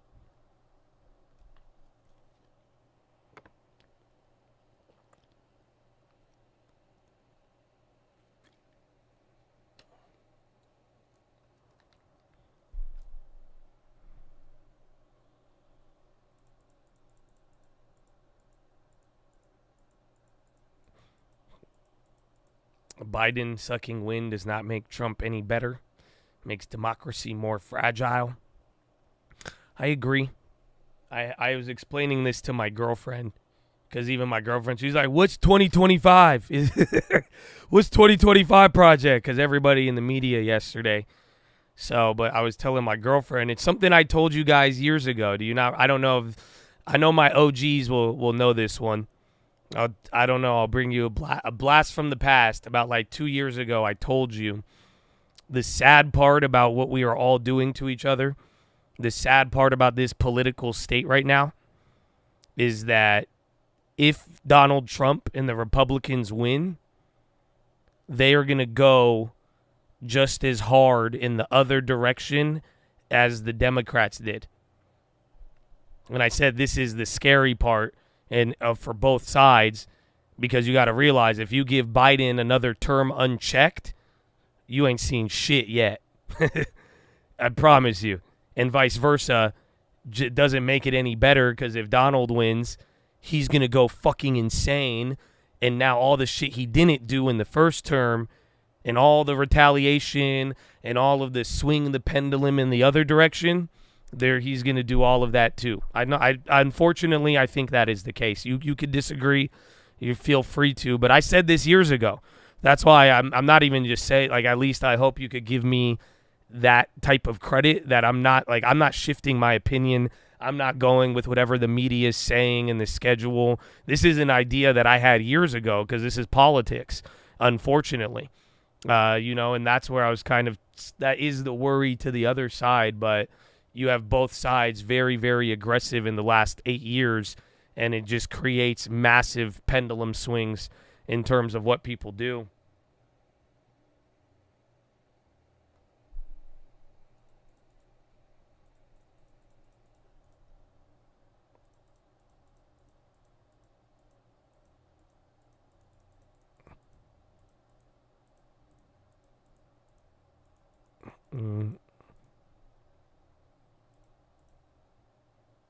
Replace democracy with institutions when they say protect our democracy. Damn, bro.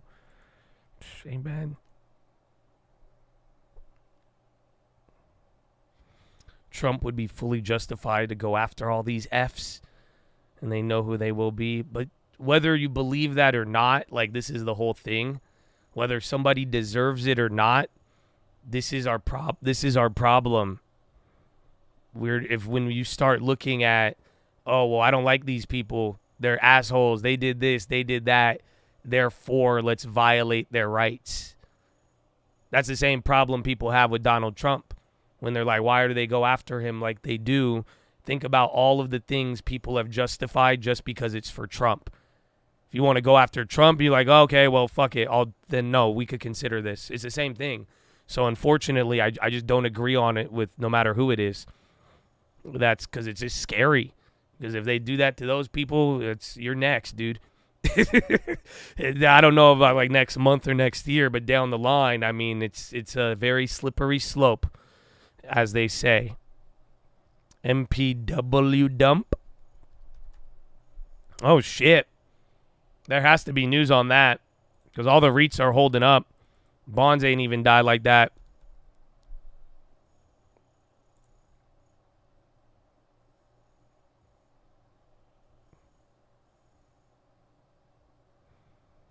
How much are Democrats paying you? You know damn well Project 2025 isn't Trump's agenda. Man, I wish Democrats would pay me. I wish Republicans would pay me. If y'all haven't realized at this point that nobody likes me, I don't know what to tell you. I thank God I have God. You know what I'm saying? And shout out to Chads, baby, the real ones. But, yeah, I mean, the 2025 thing, it was created by a Republican group. And I think Trump said something in passing towards it, but it's not like that is his plan. But, again, I mean, it's a media talking point as of now. But when it's all said and done, I mean, like I said, I'm worried about all of you extremists on both sides. And lack of extremity or extremism does not profit. If I go full extremist, I could 10x my income right now. So, yeah. But, I like what I do. Well, I have a lot of satisfaction. I hope you do too, and you get a long term. And maybe down the road, we could all change the world as we own all of the stocks. Thank you.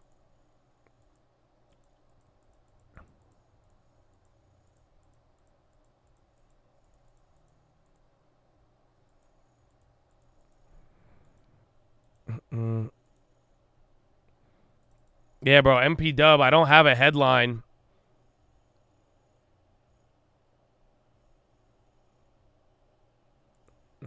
I see July 10th yesterday. Nope. That's weird, bro. Something's going on with MP Dub. There might be a news drop soon. That shouldn't be doing that, especially on a day like today.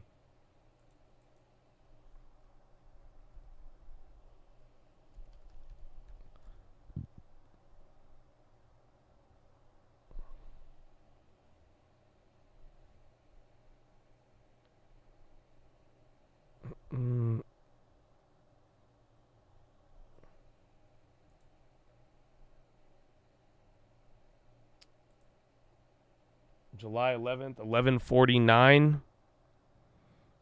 Yeah, there was a CBS Steward Healthcare under federal investigation for fraud and corruption, sources tell CBS News. They have learned federal authorities in Boston have opened a criminal investigation in a Steward company that owns dozens of hospitals nationwide, including 9 in Massachusetts. According to 2 people familiar with the matter, Steward is based in Dallas, recently filed for bankruptcy. They're investigating Steward on various allegations and foreign corruption practices. 2 people with the matter say the law prohibits U.S. citizens and entities from engaging in corrupt activities when operating overseas. So you could do corrupt activities not overseas? The Department of Justice did not immediately comment to respond to CNBC News. Spokesperson for Steward did not comment as well. So sources to the matter, but it is all a rumor. CBS, Pat Milton, investigative reporter.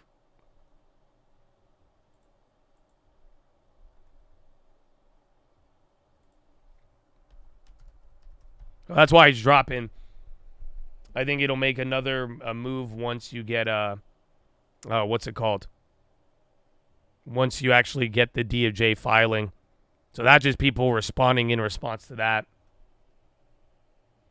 But Pat Milton, she's a good reporter. She actually has a pretty good, that's who dropped it there on CBS.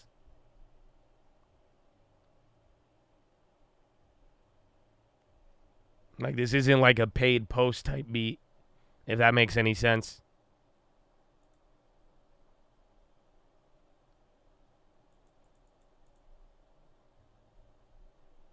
Very minimal online presence, though. But she's a senior reporter.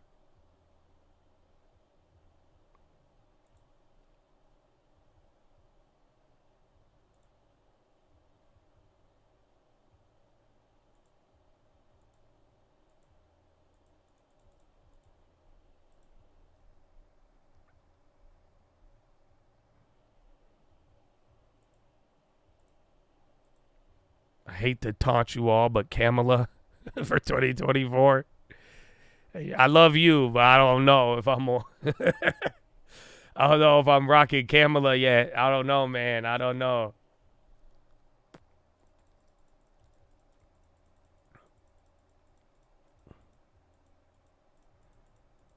That's why I think American politics nowadays is hilarious.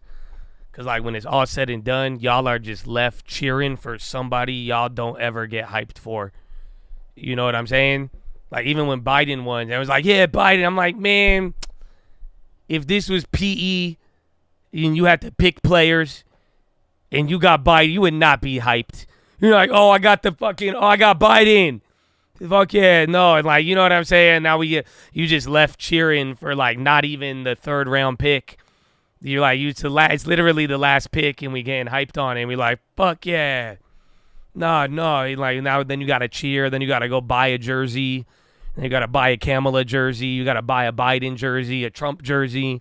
And you're like, I don't know, man. That's not who we thought we'd get in the draft. But, You know, that's our player. We got a lot of home court loyalty, it seems like.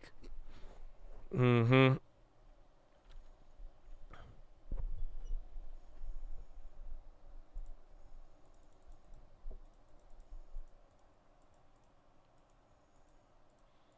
Trump got bad. Trump has Bibles, dude. What do you mean? Just because you have merch, it does not make you credible. Unfortunately. Some would argue the opposite. But Trump had everything. I think they got Trump USB sticks, Trump iPhone chargers, Trump pillows. It's crazy.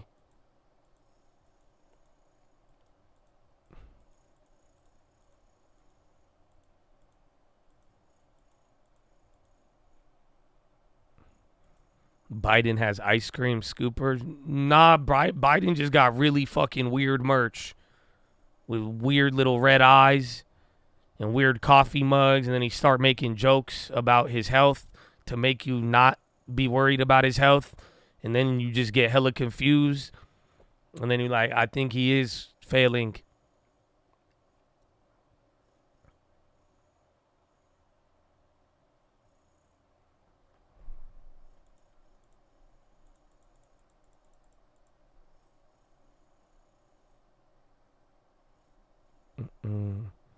You don't think it's weird that Trump never gets bashed for his wrongdoings by the majority of his party, whereas Biden gets crushed by his own party and media supporters? No one is perfect. I like the general statement of what you're saying, but I don't think what you're saying is very accurate, if that makes any sense. You know, because that's why, like, lately, Biden just had everybody shift on him now. Everybody ignored what he did for the last 3.5 years, unfortunately. And then there is people, I think Republicans have switched on Trump. What's her name? Cheney? Wasn't Cheney a Republican and she got mad at him and then flipped? And Mike Pence, literally his former vice president, don't even fuck with him no more. You know what I'm saying? So I agree with what you're saying. I think everyone is human. Nobody is perfect. And sadly, we should probably hold the same level of accountability for both sides, you know. But I don't think that's really happened with both candidates over the last couple of years.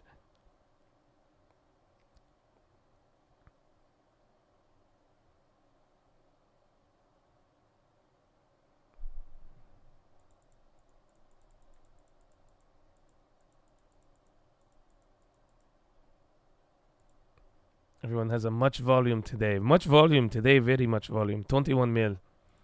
And bond auction in 30 minutes, so 35. Let's see.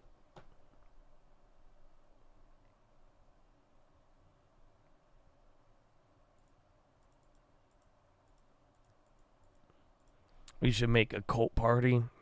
I don't know, man. Y'all just get long terms, get houses, start businesses, and we'll talk in 20 years.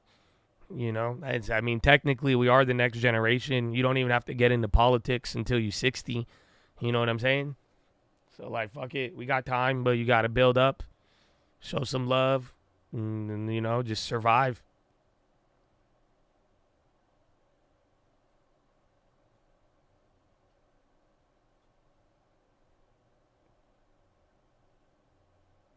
Joe Biden is not senile, says UK Starmer, Politico. Oh, that's a headline while we're talking.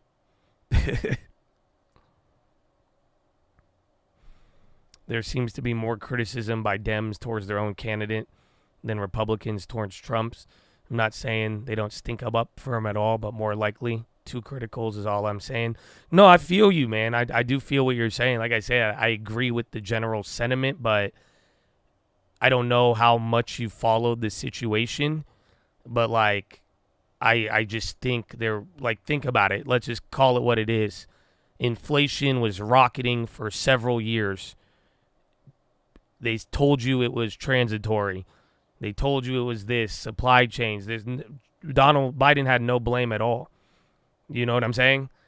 It's as of recently they're turning on Biden. I can agree with that. But that's why I'm so confused. I'm like, why are you guys acting outraged all of a sudden now when there was years of many, many things that you could have been critical of the man about, and now they want to be critical. And that's why I'm like, although I agree with you in that they're turning on him now, and that, you know, it doesn't seem like, honestly, like for Trump right now, Trump is just keeping his mouth shut. It's helping him more than ever before. But it is like there is a lot of things that have happened in the last couple of years that I don't think that Biden was ever criticized about at all, except for Republicans that criticized him. But I think he had the full fledging support of his entire party and anybody who supported him.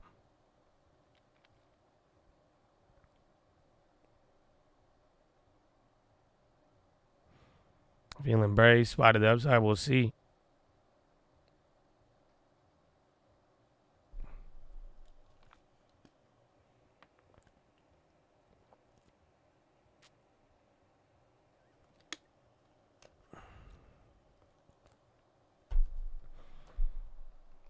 Biden is showing his age right now. Tons of voters have elderly parents, and they just see it.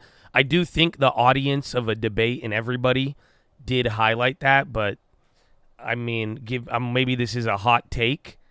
I think Biden was showing his age for years ahead of this. Like, where did we come up with these jokes? You know what I'm saying? Like, all of the jokes about Biden, this was stuff from the get-go.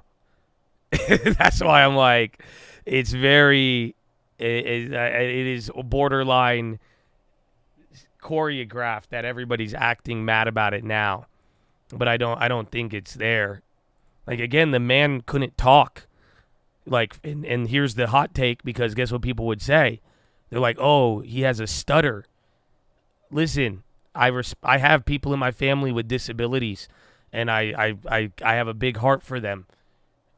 That man did not have a disability.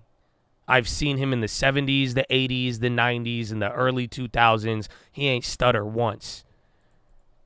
So, like, you know what I'm saying? Like, it wasn't, there were so many of these signs for a long time. And this is what I'm saying. The party and the support, they overlooked it, or they gave it an excuse. And then now all of a sudden everyone's like, oh, he's showing his age. Really? That's crazy.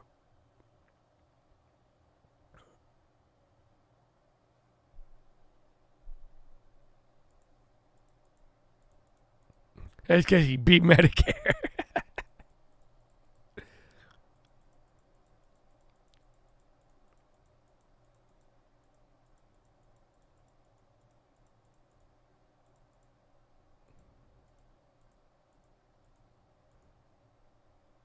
Medicare, he beat it. Today it was a weird level of volatility, because anything that ran up and popped, it really stayed up, except for the overall indexes. The other ones did very, very good. But yeah, it's exciting. We're going to get a little bit more. That's what I think. I don't even think it's over yet.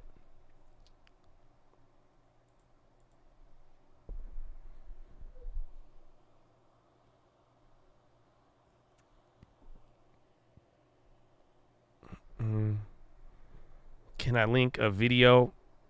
It's a neurologist on Biden. Sure. I mean, but I don't, like, quite frankly, I don't trust anybody.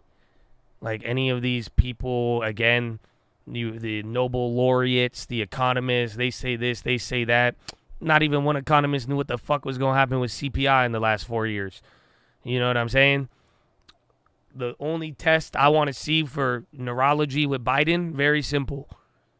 Put the man in a car, pull him over by a cop who just thinks he's an old white dude, and give him a sobriety test. That's it. If he fails that completely sober, you have your answer. That's all. That's all I need. I don't even need a round of golf. I say, stare at this, follow my finger, walk in a straight line, and then he'll probably fail on the alphabet backwards because he'll actually try it. Like, ZY microchip, we invented it. You know, that's it. That's all it is. Give me a straight line, follow the eyeball in the light. That's all I need. I'm not even asking a lot. You know, I don't need a doctor. I don't know. They told you, the doctors told you a lot of things in a couple of years too. Don't even get me started. But you know, so that's it. Just follow the light. Tell me how well we do that, and that's it.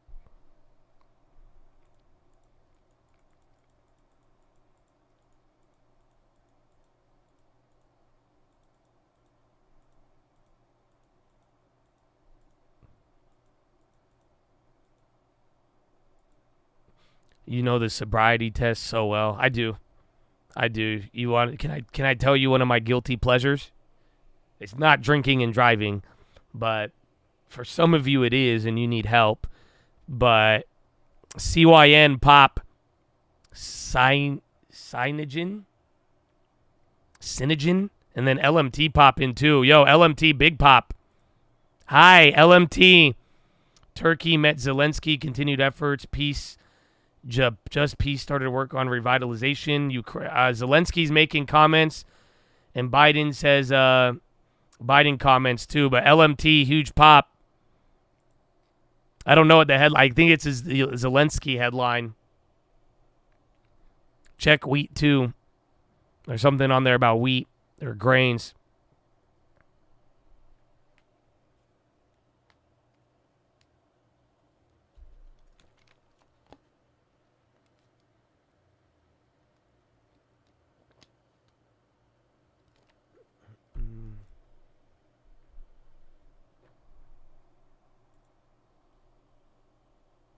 Yeah, Biden campaign says very real pat to consolidating support from undecided voters. Campaign says polling shows Biden post-debate net favorability is 20 points higher than Trump's among undecided voters. Biden campaign says there's increased anxiety after debate, but it's seeing a drastic shift in where the race stands. Biden campaign says its internal data and public polling shows the race remains within the margin of error in key battleground states.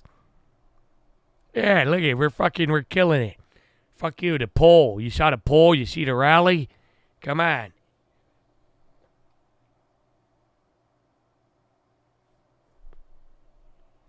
But yeah, my guilty pleasure. My YouTube keeps showing me it. All I see is like the videos of like crazy people getting pulled over, and I watch them while I make my thumbnail. I watch a police video. I love them. I saw a video the other day of a police robbing homie, and homie caught him, and he was so respectful. They arrested homeboy, and he had money on him, and the cop tried to jack him. The cop stole his money, and the guy was so respectful about it, bro. And homie like really called him out and like had the proof, and the cop ended up getting fired, bro. Yeah, that was like, good for you, man. Good for you. Homie played it so well too. Like he could have gone crazy. He could have made it and gotten in trouble, bro. And like he was very respectful. He was like, I'm not gonna say anything, and like, oh yeah, bro. Yeah, the rubber band money in Charlotte, Yeah, I be watching way too many of them body cam videos, bro.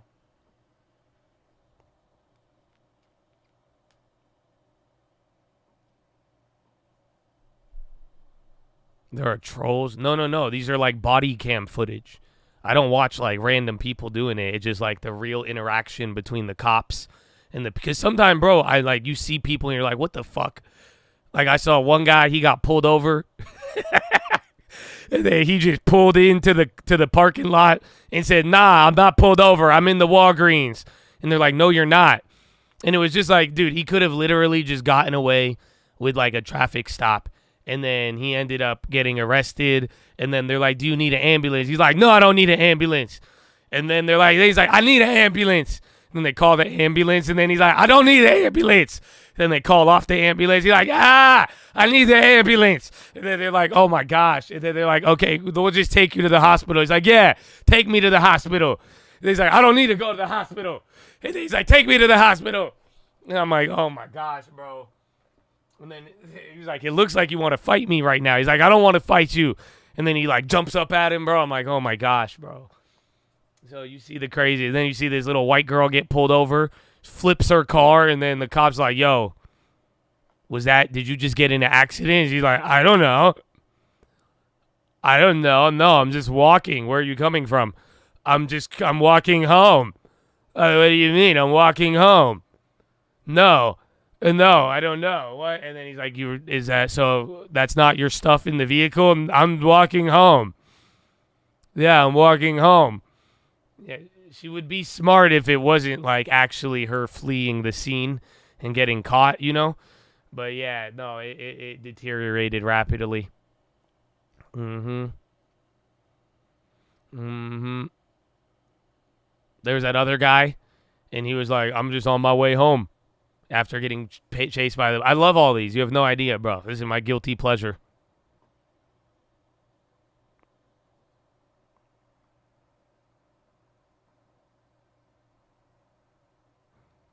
You watch the one where the bike stops at the red light with 3 other bikes and they all run. And then the cop turns on his lights and pulls over the guy who stopped for revving. Yeah, I've seen that. That's like the whole Biden situation. Some Biden advisors discuss convincing him to step aside. Fuck you, the internal polling. It's up. It's up right now. Why would I step aside when I'm stepping above? Fuck you. No, we're not going back. Like, if you guys don't get it at this point, Joe Biden is going through the scene in Wolf of Wall Street where he's like, I'm not fucking leaving. That's literally what's happening right now. And then even his dad and everything, like, I don't know, man. I don't know if you should do it. Just take the dub. And he's like, I'm not fucking leaving. And you know what? He's about to go round 2. Now we're about to see the Steve Madden. So get ready, man. Welcome to 2024.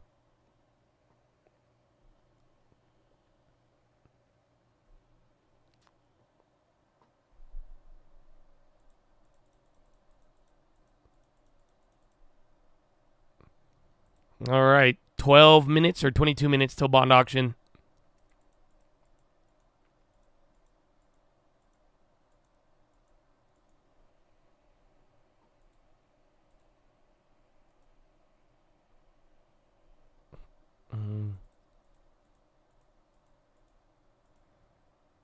SRPT on the high.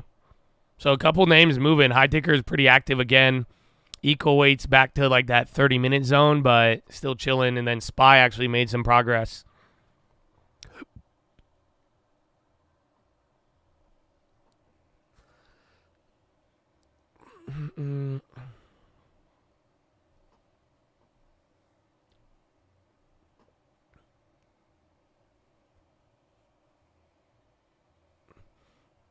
Trump winning the polls and Biden refusing to drop out, another 2020 style black swan event. Like, you mean there's going to be another pandemic? Or you think Joe Biden said, we're going to protest it. Where's the fucking electoral box? Where's the Capitol? Fuck that shit. I'm not fucking Kamala, don't sign it. Kamala, fuck no. Kamala, fuck it. No, Kamala. Listen to me, Kamala. Listen right fucking there. I made you vice president. Fucking stop right now. You don't fucking sign that shit. Take the box and run. Take the vote box and leave. Take it. Is that what you mean? Because that'd be wild. That'd be a great movie, though. At that point, they should just have a cage match.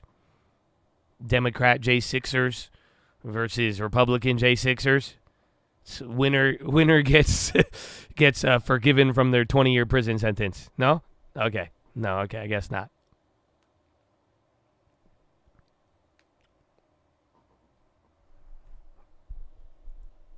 Or maybe they could just play a round of golf for the win. I don't know.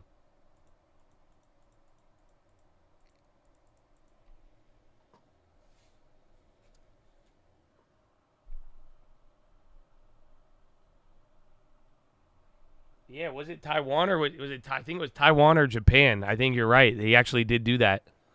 Someone legit took the vote box and ran in another country. This is kind of based on a true story. Meanwhile, Trump is in the background. He's like, yeah, I know. That's how you do it. That's what Michael should have done. That's what you should have done. He did it good. He did it perfect. That's exactly what I had in mind. That's how you should have done it, Michael. You should have looked. You should have taken a look. Take the box and run. That's all we wanted. Saved us a lot of trouble.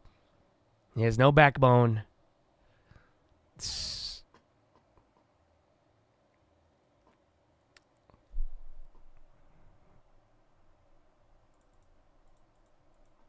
18 holes for the white. Stop it. I don't even want to joke about it because it might happen. You know what I'm saying? I don't even want that in the universe. Because it's funny and shit, but like, nah, that was a topic of the presidential debate. Minus the whole play for the White House, but like, nah. Yes, I'm worried.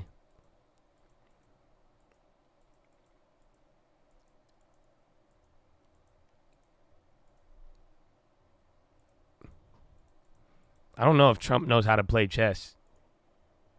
I think last time he was played chess, his queen was in check, and he tried to file bankruptcy on the queen. I'm like, you can't do that. I don't know. It looks like I'm boxed in. Let's file for BK. That's their problem. They're the ones holding the loan. I'm a businessman. I don't know. You can't. No checkmate. How about chapter 11, mate? Can we do that? Chapter 7. Any chapter of the book. It's my favorite book. It's a good book.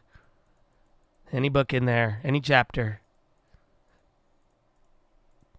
That's a good joke. I just thought of that. You know, it's a good joke. I like it. If you see anybody steal that, I want my credit. A solid, queen bankruptcy. That's great. It's great.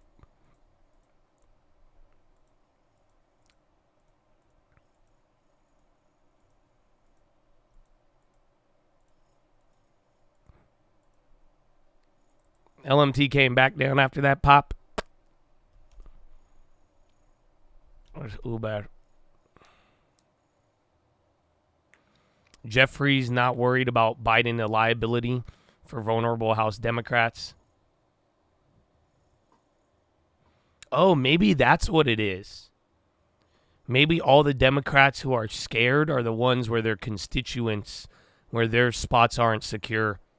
Because, again, they're going to get voted too.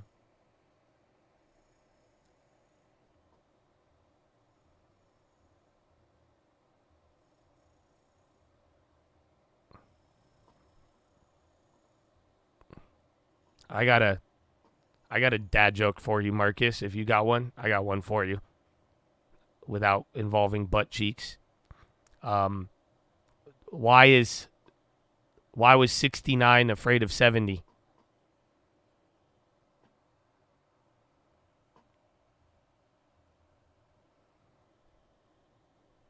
Because they got in a fight before in 71.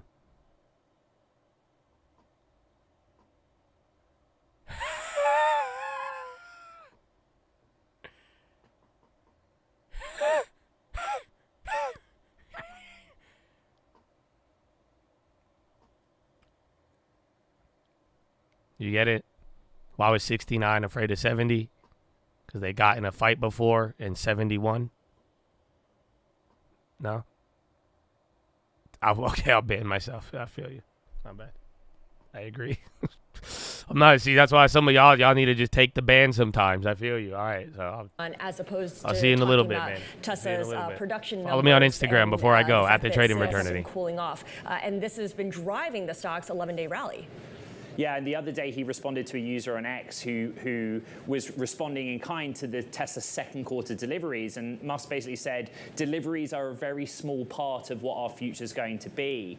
What's interesting on the reaction in the shares to this delay of the event is that Elon Musk's own attitude towards autonomous driving has evolved. So originally the idea was that you would lease a Tesla vehicle, a consumer car, and it would have all the hardware and software you need to drive autonomously. And when that lease ends, you give it back to Tesla, and they kind of create this fleet they control. Or something like Airbnb, where you have your consumer car, and when you're not using it, you put it on Tesla's platform, and off it goes. At the beginning of the day to be a robotaxi. The latest iteration was a purpose-built robotaxi. And I think the street was saying, well, show it to us then. And so a delay is kind of a question on what it will look like and how long it will take to materialize. Yeah, and again, we're seeing Tesla shares as the worst performer among the Magnificent Seven, losing 6% right now. Now, in contrast to Tesla, which is falling today, I'm looking at Rivian, which is seeing its 5th straight day of gains, now up 2.2% on the day. You recently co-wrote a story about Rivian for Bloomberg Business Week, really starting with this idea that Rivian has a new plan with Volkswagen that's helping its stock recover a lot of ground. Just walk us through it.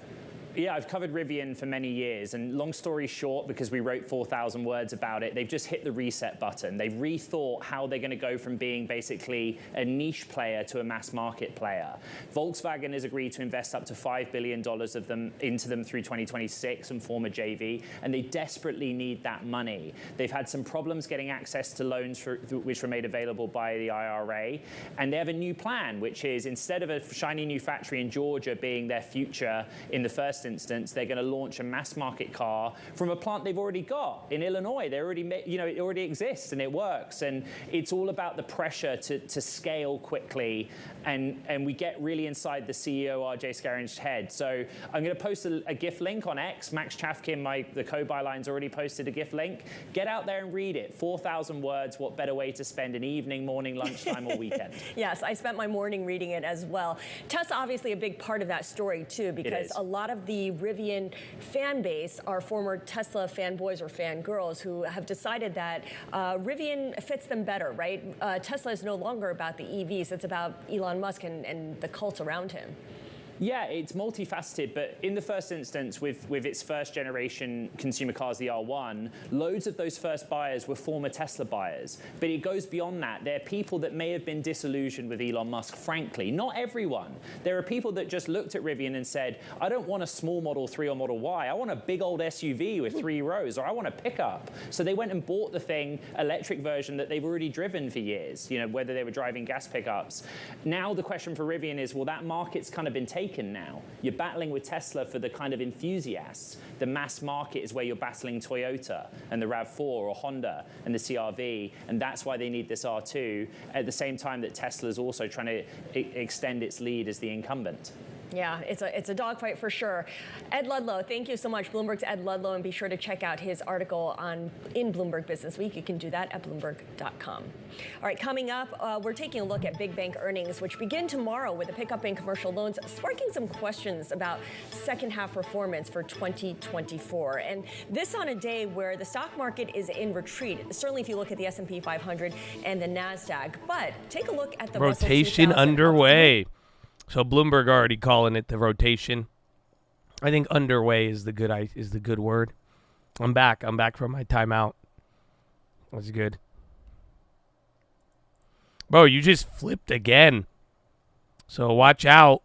Again, none of this is ended. I mean, you went extra level after Euro close. I guess you're still kind of in the level, but the fact none of these bounces are holding, and then again, equal weight hitting another low with 10 minutes until the bond auction.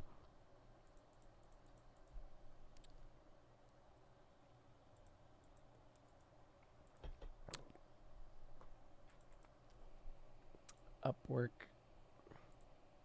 I like Workday. That one was interesting.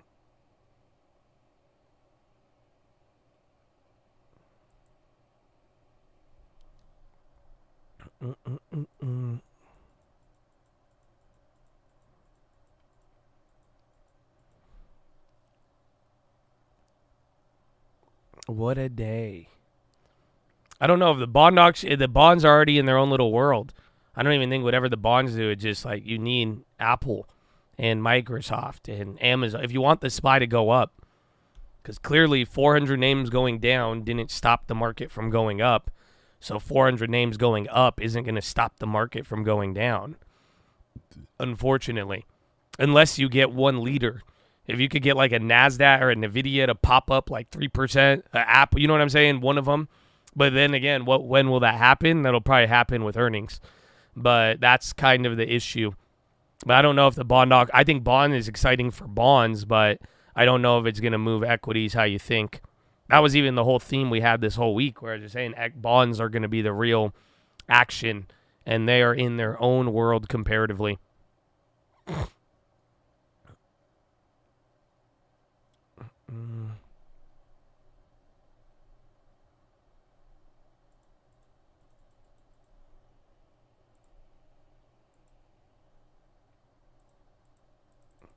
Are you going to hold through bond auction? I want to, because those other plays I made today are kind of hurting, but I still covered by the bonds. But I would hate for that play to go down. But at the same time, you know, if we could hit these next 2 days with that position, it'll be a good one.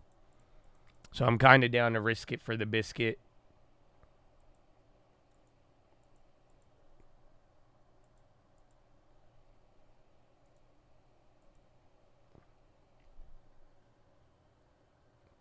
Because, yes, I think the first bond auction was bad. Second one was good this week. It was really good yesterday.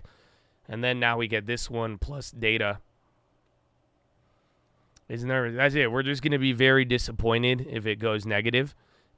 You know what I'm saying? But if we could string together these events, that's going to be a massive play. So we're already at like 30% there. So I don't know.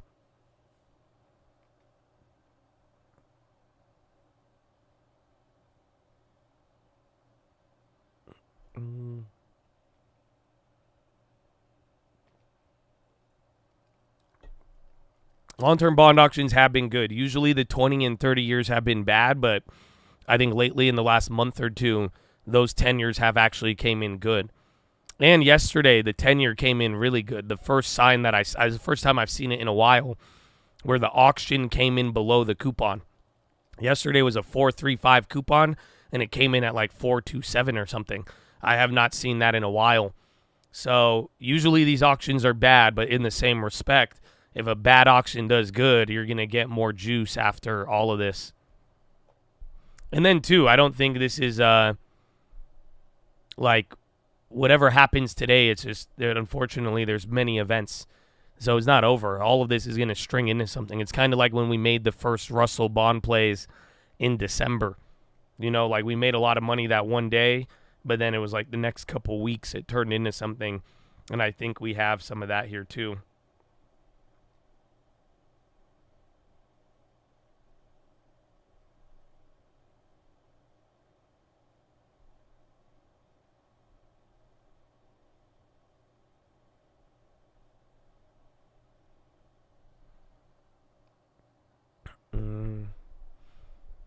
Well, 7 minutes, though. We'll get an auction.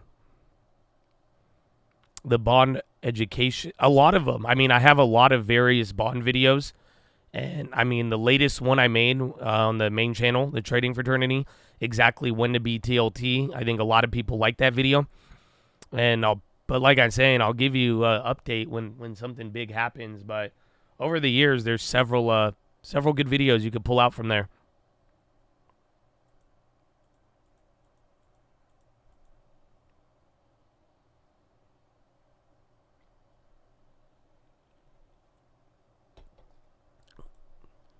Yeah, the volume is killer today. It kind of slowed down a little bit, but you already did 24 million on the SPY.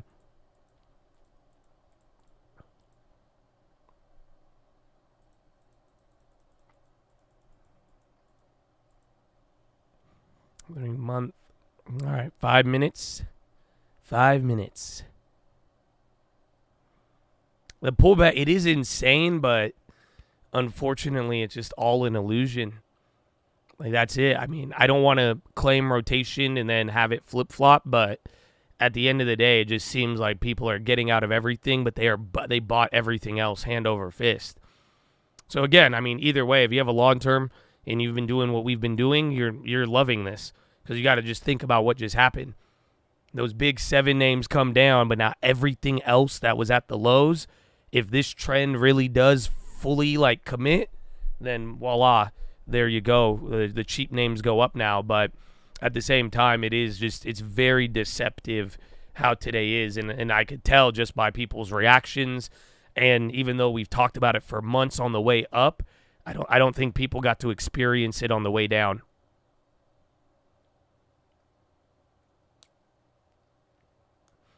But most retail bought only big 7. I wouldn't say that. I mean, don't forget about the old people, the retirement funds, the boomers. And then again, there's some savvy people out there, or maybe they're cheap like me, and they didn't want to buy the highs. And that's what. But now now you're getting the confirmation. People are like, oh, yeah, well, if we do get these rate cuts, these rate-sensitive names, that's going to be the opportunity. It's been the idea since December, but then it lagged for 6 months and stayed elevated, and then all the other shit, the 7 names went crazy, but now we're kind of getting back to that. What do I mean by that? What part? But, I mean, to elaborate, it's what I've been saying for a long time here.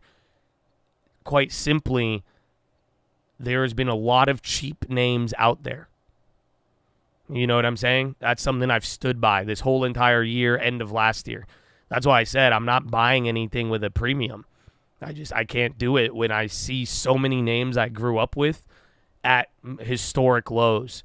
So I'm going to buy those. And people weren't confident in them, and they underperformed.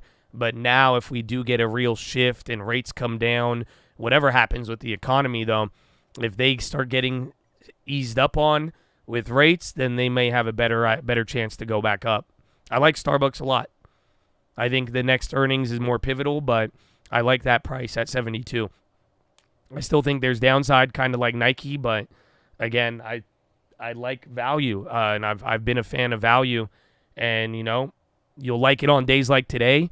If we go back to just ripping on only tech, you'll hate it, but I do think when it's all said and done, I don't think you'll get disappointed by owning some of these high-quality names at some of these low prices. Snapchat and Pinterest are dying. There has to be a headline on that. That's both of them in tandem. Literally Pins and Snap. Meta's not even moving. I don't think it's like blow off top. I think that's headline on the way. Then bond auction, 3 minutes. If you got a bond play, speak now or forever hold your peace. That's it. You either cut out now or you suffer or benefit. You double up on the bonds pretty much.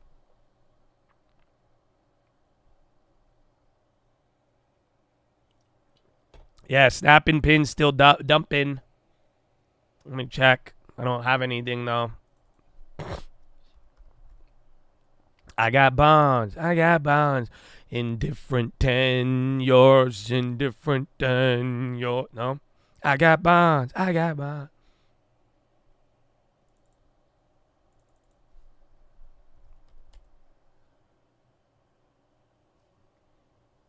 Yeah, I don't see anything on them. MO was climbing up early, too. That one kind of came back to life. And we got our dividend. B&B dying. Low-key, 147. They got murked.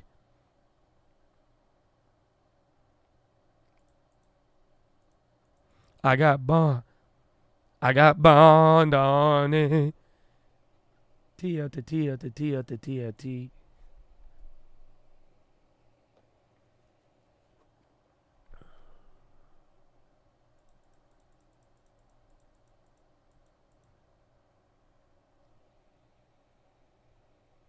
All right.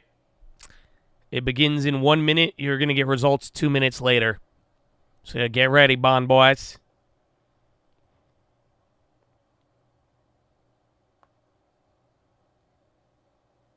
We're going lower in SQQ and QQQ. It depends. I'm saying that this bond auction and then PPI data tomorrow, that's going to add to this narrative or not.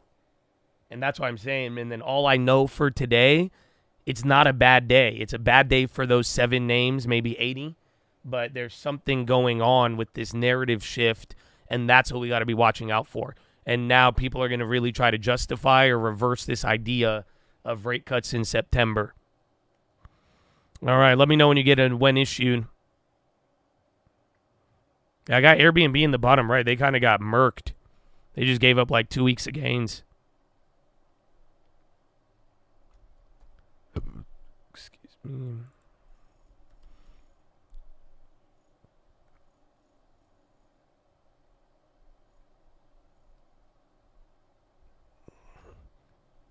My when issued on the wire has been delayed. But that's what we're waiting for.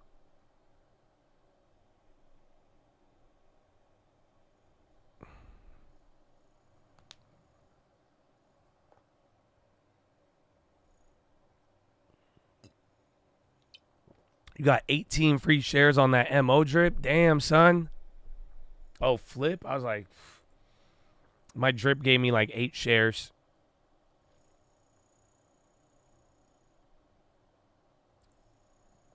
When issued, 4.383. That's kind of low.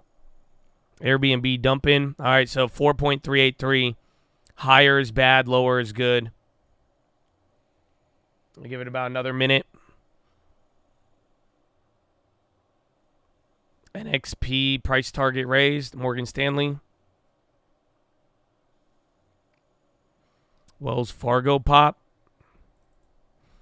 Airbnb still flushing. IRM going down. Another REIT. This is a 20 or 30-year auction, so this will affect TLT directly. Why is IRM going down?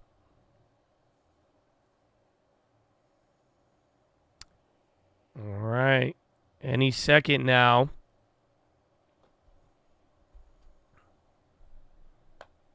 $4.383. And there it is. Oh, down. 4.405? Whoa. No. That can't be it. 4.6. No. 4.405.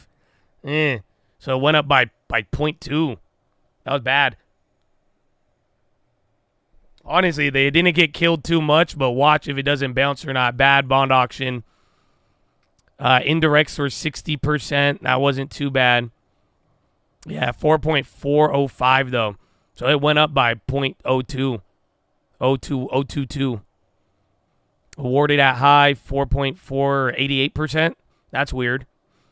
2-year, 29-year, 10-month bid to cover, 2.3. So not many people covering. Non-comps, 330 million. 23% were direct. Indirects were 60. So less foreign buyers than the other ones. Primary dealers accept 12% of amounts tendered. Honestly, that wasn't as good as the other auctions. Bonds are still holding up, though, in a weird way, but that wasn't as good as the other ones.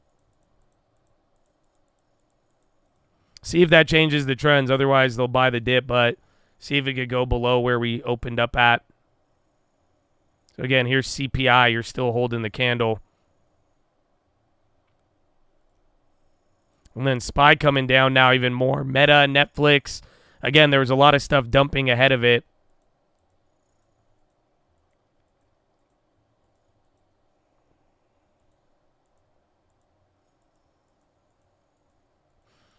I mean, the market, it's sad because the rest of the market is not moving, but it does seem like Amazon, Netflix, Google, and NVIDIA all want to go lower.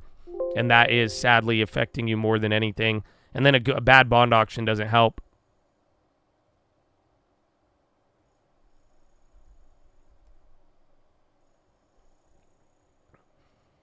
Small caps. I forgot Broadcom, that split's happening. Microsoft and Apple stopped dying, but everybody else is getting clapped.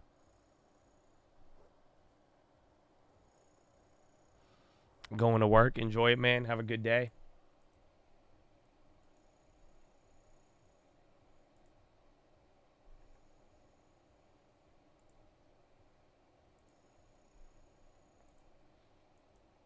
Well,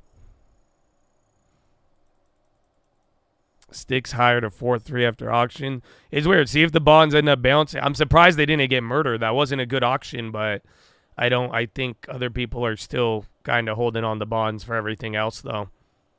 Well, actually, where's gold? That could tell us a little bit. Gold came back down to 24.16.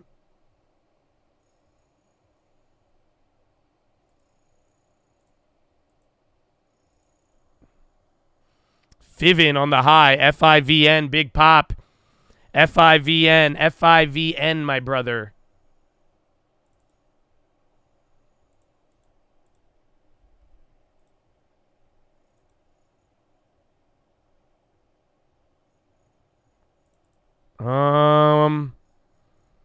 I don't know. Those options look hella deceptive.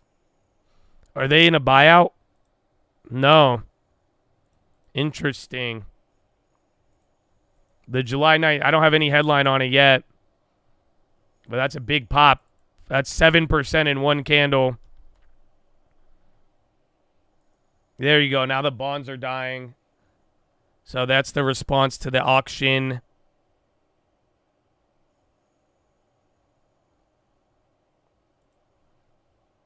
Yeah, Fiven, 7%. No headline yet.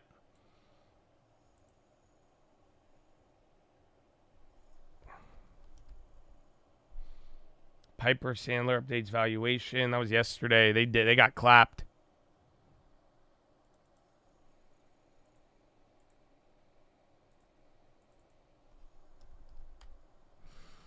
Anson reportedly urges Fiven to consider sale options after acquiring stake.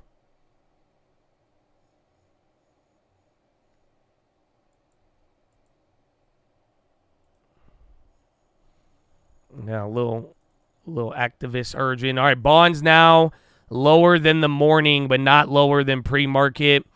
Watch if TLT breaks 93.38. So again, bad bond auction starting. You're starting to pay for it a little bit.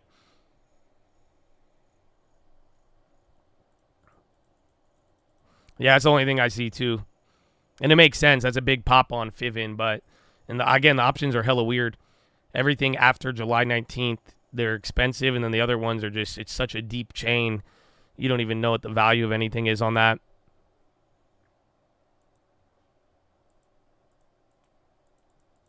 NASDAQ. Well, here's the deal. Today could end up like the last 2 days where you don't really do much at the end of the day, or on these CPI days. I mean, just don't be surprised if you recover 3/4 of this loss in 10 minutes. Yes, I know it sounds wild, but it's going to be one or the other. We're either going to stay in the gulag and it just dribbles down all day, or that end of the day move. Again, people could get crazy, but then again, you have PPI as the rebound tomorrow.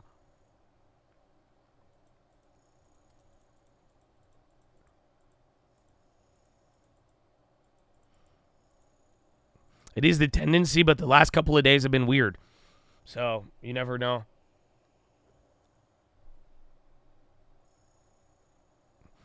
Yeah, I think Biden is going to actually answer questions today.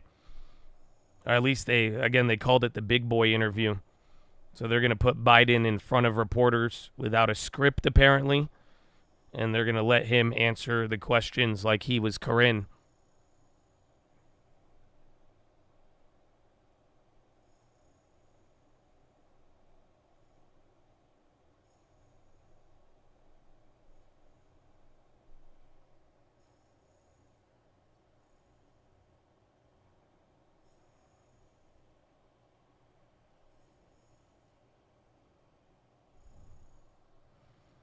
TLT had a bad bond auction. Pepsi on the high. Bro, the high ticker is kind of gassing. But again, that doesn't matter for the index. And then RSP equal weight still just chilling.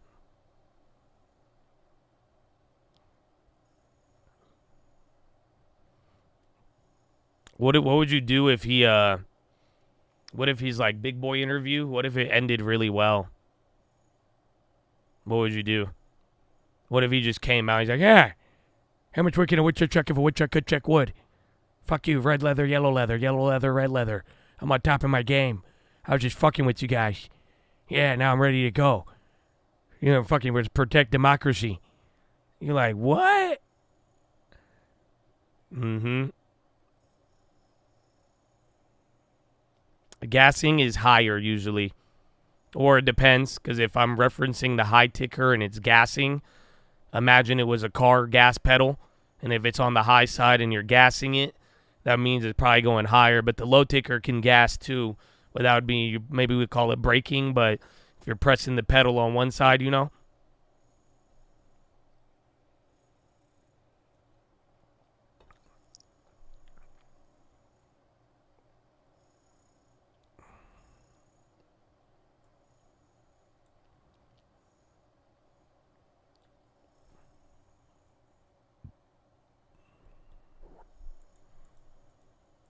All right, man. Fed Muslim supported rate decision at June. Monetary policy is restrictive right now. We are making progress on inflation. Fed Muslim CPI data encouraging further progress. Muslim wants more evidence inflation is moving to 2%.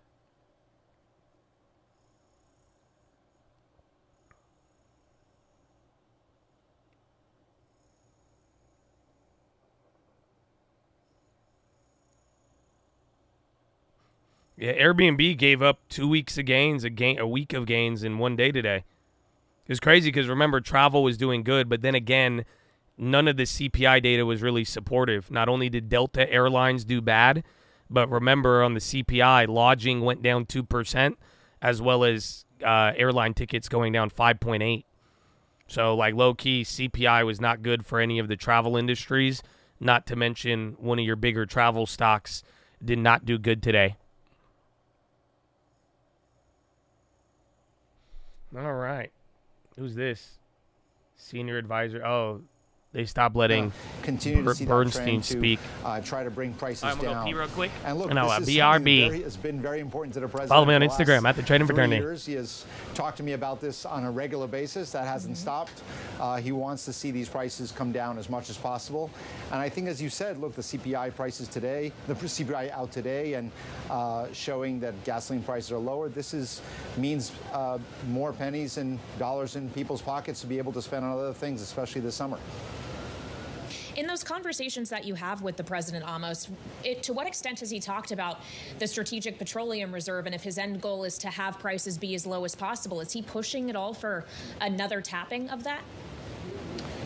Look, you have to put this in context. The president was, when he made the decision, which was not everybody in the industry expected at the time, but he made the decision into the Russian invasion to Ukraine to not only tap the SPR, but to do it in a substantial way, more than anything that we've ever done in America before.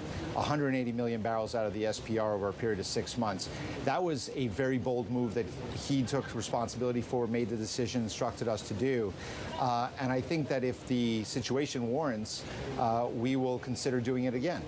But again, we have to look at, it's not just about price, it's about what's happening around the world and where are we in hurricane season. We just had a potential for a bad hurricane, that, one of the first earliest Category 5 hurricanes, but we did not suffer an energy shortage, but we were well prepared for it.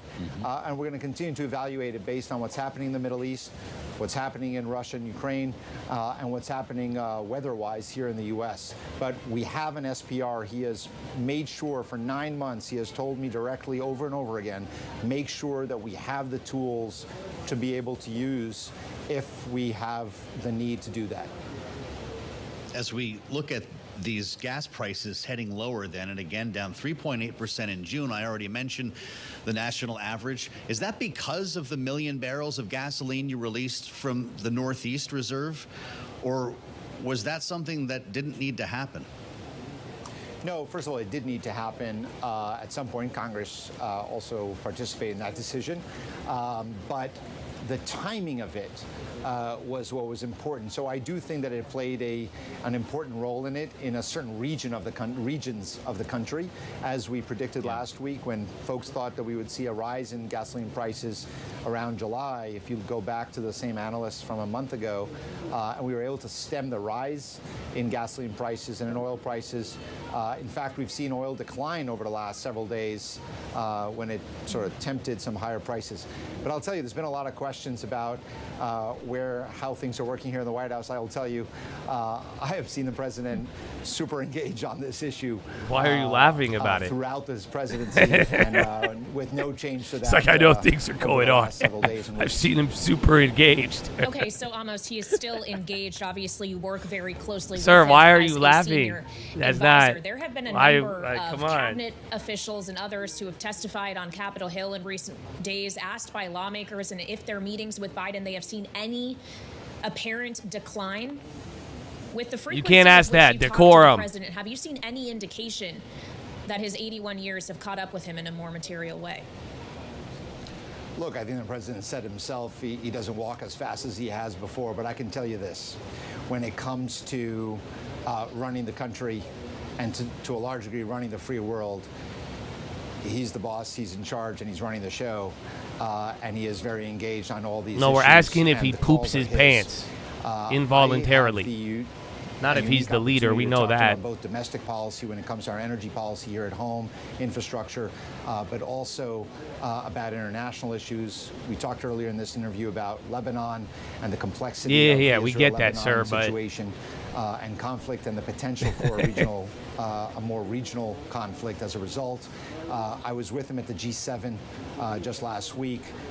We've discussed a lot of issues around Africa and competition with China, on AI, and on all those issues, he is in command and I have not seen any reason to have any concern. He is I think the big boy conference at 6 p.m. I've known him a long time. I worked for him when he was the vice president.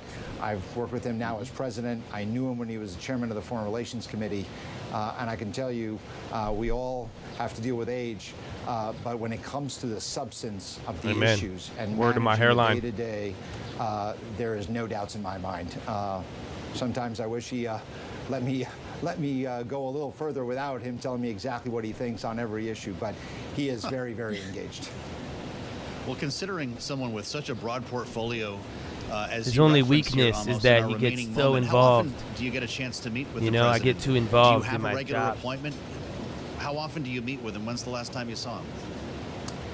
That's our luxury. Your first one, baby. Again, I was with him for several days when we traveled. I love Costco. I think it's a great company, but it's very expensive. see him whenever So it that's comes why up, even today I think it's going down after good news, just because it's been one of those major outperformers. I love the company. I think it's a great long-term pick if you could get it at the right price. On any question that he has, I'm on the phone frequently with him if he has a question or if he has a directive. And so everything I'm telling you is from my direct relationship with him on a regular basis. Amos, it's great to have you back. Thank you for joining us Amos. from a steamy North Lawn at the White House. Amos Hochstein. Almost. What price? I don't know. Maybe back to 2022 levels, unfortunately. But if you want to buy it, it's a good name. It's just going to be like a NVO or Eli Lilly, even like a NVIDIA.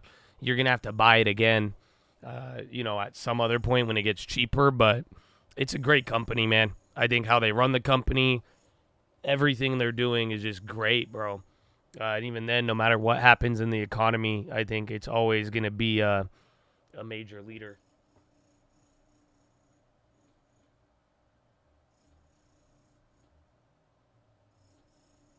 If PPI comes in soft, will you see another TLT rally? I do think so.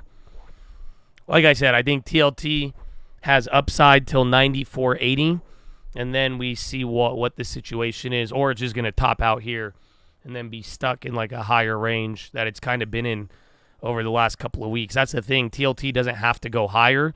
It could just dance between 92 and 94.80, if that makes any sense. Bungie's deal for Vitara said to face risks of delay. BG.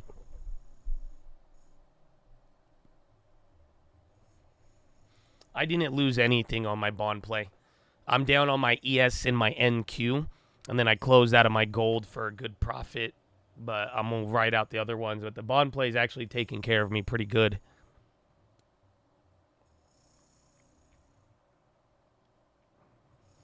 Accepts $403 billion for overnight reverse repo.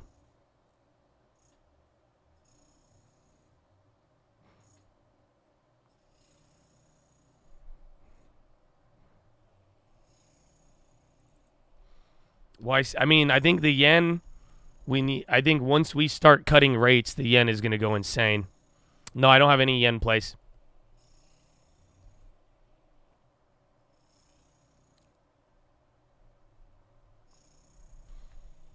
Where's oil?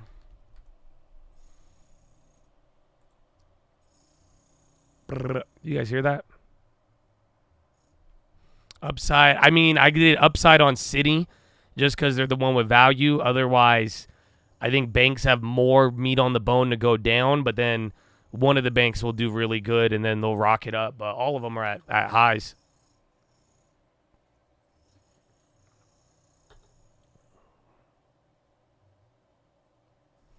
OBG. Yeah, they are getting clapped.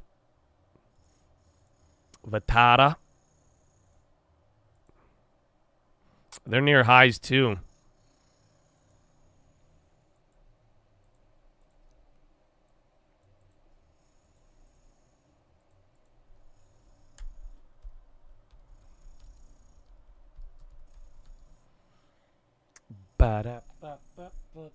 It's crazy. Is this going to end our streak, though?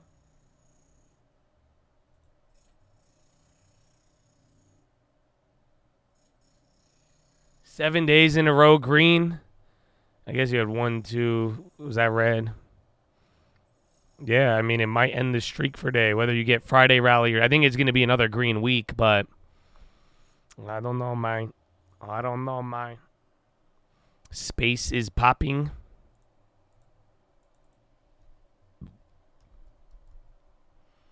Yeah, they are getting a little active there.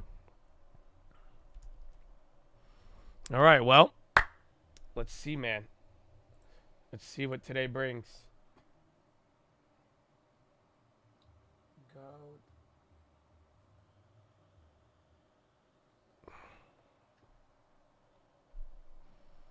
FLR, is that Hawaiian Airline? Bro, everything is. That high ticker, bro. Even, what's it called, it's coming back up. Equal weight's getting back to the higher levels, and Russell is back to 3.5. So do not be fooled. That mother effer is creeping in the background. So that Russell short, you would have made money for a little bit. We got out, but it's already back above where we even shorted. So that means Russell is back to morning highs, bro. That thing is just running. Yeah, Anson Funds have taken a stake in 5.9.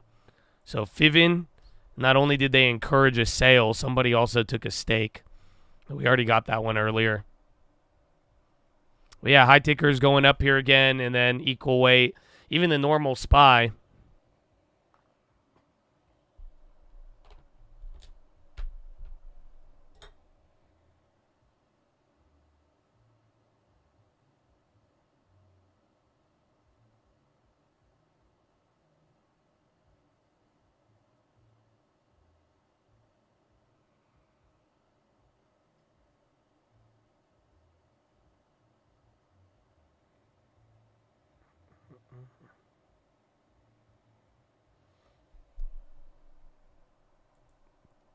LT's doing good. It went up a little bit. It was up a lot more in the morning, but, you know, still green. Actually, no, it just flipped.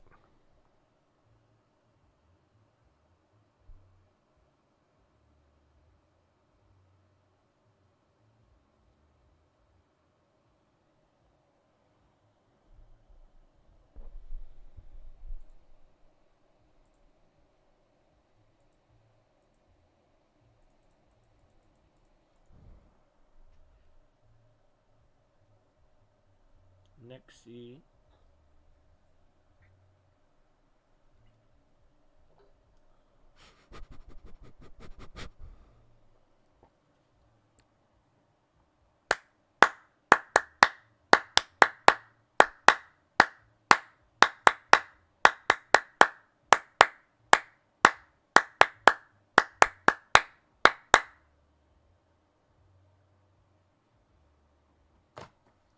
Ladies and gentlemen. Oh, boys and gals. Here it is, baby. It's time for PHILO. It's time, baby. Somebody asked, they're like, I'm new. I love it. What's PHILO? Man, every day we just take a moment to talk. Just about life in many ways. And, I mean, there's so many things, bro. Like, I was even thinking about this the other day. Like, do you realize what the stream is? And this is where, like, every single day, whether the market's slow, whether it's active, I thought of a great analogy of what we do here every day. Every single morning, we all wake up bright and early. Some of y'all sleep in, some of y'all show up. But do you realize this is how I want you to imagine it. So next time you get mad at me, next time you happy, whatever you think is going on, we are fishing every single day. Yes. That's what every 7 hours a day is. We are fishing. We're going out on the lake, in the ocean, and we are just fishing. That's why we're sitting there. Sometimes you catch something, sometimes you don't. You got to wait there. You know, I'm here. I could give you the guidance. I know about the waters a little bit.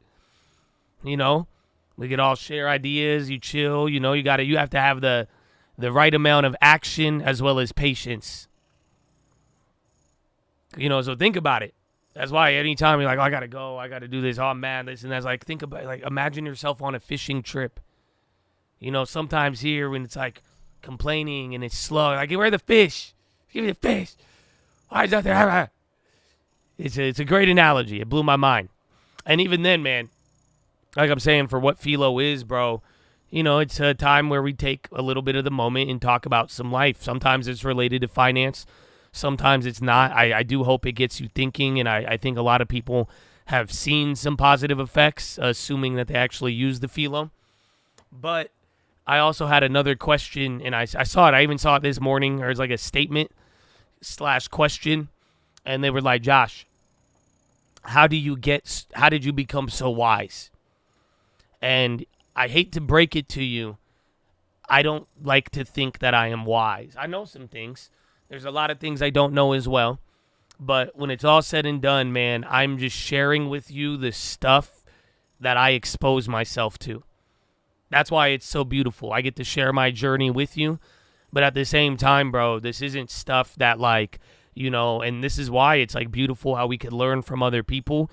But I'm just sharing with you the stuff I get exposed to, whether it's through people I know, the conversations I'm having, shit that I'm watching, even on my TikTok. Because I've made, even my TikTok only show me good shit, man. I don't want, you know, you got to train your algorithms, and I hope you all do that, you know. But I'm just here to share with you this stuff that I've been exposed to, and that's all it is. I wouldn't, you know, and that's the thing, is that the wisdom goes from you applying it. And honestly, you know, this is something we all have to be careful for, because I think there's a lot of smart people in here, and I think a lot of you know stuff. But knowing stuff does not translate into doing stuff. Do you feel me? Honestly, out of all this, I know a lot of stock traders, and this is where I see all of them get fucked up. I hate to break it to you. Because they're smart and they know a lot. But just because you know a lot of things, that does not necessarily mean it's wisdom. That's the mistake I could make. I can know things and not act on it. So you got to always really think about that. So that is just my intro to PHILO today, as well as telling you guys, keep it up if you have actually been making progress and really controlling your mind, and you become what you think about, and, you know, living to the utmost of your potential, bro. I've been talking a lot on these PHILOs and the future self, and how you will have to respond to it eventually. You know, your future self going to ask you questions. Everything you do today is for something in the future. I encourage you to drop this idea of who you are right now is who you are forever. And that right now is more important than anything, because it's not. Your next move is going to be more important. Where you go, where you end up, the destination is going to tell you a lot and is going to give you a lot of things. But again, it's where you end up.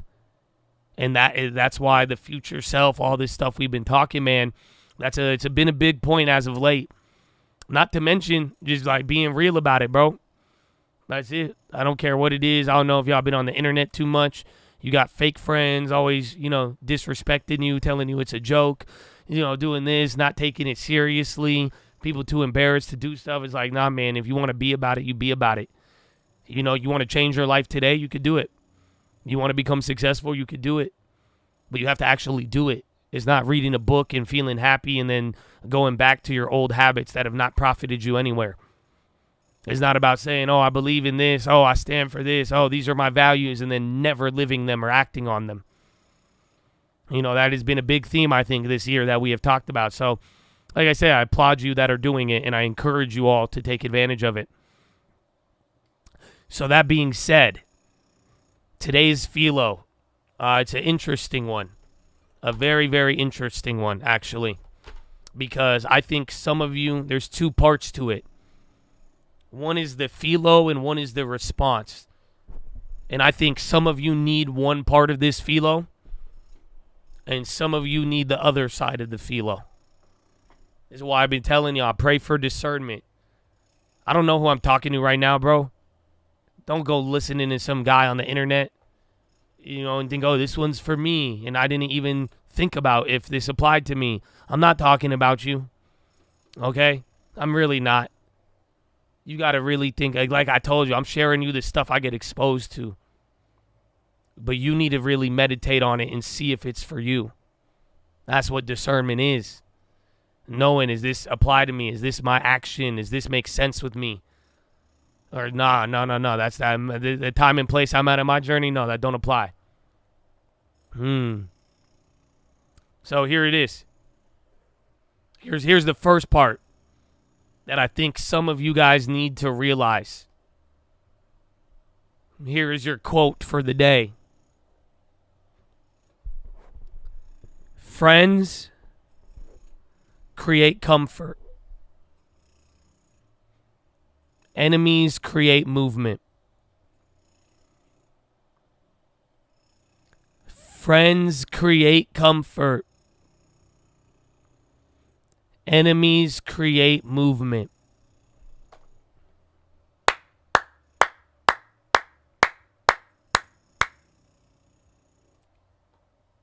This one's a tough one.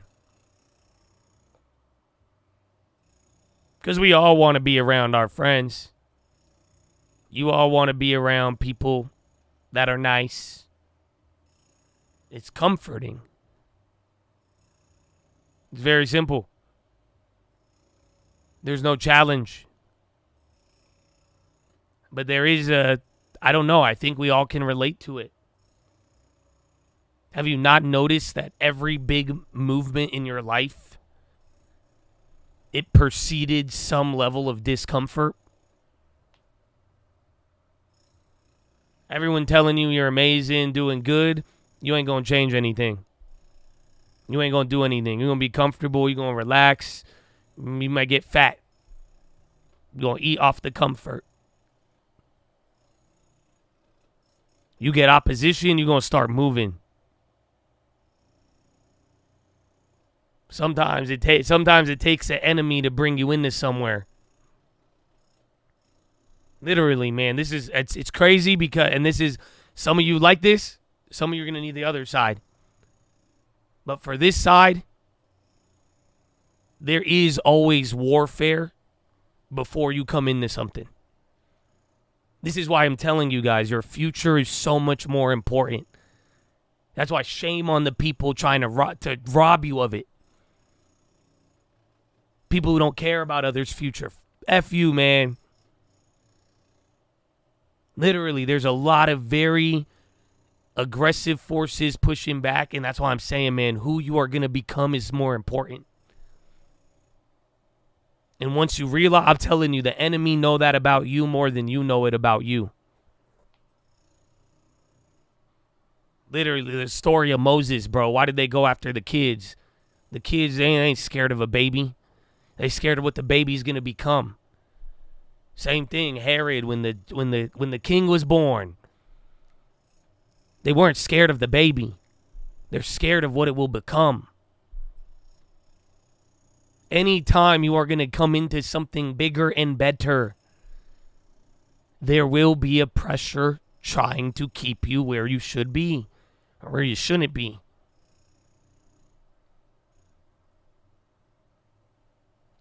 So, I don't know, man. Maybe a little bit more belief. Oh, this oppression. Oh, this, that. They coming after me. I feel it. Spiritual warfare.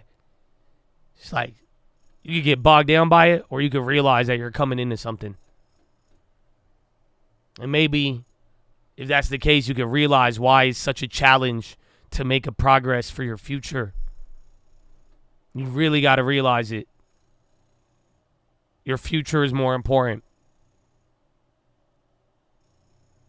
So that's the first part. And I agree with it. I really do. And it's great to think about it. It's great to understand it. I think I got to work at it a little bit too and realize as much as I love comfort, it's not going to get you moving. And at the same time, anytime there's opposition, you might be around the corner of something. Something is really trying to stop you. I love it. But now here's the other part I think some of you need to realize. Are you ready? Sometimes,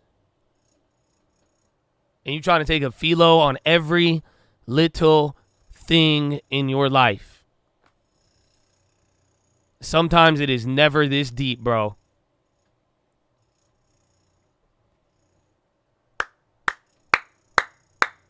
I don't know if y'all feel me. I'm glad. I think some of you need that first part. Some of y'all need to realize how important your future is. Some of you need to realize these things pressing against you are going to mold you to your next step. And then there's some of y'all who need to realize, bro, it is not that deep. Sometimes it's never that deep. It is simply just life. Not everything is a demonic influence.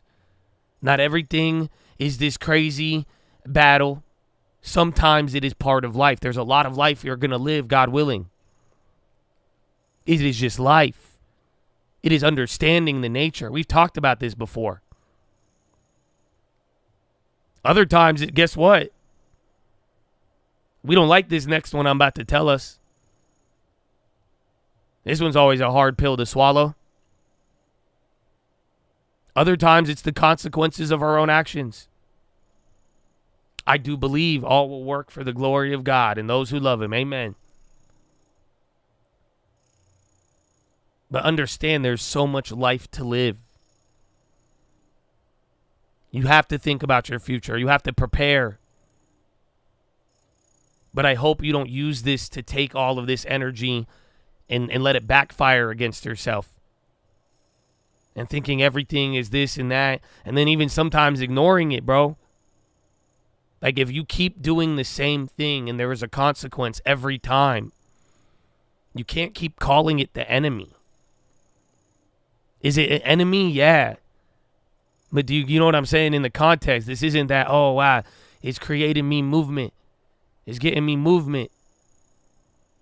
It is, but if it's not moving you to the same lesson, you do got to realize that at the same time, bro, things happen. What there is in life every day, bro, just, dude, we go through so much.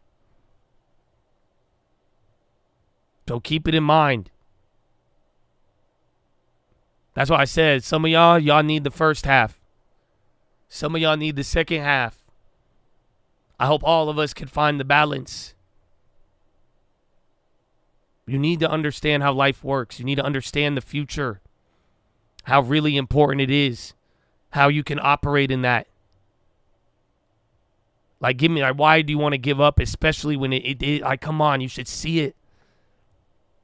That pressure stopping you. Why?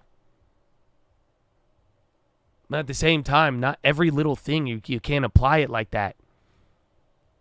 That's the paradox or the irony is that the little things build up into something big. But don't stress yourself out. Don't ignore the consequences of your actions. And again, don't fail to realize how life works. The circle, the cycle, the rain shines on the just and unjust alike. The rain, the sun, whatever it is. Do you feel me? So I really hope you get a balance with all of this. And I think some of y'all need to lean into the future. Some of y'all need to lean into understanding how the comfort ain't going to help you. And don't beat yourself up. Don't get so sad and depressed that you have things opposing you. And then vice versa, some of y'all need to calm the F down. And stop saying, oh, everything's opposing me, all the enemies, and this and that, when it's just like, are you giving life the credit it deserves, though? Are you really understanding that it works in mysterious ways? You know, it's funny that I'm saying this because, like, that's what today happened. Like, the market looks crazy right now. One side is ripping, the other's not, but it is, and then you don't see it. It's like I'm saying, sometimes it's just not that deep.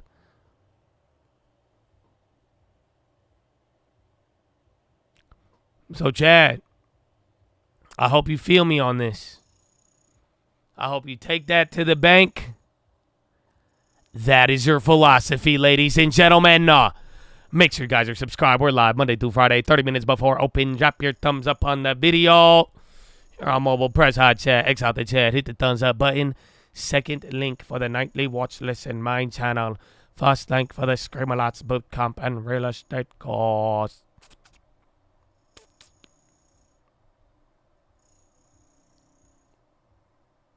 I'll give you. Someone wanted this one yesterday. I got you, bro. Seismic.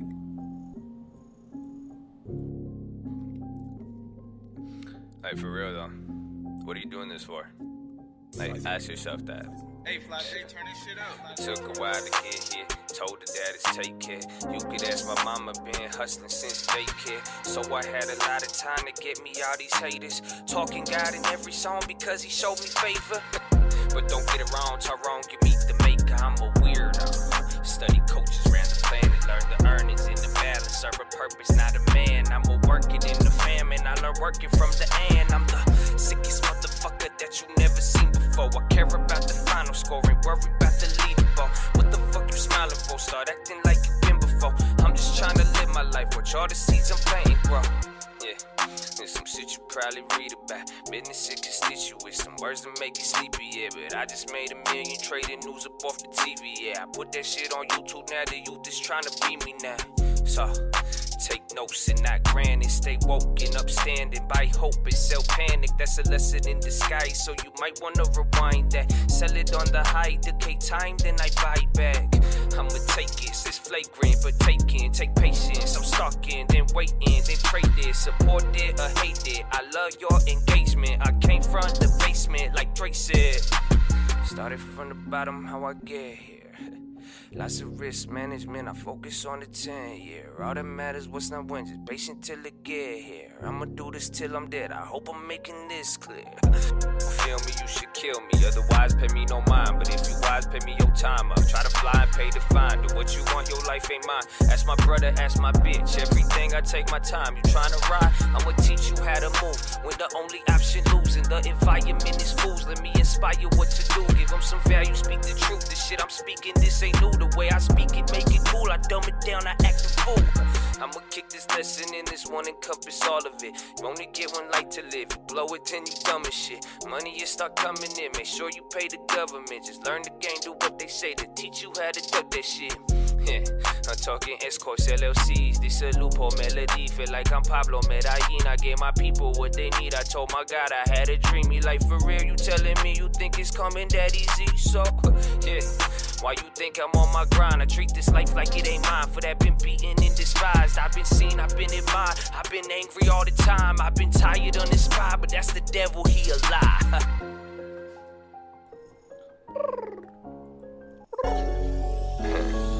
I ain't talking murder unless we talking killing beasts.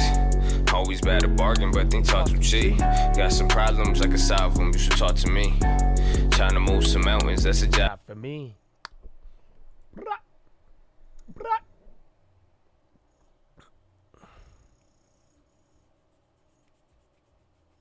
Chatadonia.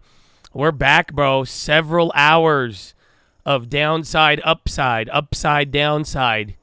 They don't know. They don't know. It's hard. It's hard. That's it. 7 stocks, 80. Let's actually take a check. We'll get an idea.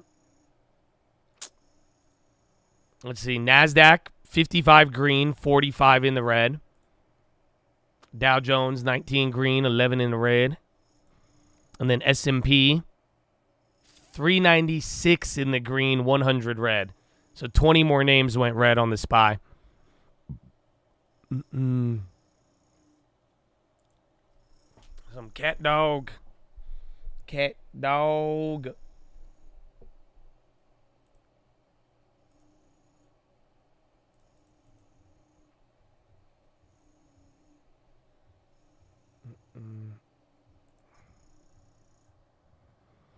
Like the Seven Sisters Native American story. Which one's that?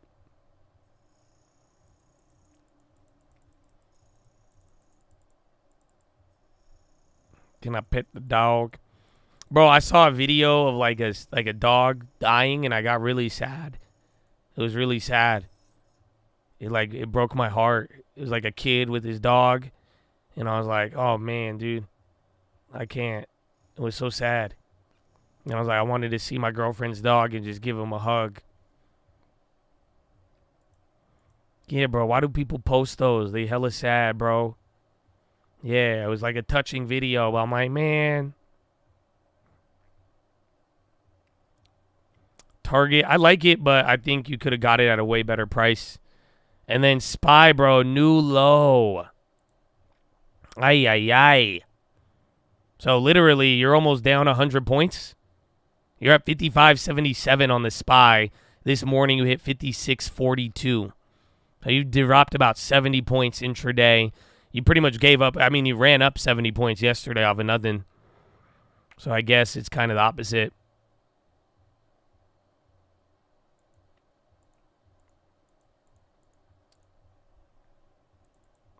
But yeah, I like Target, but I think at a better price. Market spooked. I don't think the market's spooked. I think they're just dumping everything else to go buy and position for a little bit of value. But we got to see how much that is. Yeah, bro, 500 points on NQ is insane. Literally, you're down 4.9, hitting a new low right now. Some of the China names flipped too. Those were doing good initially. And the bonds came down too. So now everything's there. But bonds are still up a ton. But not 1%, which is crazy. But we'll see end of the day. And then I think... Where is it? Yeah, they're not even at the low, though, from the AM. How the markets react. I mean, I think... what's his name? Bloomberg was saying that the markets would go down, but I think there would be a knee-jerk reaction, but I don't think the market would care that much. Just like what happened with bonds. You know, people got worried on the bonds because of the Trump debate, and then literally it died for 48 hours, and then that was just a fat pullback to run up even higher.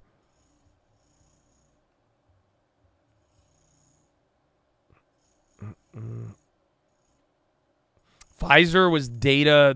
They gave a timeline and updates that they're working on their oral GLP-1 drug, which is great news. The Russell stayed up because the data was good. That's literally what we've been talking about all day. More names have been up than not. This is what happens when those big tech names come down. It's literally what we had on the upside. So for the last couple of months, 400 names would go red in the day, and 100 would go green, and we would hit 100 points higher every other month. And then now, 400 names go up, 10 names can bring you back down. A big portion of the market responded very well to the data today, but then the names that were already advancing and leading, it flipped. The data was actually bad, though. I don't think it was. It couldn't lead to the worries of the economy slowing down rapidly just as inflation is? Yes. But in the context of the soft landing and all of that, today's data was very good. And that's why the Russell is approaching levels it hasn't been at in years again. And that's simply just because those names and rate-sensitive names, they benefited greatly off of it. But then the other names, they didn't. The names that were already up hundreds of % on the year, like NVIDIA, Meta, Amazon, Google, Microsoft, those are the ones that came down 2-3%. And given how concentrated we were, that could bring down the market without anything else going up. Sadly, it doesn't matter what happened. So it's cool. I think it's really cool to see because it really puts into perspective how you got here. You didn't get here because everything was rallying. You got here because of a couple names went up. So today, the whole entire market is rallying except for those names that already had their cake. And now they're going down while the rest of them are rocketing. So is it over? No, but it's definitely the first time you've seen this in a while. But it goes to show why it's very difficult to compare the data to the indexes now, because a lot of things are responding to the data, but the indexes aren't showing what everything in the market is doing.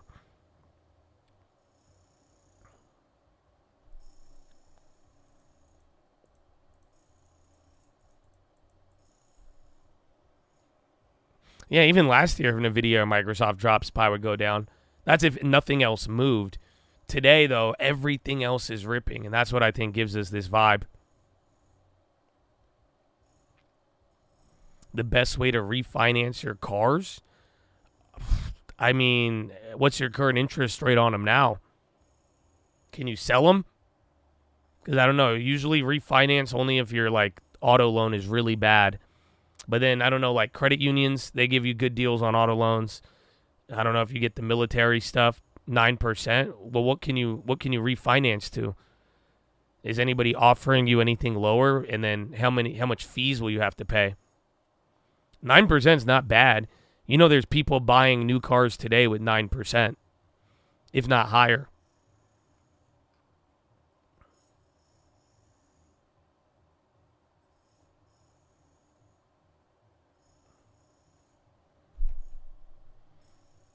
The best thing, I don't know, in a weird way, I don't know if this will work for you, but if you could sell the cars without getting clapped, sell them and then just go buy a brand new car from a dealer that offers low rates if you buy their vehicle.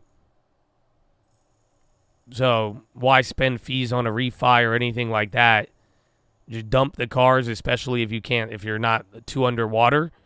And then if you go buy a Tesla, a Ford, a GM, a Audi, a Volkswagen, I don't know if Mercedes does it, but like those other names I listed, they'll all give you a 2%, 1% loan for any car right now.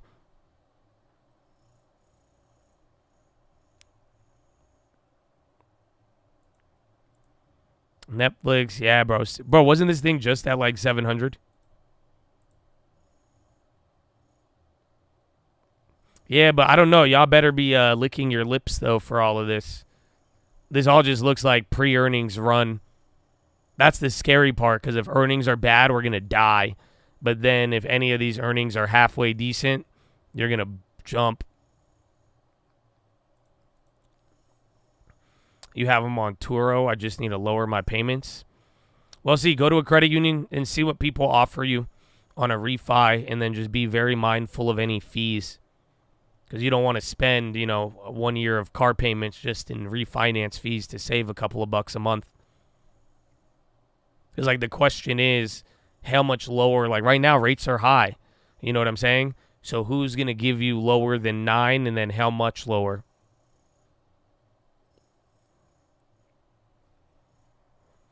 Why so red? You're going to have to give me a minute. I think I've answered it like 50 times today, and that's cool, but I just might need to get a game of 2K in or something, because it's a very confusing, non-confusing thing. I think if you've really been listening, you understand it, a lot of this, and this is kind of cool to watch, but at the same time, I think this was just, it has a lot of shock value today if you've kind of been just looking at the surface of everything.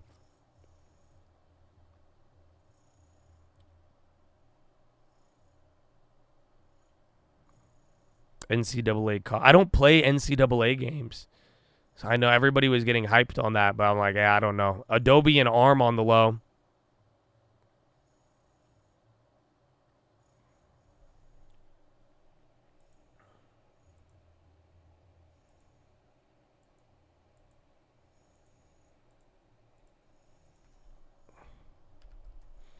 I wonder, is Corinne going to have a press conference?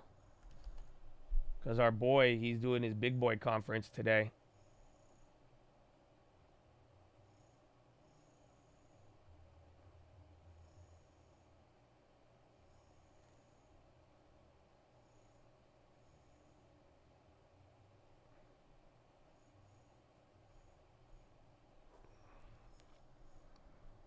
Nike fill gap from 2020.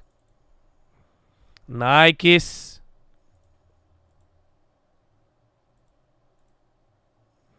Yeah, arm getting clapped. It did fill that gap, huh?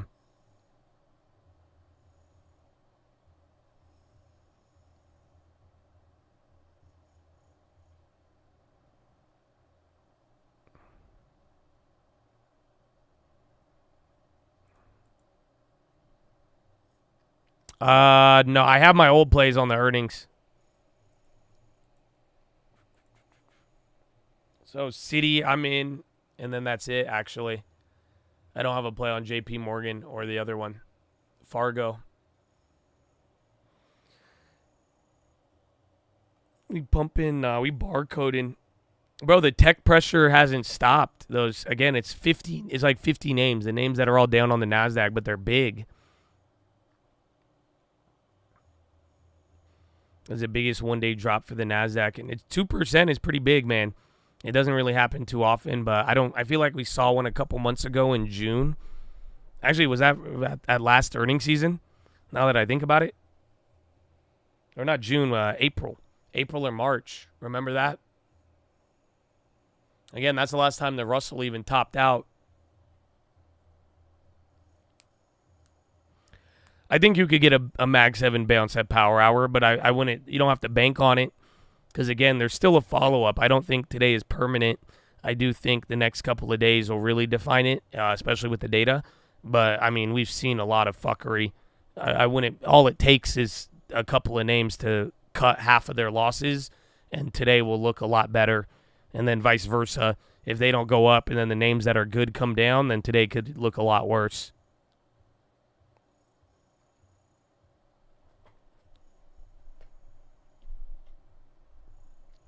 All the other sectors catching bids seem more bullish than not. Yeah, I mean, that's kind of what I've been saying all day here. It is a pretty bullish day. Just you don't feel it when it's the same. It's just like when everything would be bearish and then the SPY would be ripping. You're like, no, it's all golden. And that was just NVIDIA and Apple and all the other names just not dying. And then every other name hitting 52-week lows. But you're about to come down again. It's not slowing down.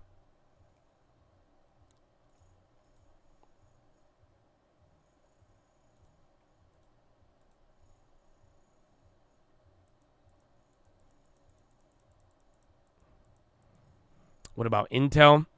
Well, if Intel would have been up today if it didn't rally the last couple of days, but I think all the chip makers got clapped. I don't think there's one green chip maker.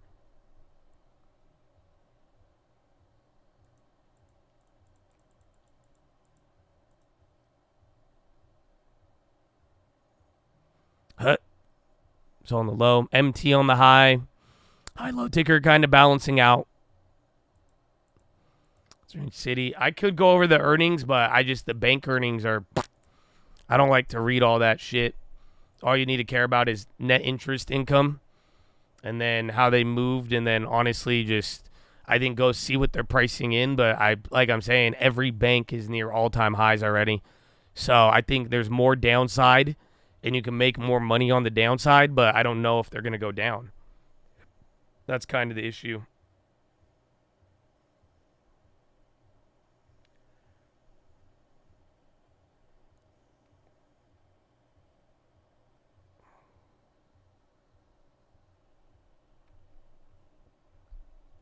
One chip maker is green Pepsi. They make potato chips.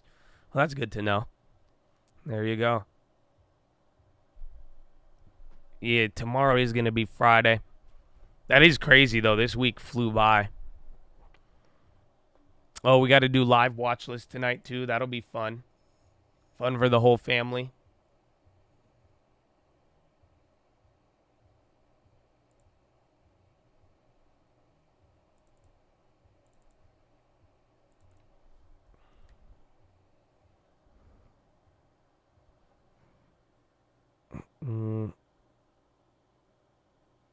Unrealized losses turning into realized losses could be bad. But yeah, but think about it.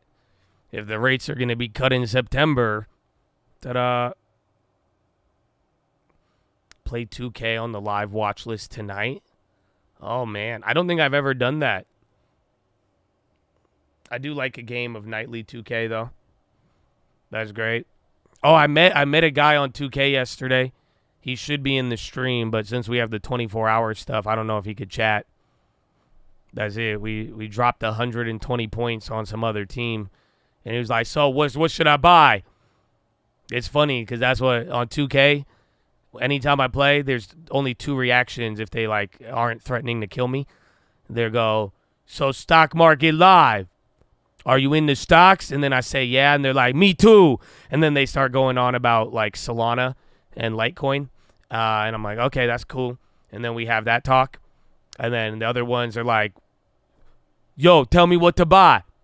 They don't ask. They go, yo, stock market live. What should I buy? So what do I buy right now? I'm like, do you own anything? And they're like, nah. That's why tell me what to buy.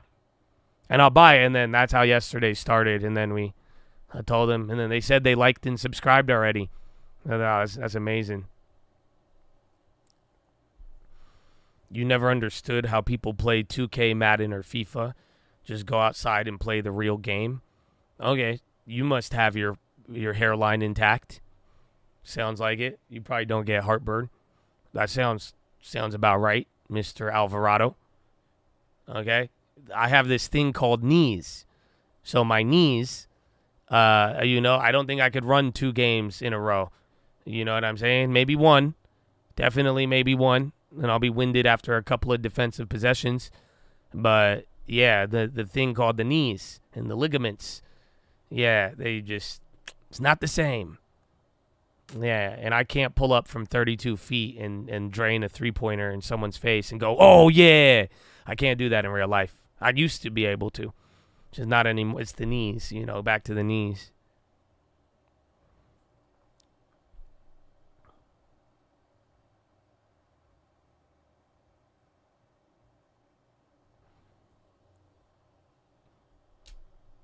You love that I can make you laugh like this. I'm glad. Because somebody was just trying to bully me, okay, for me playing 2K. It's funny. You know that? I get bullied for playing 2K. People get hella mad. Hey, why you play 2K? How do you do it? I'm like, man, fuck you. Get a headline. I got the headline. Stop tripping. That's it. I'm chilling. It's summer. I'm not. You are playing the same video game with money, but you are going against a computer that is cheating. So get a long term. Okay, you make the plays the day before.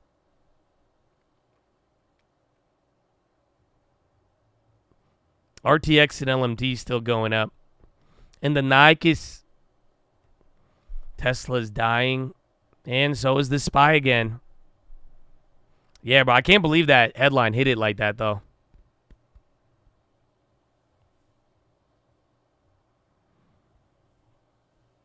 Costs pop. And then Sox L on the low.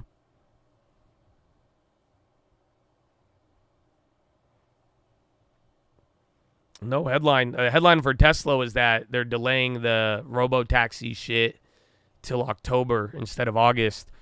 I didn't think the stock went up that much off of it in the beginning, but apparently it did. And then what's it called went crazy.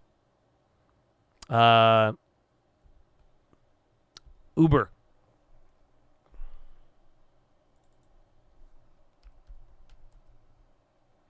Am I getting the new college football game? Nah, man. Why would I buy the game when I could just go to college and enroll for another 4 years and then get recruited as a walk-on player? I don't get it. I could just go outside and do that. Why would I pay to play a game for being in college? Sounds stupid.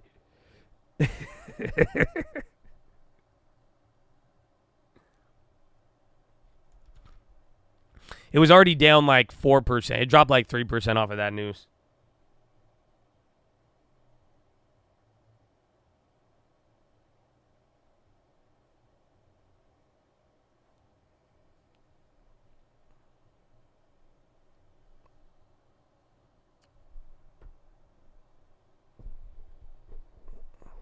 That'd be a funny movie.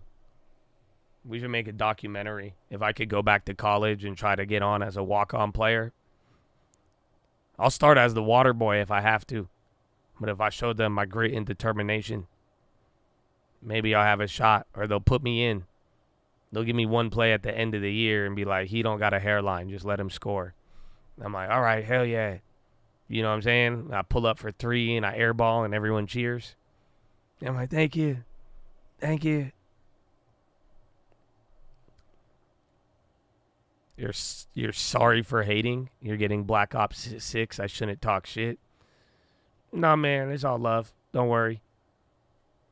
I still think you should probably just enlist instead of playing the video game. You know what I'm saying? Like, they need help out there in Ukraine. So I don't know if you're against democracy or what, but I'm just saying. Do you know how to reload a magazine? You probably still call it a clip. I feel you. But either way, you know, just get out there.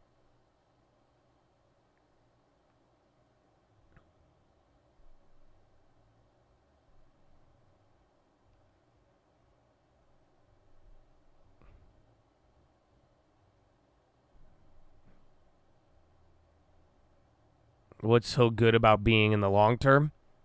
You never miss out. So, like, you know how people like to post pictures of parties and then you never know if it was really a good party or not? The long term, you never miss an invite ever. So even when it's not like a cool party, but everyone has cool pictures, you'll still get them.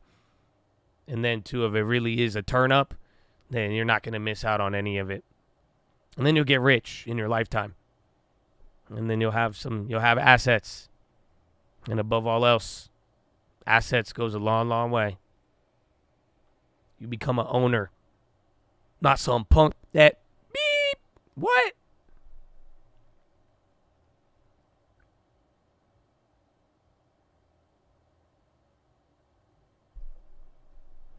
I'm never selling out. You shouldn't, man. You shouldn't. I don't think some of y'all will ever remember 2022, man. That was so brutal. Some of y'all turned on me so fast. Y'all acted like I was Biden turning 90, and y'all were like, oh my gosh, he's old. Oh, yeah? But some people got to feel it. It was rough. They wanted to sell out their long term. Some people did. And then 6 months later, it just fucking went. Those are the best time to buy. It's awful.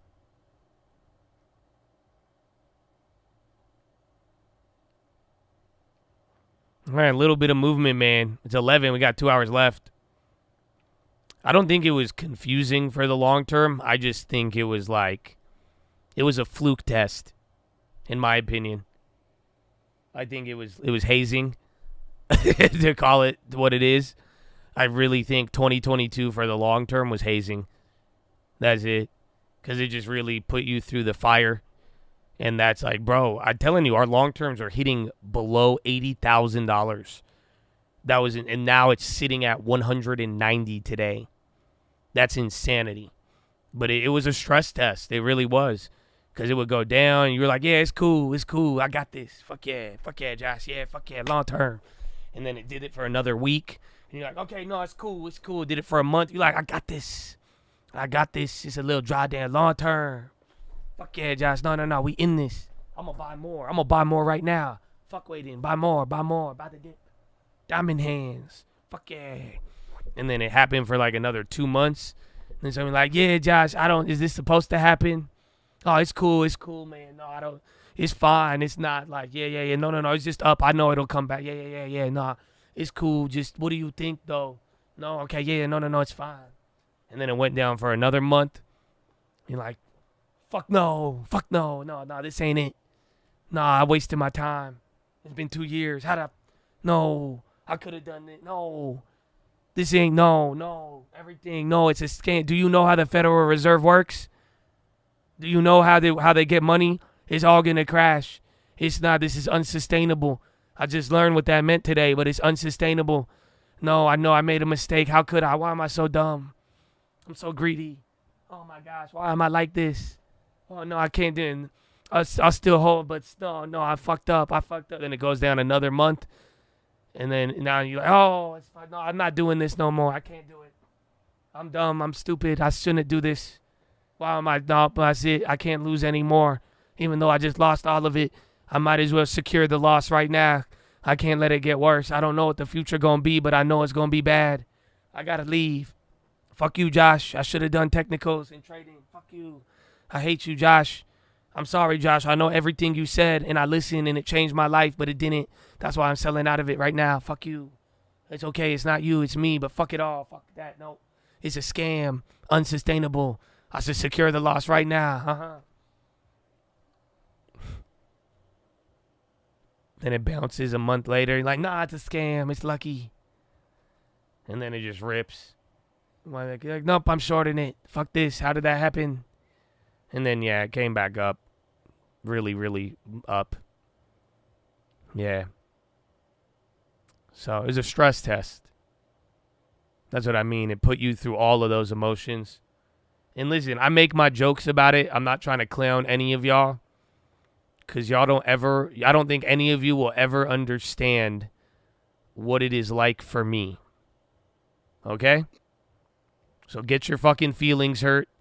I'm providing all the info and plays, and you see the results of staying with it. But y'all don't understand what it was like for me. Imagine telling everybody to get a long term.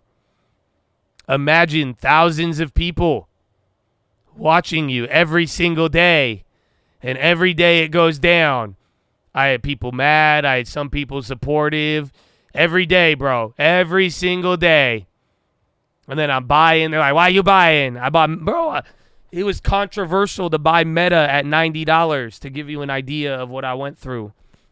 Okay? Just to give you an idea. It was controversial. People thought it wasn't a good idea. Above all else. Okay? So, just know it happens. It happens, bro. But that's why, like, it was I think it taught a lot of everybody a lot. I think it made people appreciate their long term. I think it made people realize they're never going to make that mistake again. And at the same time, you just see, like, ownership and being, the market. You take the good, the bad, the ugly. But when it's all said and done with enough time, you'll be good to go.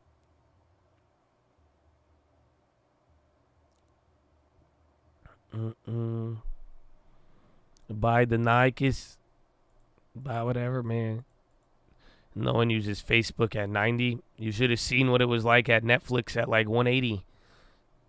Who the fuck watches Netflix anymore? They, in fact, all watch Netflix the next year. All of them. If not more people. No one even watches Netflix. I canceled it 10 years ago. I never even had it, but I canceled it. Who the fuck watches Netflix? Nobody watches Netflix. Only my grandma used Facebook. Who the fuck even wears shoes anymore? Fuck that. What? I don't. All right, man. No, fuck it. I got a Blu-ray player. I think it's a great investment. Fuck you, Josh. Why would you buy Netflix? Okay. I guess. Why the fuck would you buy Uber? Who the fuck even drives anymore? Have you heard of a taxi? Better yet, have you heard of a robo-taxi, Josh? Yeah. What are you going to do when the fucking robo-taxis come? Didn't think about that, did you, genius? All right, I guess not. Should have thought about that.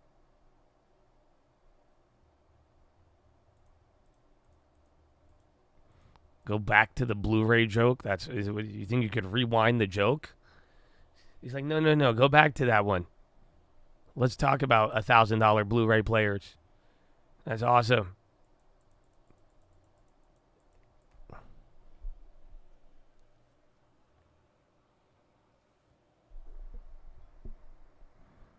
FedEx. I like UPS. UPS is very attractive at the current price. You might take a robo-taxi in Vegas. I've seen those. I've been tempted, but dude, no way. I don't trust any robots in moving objects.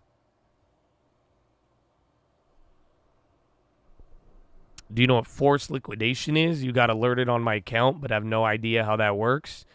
you probably took a margin trade and now it blew up. So forced liquidation means they're going to force you to sell everything in your account to make up the debt. And if you don't have enough, you will owe money. Otherwise, they'll just sell everything you have to cover it. That's what a forced liquidation is.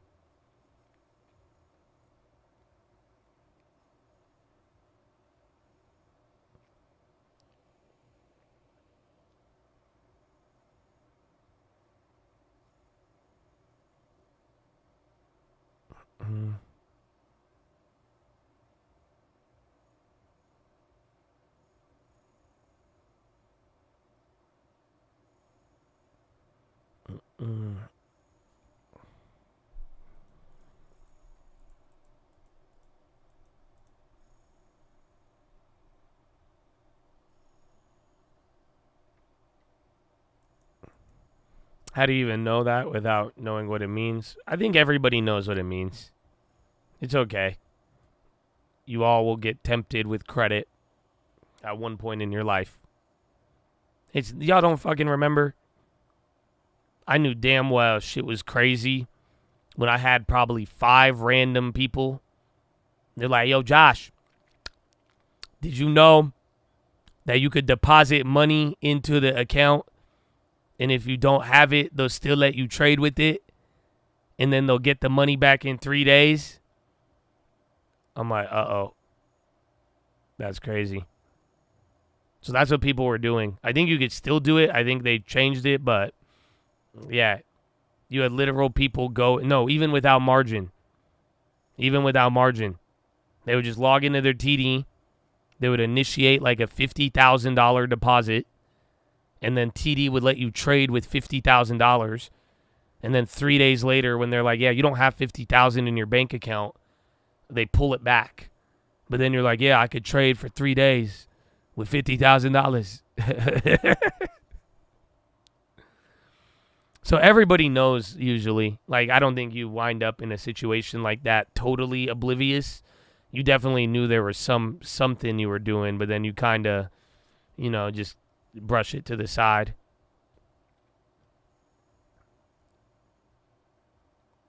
Like somebody out there with a 29% APR on a Ford Mustang, you know what I'm talking about. You know damn well that wasn't a good deal. You just wanted a Ford Mustang GT V8. You know what I'm saying? That Camaro SS, you were like, fuck yeah. Fuck yeah. Nah. I'll figure it out. Mm-hmm.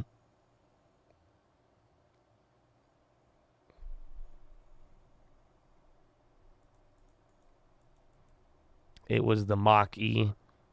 That Mach-E confuses me. Because it's a cool-looking car.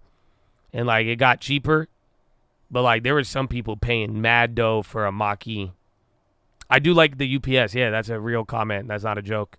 I think UPS is very attractive. Good yield. Good company. Still has some more downside, but you're at a good multi-year low.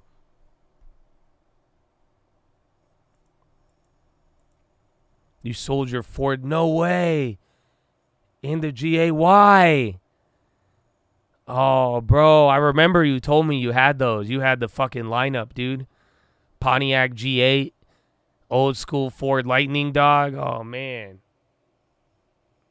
You should have offered it to me.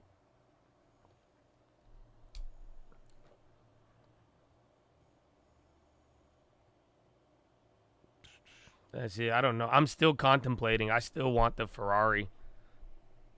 Especially if I could close one of these flip deals. But I don't know. But then it'll make everybody even more mad. Like, imagine if you got pissed off that I'd be playing 2K while having a long term and doing this shit, you know? And then I pull up in a new Rari. Nah, that's going to be all bad. But I'm kind of down. We'll see. We'll see.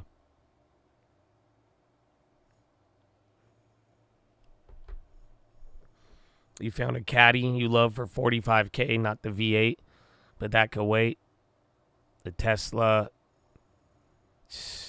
I mean, I think getting out of the Tesla is not a bad idea right now. You know what I'm saying? Like, if Teslas are depreciating really bad. Otherwise, you can drive that car to shit. I'm just speaking from LT's Model S. That thing, bro, driven that thing to shit. No, not the stock. I'm talking about if you own a physical Tesla. Just because they don't really hold their value as well. They hold better than some of the other EVs, but like, dude, they're just so like I don't want you to go and buy like if it doesn't make financial sense. Like seriously, if you want to go and buy a really nice car and you're young, just make sure there's a tax write-off involved. Otherwise, you're just fucking yourself. Like straight up. That's why I'm saying like I wouldn't go buy a V8 Caddy CTS V if you didn't like close a deal and it doesn't like make sense. Otherwise, like, you know what I'm saying? If you're gonna cost more, but if you're telling me if you're gonna trade it for another vehicle and could get it, both of the vehicles will depreciate even whatever you buy.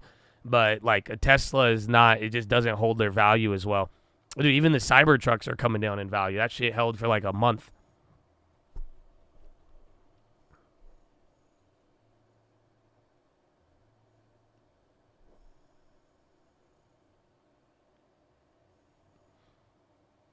A Tesla lease isn't bad if you get the tax credit. All EVs lost 20 to 30. Oh, no. Some of them lost even more. You know that BMW iX? At one point, those cars were going for like 70 to 90,000. Now they are going for $30,000 in 2 years. It's insane. Yeah, bro. The Fisker, bro, they have to get court approval to sell them for so cheap. I mean, gas cars do the same. Not as bad, but gas cars, I mean, I think we're getting back to reality where cars depreciate, especially if you drive them a lot. But EVs are, I don't want people to be misled. EVs are a special type of car. What they do with depreciation is a lot different than a normal vehicle. You know, there's no other way to put it. So just don't make the mistake. Although all cars depreciate,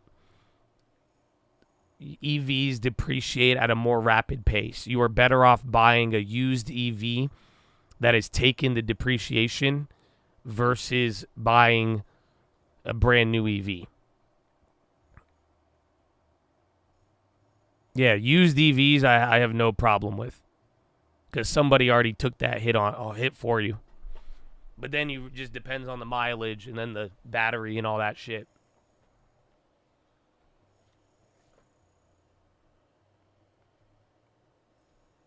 Oh.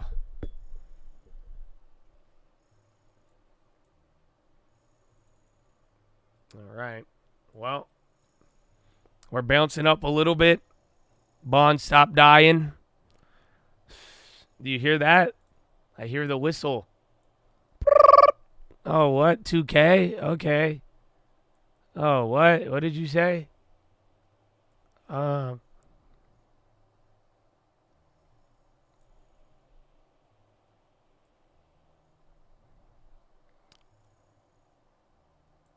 don't know. I heard something.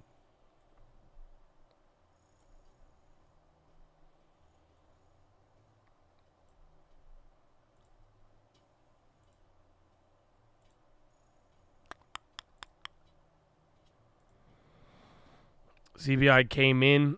No, today was just I think small rotational element out of tech, and that's what got us here. But the rest of the thousands of names today did amazing.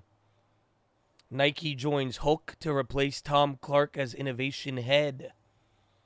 Remember, they announced somebody new the other day. The market liked it.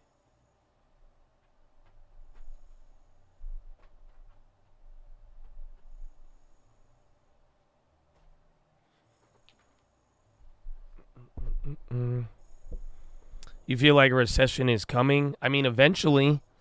I hate, but that's going to happen when the curve uninverts.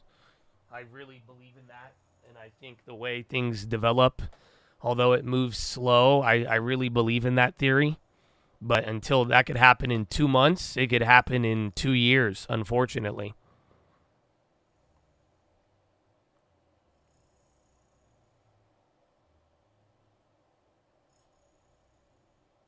I enjoy it. Yeah, way to post it, baby. 303 shares, MPW. 453.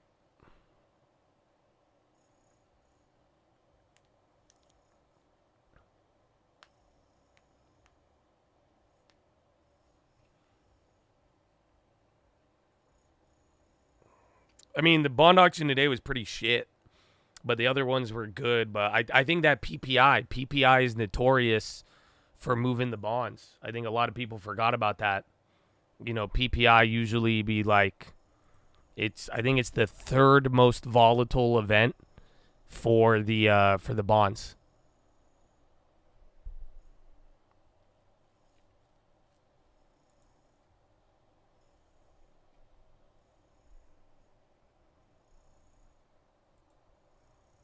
Big 7 could give up in gains a lot, actually. But it would a real recession, though. You know what I'm saying? Not no effery, not no lopsided, not no K-shape. You know what I'm saying? Like a real, like, '08 type beat where you have mother effers, like, declining in real layoffs, real unemployment going up, you know, people really selling out of their houses, all of that shit. But until that happens, that could take time. You know, that's why it's very interesting to watch inflation decline now, because it does bring up a lot of questions about, okay, like, what if the economy starts doing what inflation did? That's what you guys got to really ask yourself. What happens if the economy starts going down like inflation? And then what if inflation drops rapidly and then the economy drops rapidly? So that could happen in a couple months. That could take a couple of years. But eventually when it gets there, that's where we'd have that issue. Not to mention this is playing out so different because there's more money than ever out there. And you got to, like, that's, bro, I've never, in all of the distressed markets I've seen in the last couple of years, every time there was a problem, mother effers had money. I don't think you get it. Like, even in 2023, inventory in real estate started to level out a little bit. And then after the banking crisis and high rates and people were still getting worried, market didn't rebound, you know, people were still buying houses. Even then, like, even in commercial, I'm even there lowballing mother effers. Like, people were still showing up with money. People have a lot of money and they're willing to buy something on it. So that's kind of the other problem, or not problem, but it slows things down. There's a lot of money that needs to work through the system. Oh, shit. Okay, they're decent team. Oh, two-way spot up. I'm kind of down. He might back out, though. You know they don't even, like, show M2 anymore? Like, that's the funny part.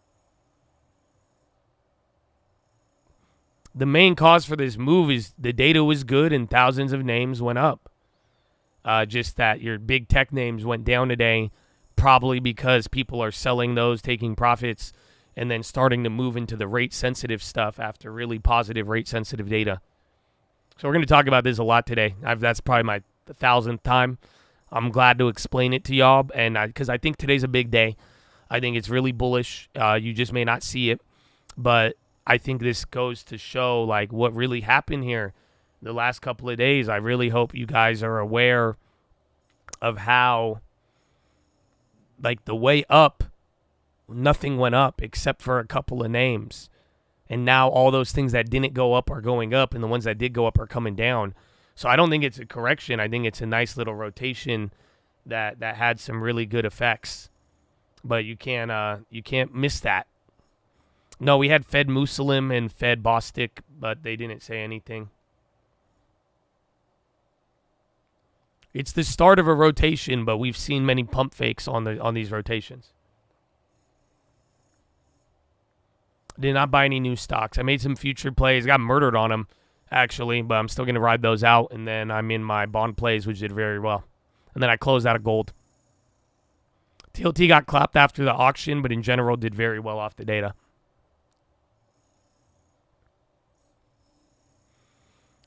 I would buy Nike. Yeah, I already did a couple days ago. But, you know, who knows when it'll go up, but I'm thinking 10-year plan, you know?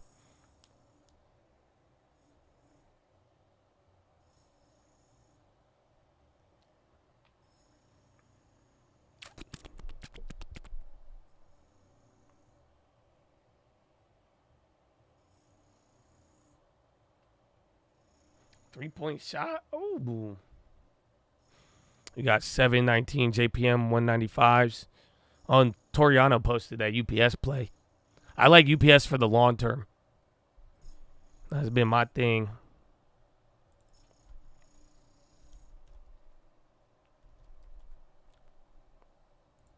I think tomorrow will be red. It just depends on that data, to be honest with you.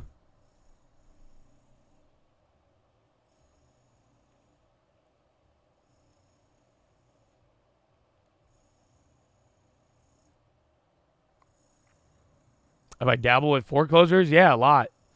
A lot. Someone was even asking on Cole Real Estate yesterday about like foreclosure auctions. So ideally, I like foreclosures before you get to an auction. Those are usually the best times. But yeah, there's a lot. What questions do you have? Because we were talking yesterday about like foreclosure options. Like, what if there's any experience? Can you do a certain level? Oh, did I hit that? Yeah, baby. While talking to you on that was beautiful. But just be careful of the auctions. You need a lot of money, and you got to make sure everything is already, like I would go examine the properties.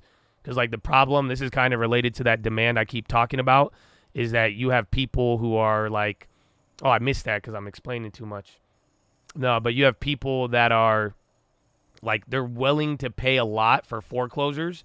That's why, like, a lot of times I have seen foreclosures go for more money than what they are actually worth, or like just like they're clean on the market. So that's what you got to watch out for. The delay helped Uber because I think people thought Uber was a risk. I think they really thought Uber was going to get clapped off of the Tesla stuff.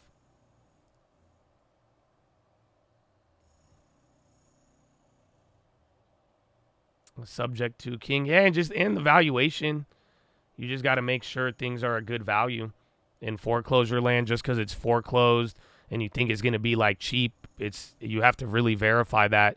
And then it's a heavy cash business. Like most of the people you're going against. I mean, they got LT told a funny story yesterday. LT was saying a funny story how like one of his first foreclosure auctions, they were like playing mind games with him. Some guy was like, drop like $1 million cashier check in front of him.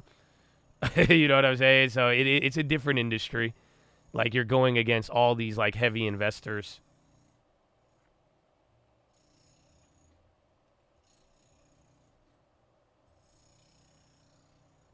When did they? We might, like we said, all it takes is a couple names going down and this day looks a lot worse, or it takes a couple of names doing better and that's it. We get out of this whole little mix that we've been in. Tesla's gonna do well. I don't know. It just ended 11 days of green off of this damn Uber news. It was already going down with everything else, but it's kind of wild how it is now. So I don't know. All I knew just from that run, I was like, damn. Oh fuck. Damn, they give me a turnover. It almost moved what, $100 in a couple of days. So I do think it was kind of going through something already, but that's why we'll see if that continues or not. But I'm more interested in bonds. That's why I still have that play. I did a couple of my other trades today with the momentum just because it was down a lot, but I do think bonds up until next week, that'll give us an answer or not.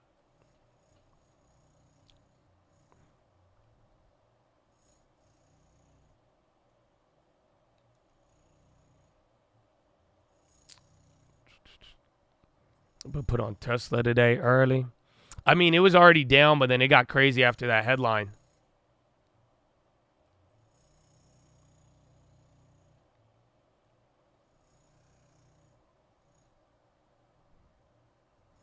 Yen stayed because the news sources said it was intervention, and then Conda came in and said, nah, that's not intervention.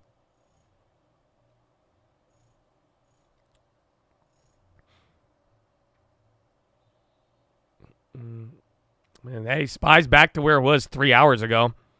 Isn't that crazy? These little rallies, that's what I'm saying. The last couple hours, it stayed in a very interesting spot. Are those crickets? No, they're jackhammering.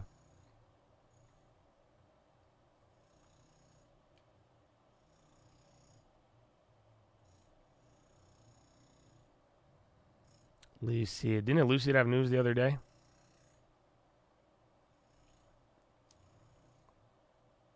Whew. Oh, Lucid breaking out. They had news the other day and Rivian was going up. I don't know if I'm going to put Lucid on the screen, but still pretty wild. Cut to the thousands of cicadas outside.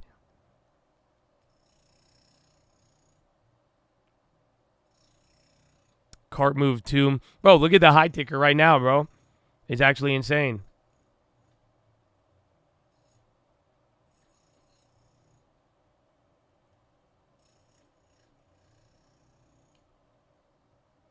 Peep QS. I saw a square. MPW back. The wait though, there might be a D of J. So D of J didn't confirm that CBS report, but if that comes in, that could be pretty bad. But then again, you kind of already got a reaction. And just watch if the real estate plays hold up. But again, interest rate sensitive. That's going to be today and tomorrow with the bonds.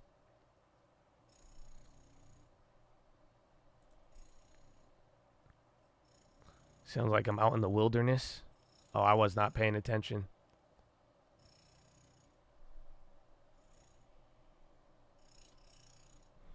Have you bid? I've never done in-person bids. I'd usually have somebody else do it, but I have done online bids, and they're quite interesting to say the least.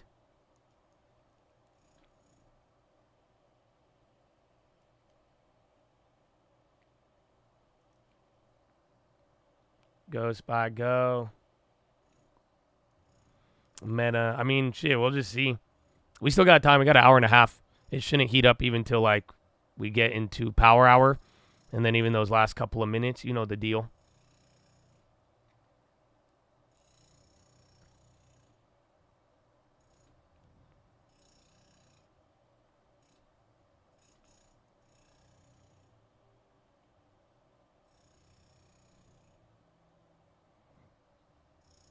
With redemption, I try to avoid them. I'm very familiar. Thankfully, I haven't. That's why you got to just be familiar with the type of tax deal you're doing and make sure it's the right like location and all that. Oh my gosh. But yeah, different locations, different laws and rules on that. The yen suspected intervention, but like literally right after our CPI data, it went up.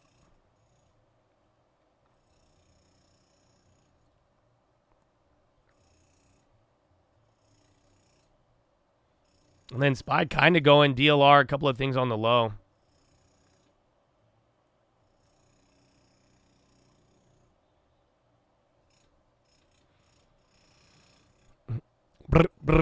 Dip buy for LT or top? What do you mean? For long term or what are we talking about?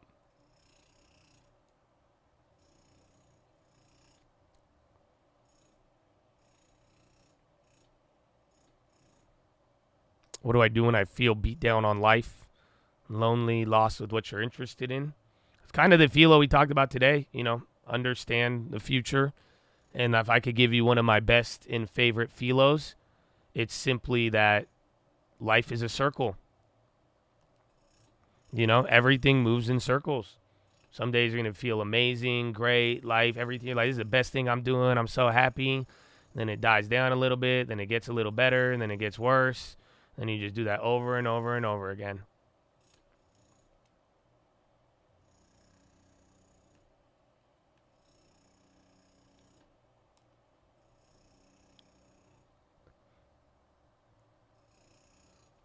Well, I wasn't trying to guard him. Yeah, get active too. That does a lot. But even then, so you got to understand life a little bit, man. Oh, no way. That's crazy. But you got to understand, like, life, sometimes life is just lifing. You know, life is never going to be always good. And at the same time, if you understand that, you have to understand life is not always going to be bad. Like, you know what I'm saying? Like, just straight up, things do eventually get better. There's no such thing as something staying bad forever. I don't know if you've noticed. It's an intraday spot chart. Oh, I didn't mean to shoot that. They think I'm trash.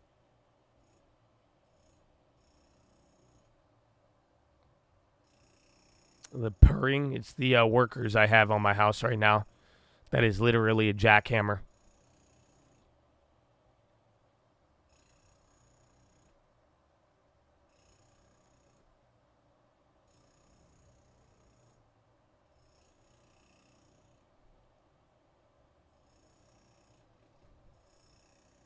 This too shall pass. Amen. What am I having done? I can't tell you.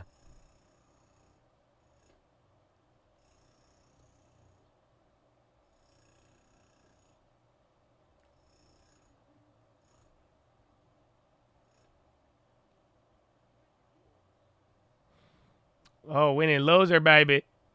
Thank you, Josh. Love listening to your knowledge every day. So grateful for the channel. Part of my daily therapy, baby. Amen, man.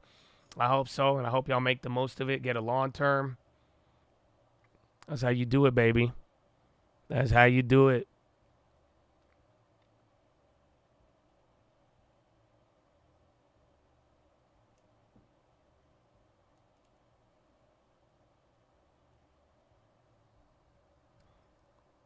What's the gray name? What do you mean?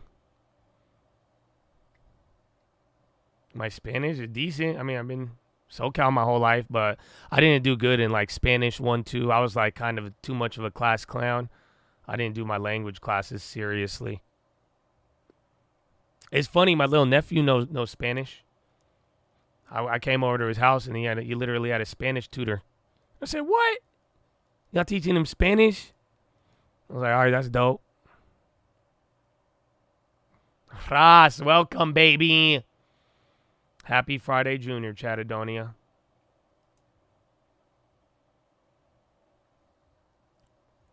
The biblioteca, I know that very well, Habibi. Vamos a la playa porque el agua.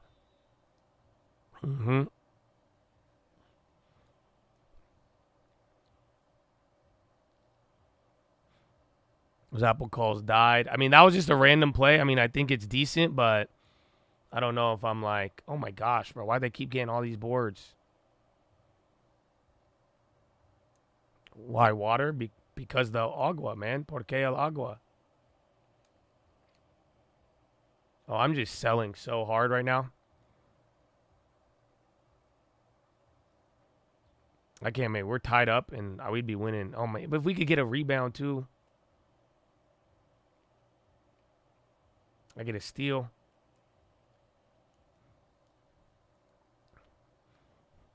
You'll give me the Mexican card. I appreciate it. I feel like I am in another life. I think I was Mexican. Because I love everything about Mexican culture, and it's very similar to the Middle East. That's it. I vibe.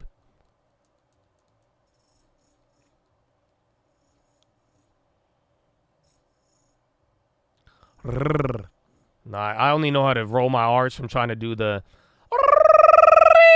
That's like a Middle Eastern wedding thing. Some of y'all, back in the day, white people would get freaked out. Y'all thought it was like a jihad call. But, but that's the only way I learned to roll the R's.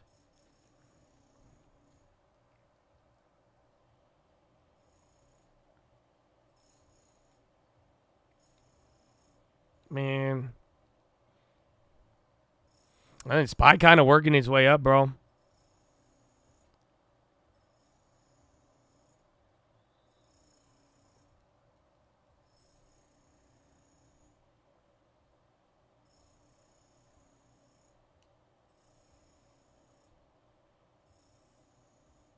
Man, none of us could fucking make a shot.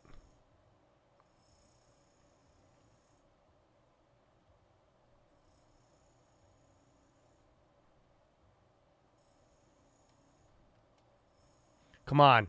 Let's go. I needed that. ARR Array. Is it Array Biosciences? I'd have to look into it a little bit more. It sounds familiar, but if I'm not familiar with like some drugs, I'm down with their pipeline right away. But I don't think I know that one.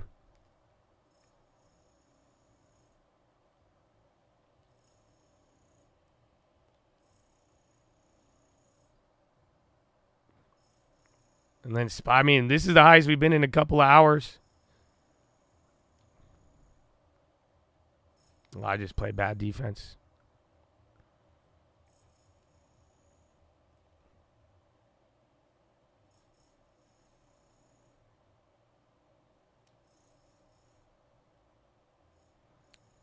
Yeah, Raytech. Oh, so it's not biosciences? Man, this guy won't just pass me the ball at the 3.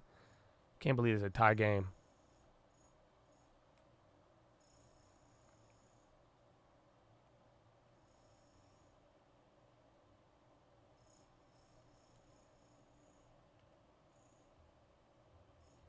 This guy has done that 3 times.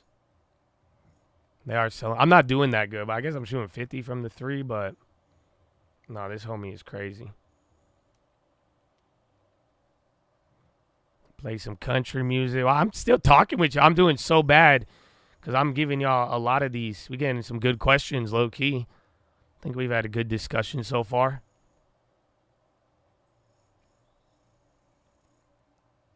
High-risk play, JPM. JPM, if it's good, I think that was one of the ones we got clapped on last time, but JP Morgan, you could get a good 2 standard deviation to the downside, and it's just a higher price stock. You know what I'm saying?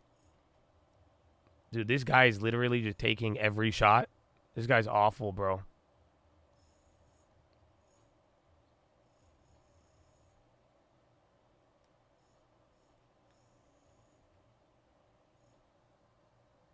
Back from the gym. Well, you didn't. I mean, this is the biggest rally we've had all day, besides how we opened.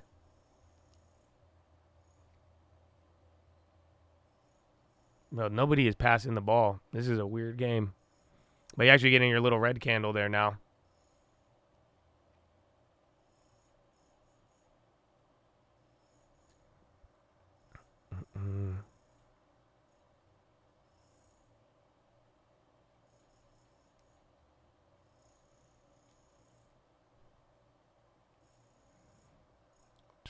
Oh, I gotta guard this motherfucker.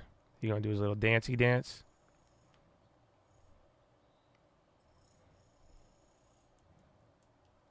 Celsius, I have no idea. The last couple of days, I don't know if it was after their split, but they have been getting clapped. But I have no idea.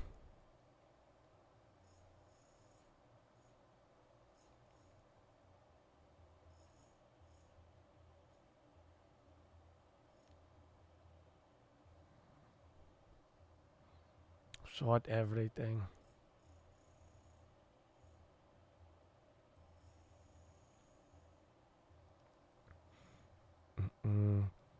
Country song is out, man.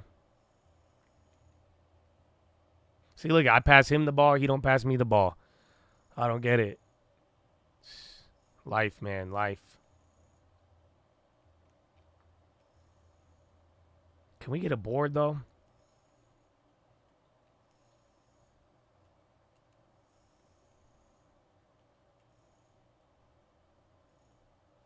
Oh, there you go, AI. They ain't going to hit me in the corner. Chipotle just died after post-split, but I think that's all momentum for now. I think it'll come back. I mean, it's not like they've been doing that bad.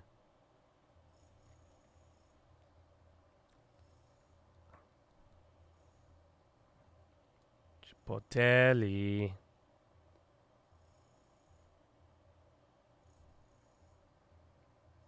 I didn't think the robo-taxi stuff was going to hurt him like that. I don't think it should, really. But, hey.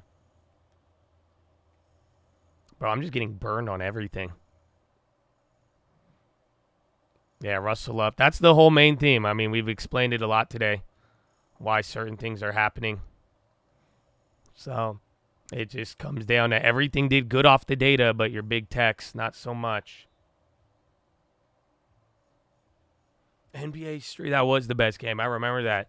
Remember you could buy like Range Rovers and shit? That shit was dope.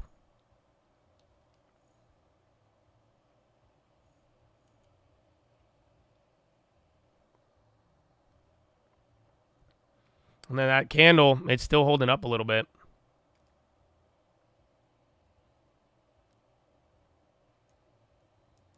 All right, man. Fourth quarter. We're up by 3. Very weird teammate game. I'm doing awful on D. This guy ain't going to pass me the fucking ball.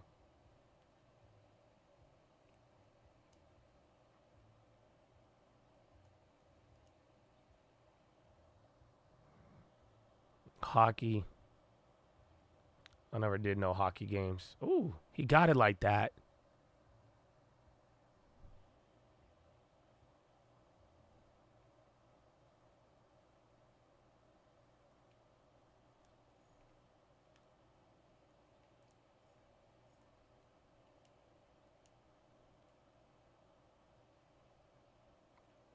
All right, that guy cooking, man. I'll take it. IWF and IWM. Is IWF Russell 1000? IWM, I think, is Russell 2000. So I think that is the difference. I'd have to double check. Start selling if they're not passing. I mean, that's why I get a lot. I have a really crazy win record. I play my role, bro. I'm answering questions right now. I'm not even that involved. You know what I'm saying? So it's good. At least homie's scoring. He's pretty trash, though. Very bad teamwork. Give me that. See? I'm doing it. I could do it all, and I'll pass him the ball. That's fine. He don't want to. Help me out, bro. Come on. Cut. I know you want to cut, bro. Go ahead. I'll give it back to you. I got you, bro.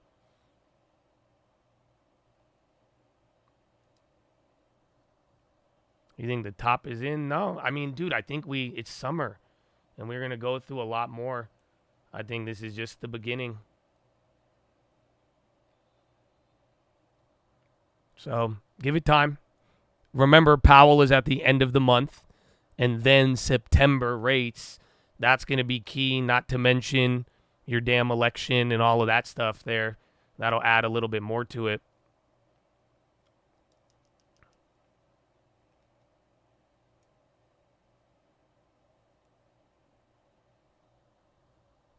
Appointments, I want to say thank you. Enjoy it, man. Be hopefully good appointments. Be safe.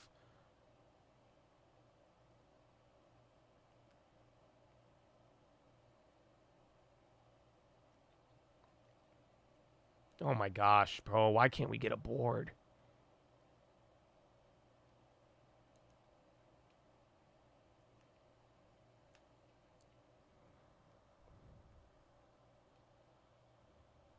Dude, we can't get a fucking rebound.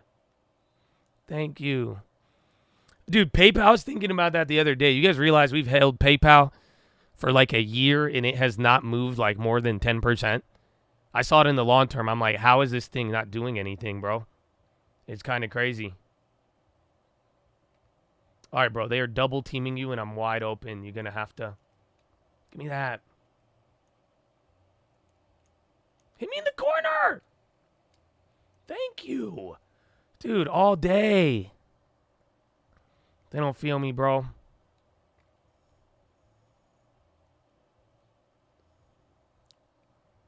It's not even underwhelming, but it's just like, why is it not moved? You know what I'm saying? Like, it's literally the same exact price. Oh, I think everybody else is going to sell now.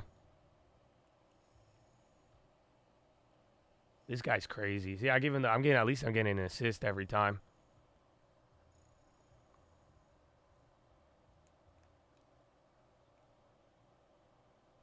Dude, how are they getting every board? Thank you. Look, I'm coming in. I came to do it, bro. I got my Mamba. See, I carried my weight, bro. My team is from the 2022 long-term sell-off.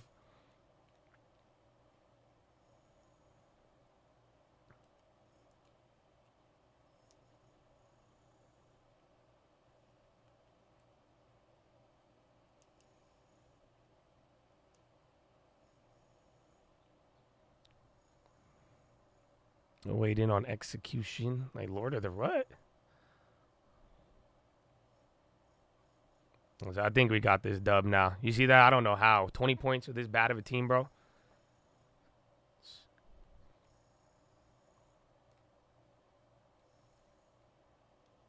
Oh, I left him wide the fuck open. Oh, it's Friday. Well, we chilled out. I didn't think I'd play 2K today, but then it stayed within this range for a minute. Stock if Biden drops out and Trump wins, betting on SoFi. I don't know, man. I don't think so. I don't know why. Because doesn't SoFi benefit more off of Biden forgiving loans and shit? So, like, low-key, I think It's, I think, energy, man. Energy, oil. Oh, that was a steal. But energy and oil, I think, is the easiest one. And then short any of the, what's it called? Any of the clean energy stocks.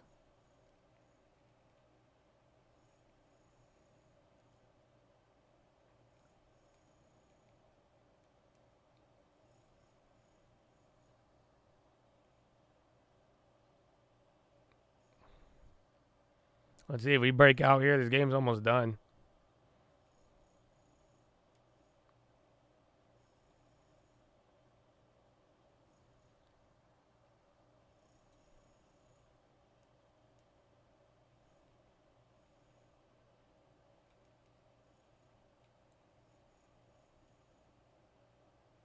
Oh, I didn't even mean to give him the ball.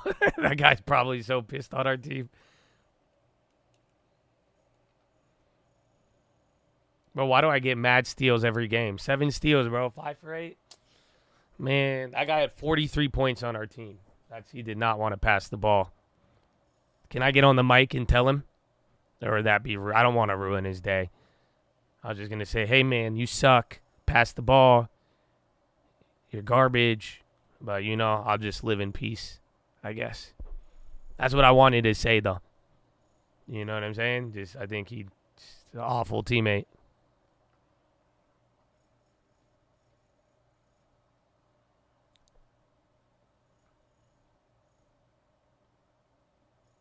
No FIFA. Turn the other cheek, man. The kids say dog. I like dog water. It's fun to say.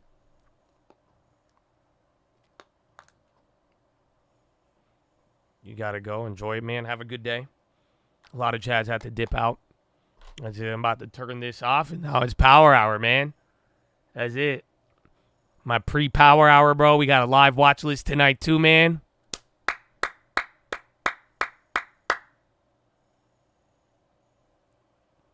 Oh.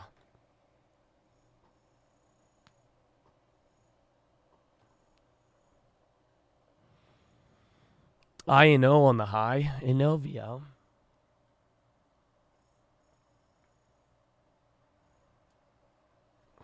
right. That was a good one. It's a good round. Good round. Good round. Just like that, Chattadonia. Oh, shit. Where'd my thing go? I know Chewy's still up. That was interesting.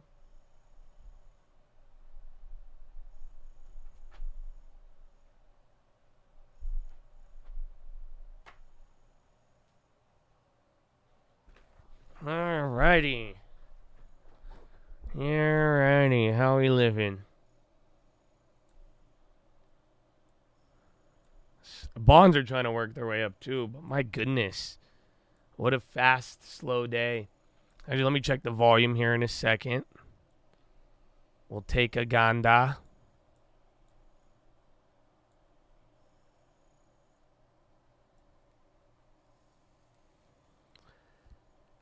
Stocks to pick for the long term. Yeah, I mean, if you're going to be there, email me and then go to the watch list tonight, the live one. And then we can answer it and go over that. That's the beauty of the live watch list. We get a little bit more time,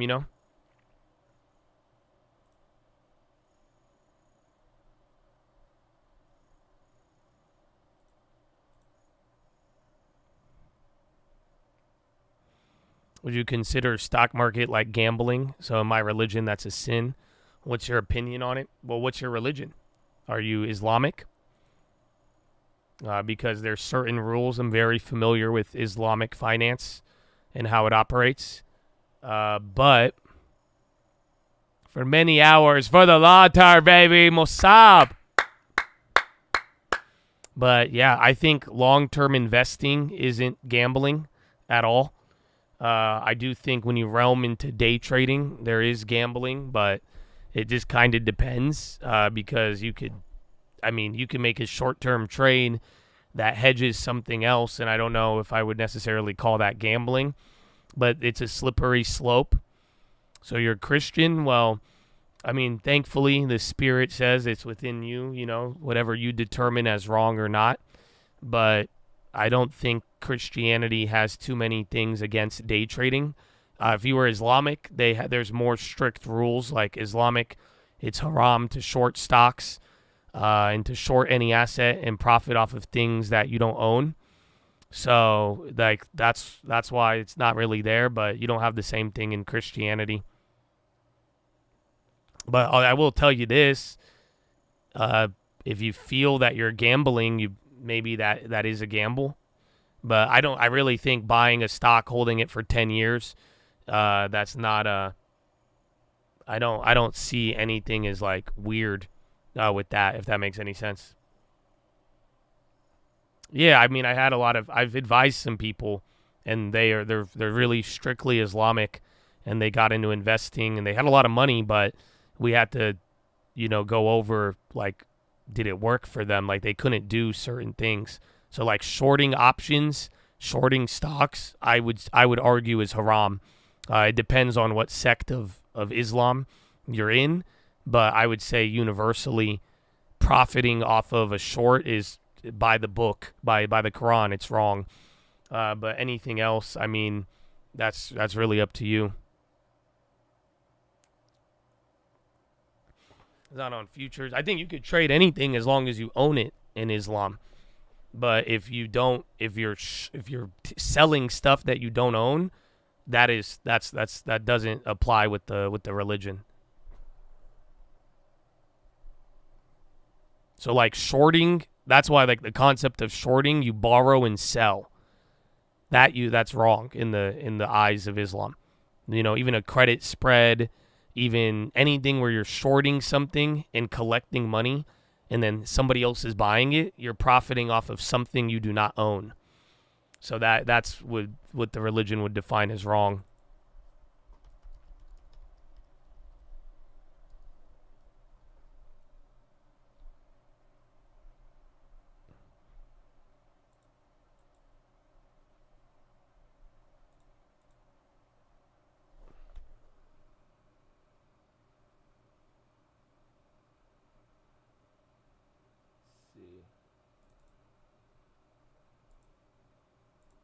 I'm scheduling the live stream for tonight. 6 p.m.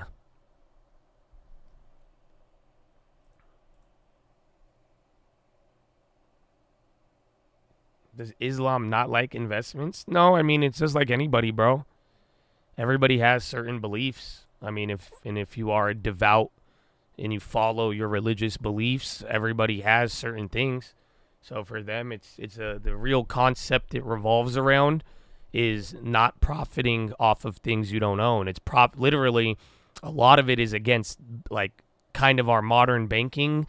It goes against a lot of Islam in the sense of like fractional banking. Fuck that. They don't agree with that because it's like and then usury and, making money off of people, like you're literally making money off of money. And you're charging interest and you're profiting and enriching yourself at the expense of somebody else, and you're not even really providing anything. That is what they go against. So there's Islamic finance and Islamic banking, but the paradox of all of it is that nowadays, like, because even then, they, like in Islamic banking, they don't do interest, but they still get their interest, if that makes any sense. So sadly, just like Christians, they do a lot of loophole shit, right? Or even like the Mormons. Do you know what Mormons? Oh my God. Do you know what Mormons do to get around the whole sex before marriage thing? It'll blow your mind if you don't know. But it's the same thing. It's just like people finding loopholes around the word of God, whether you believe that's Islam, the Bible, the book of Mormon, whatever you think it is. But it's like the idea. Like even in Islam right now in Islamic banking, they have Islamic financial institutions that don't charge interest, but you pay a fee for the work that's being provided. So they just charge you more for the work and they don't charge you interest. But you're still essentially paying an interest type fee, but you work it in a way where it falls in accordance to the law of Islam. That's why I'm saying even with like trading and the people I've helped who are Islamic and really want to get into finance at a bigger level, I've given up. They've asked my opinion. I've given it to them. And it's just like, it's a matter of, do you want to follow the rules or are you following kind of in your heart? Because you could get around any religious rule if, nowadays, if you want to be a little human, you know what I'm saying? But at the end of the day, it goes with what you feel comfortable with, or whatever your religion is. All of your family is Mormon. You want to hear what we do, so you don't know? Are you mad at me? Tell me what my people do, Joshua. Tell me. Well, I will tell you. Yeah, there's this thing called soaking. I don't want to really explain much more than that. You should probably look it up yourself. It's a common practice at BYU, Brigham Young, one of the top Mormon institutions. But it's a way that people do things to have intimacy without necessarily having sex.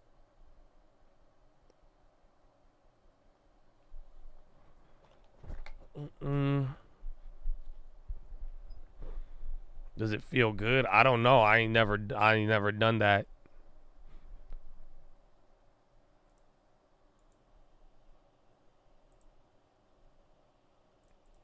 Like, sadly, my thing, I never really tried to find loopholes with God. I just realized I was going to hell. And that's what defined a majority of my life in the beginning. I guess now I'm older, but, I've never really... That's why I think some of y'all just got to be real with yourself.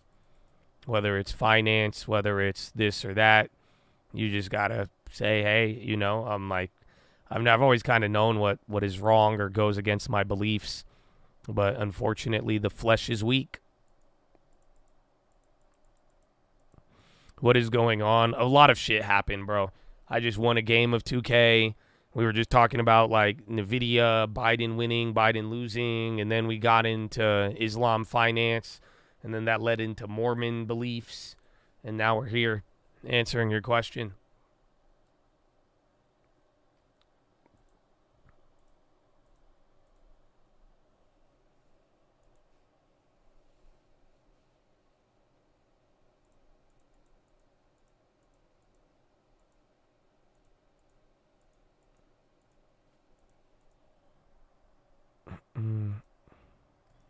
I did win my 2K match, even though I had a bad teammate, but hey, it works. He was a bad, good teammate. It's hard to explain.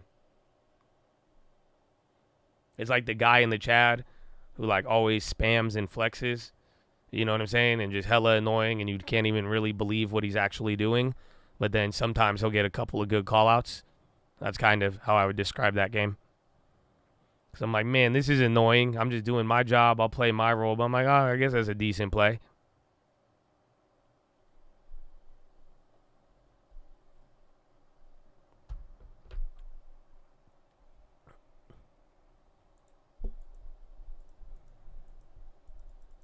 Yeah, I timed out the guy saying he's going back to the bad hub. But at the same time, in the context of our conversation, at least you're not trying to justify it and know it's wrong. But at the same time, too, I had a PHILO on it. I don't know. I think you guys got to watch out from watching dirty shit, bro. It's not good for you. I'm actually, really strongly against it. But that's something you're going to have to realize. That's not... Honestly, I might even have to give you guys another PHILO. Because it's not... Oh! Edgar! Horn! Father Edgar had many sons. Had many sons. Had Father Edgar. I am one of them. And so are you. So let's just buy long-term spy puts spy cause Father Edgar had many sons. Had many sons had Father Edgar. I am one of them, and so are you. So let's just buy long-term. Southwest has introduced poison pill to stakeholders. Damn, that's from all those activists. Let's go, baby. Father Edgar, my man. God bless you, bro. Okay, always good to see you. Always good. I'll see him on some random ones, and then he just pop in, baby. My man. God bless you, bro. Thank you. Let's go.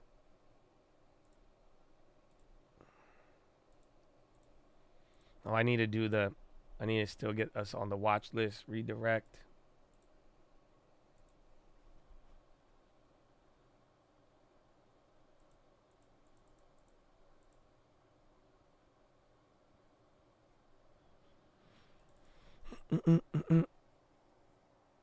Huge Father Edgar fan over here on the Twitch. Amen, bro. Amen. Father Edgar, Father Charlie, bro. Shout out to OGs. Gave a lot of support, man. God bless y'all.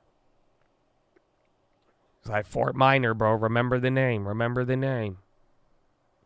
Oh, yeah, we should do some push-ups, honestly. I need to get a stretch in. Oh, it's fucked. I, like, tweaked my back the other day, bro, and it's bad. It's really, really bad. I think it feels like a herniated disc or some shit, but I'm not, like, dying. But my goodness. So, yeah, let me get some.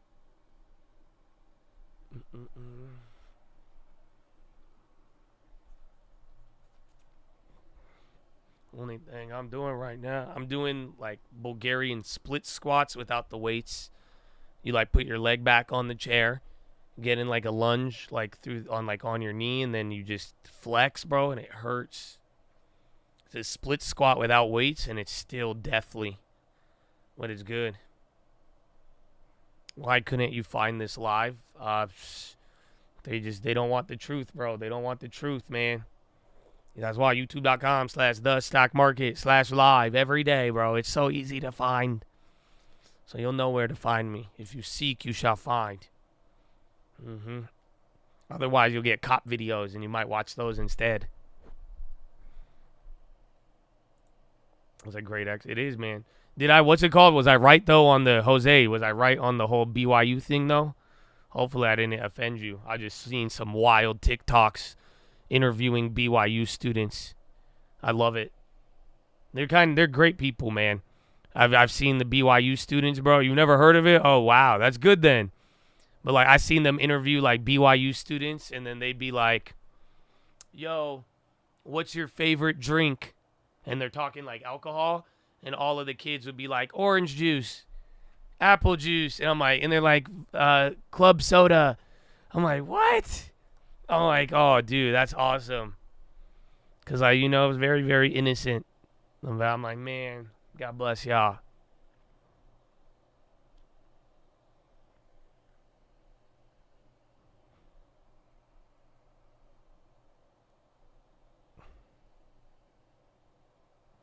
You pinched a nerve in your back and then realized that must mean I'm old now. How did you get rid of it?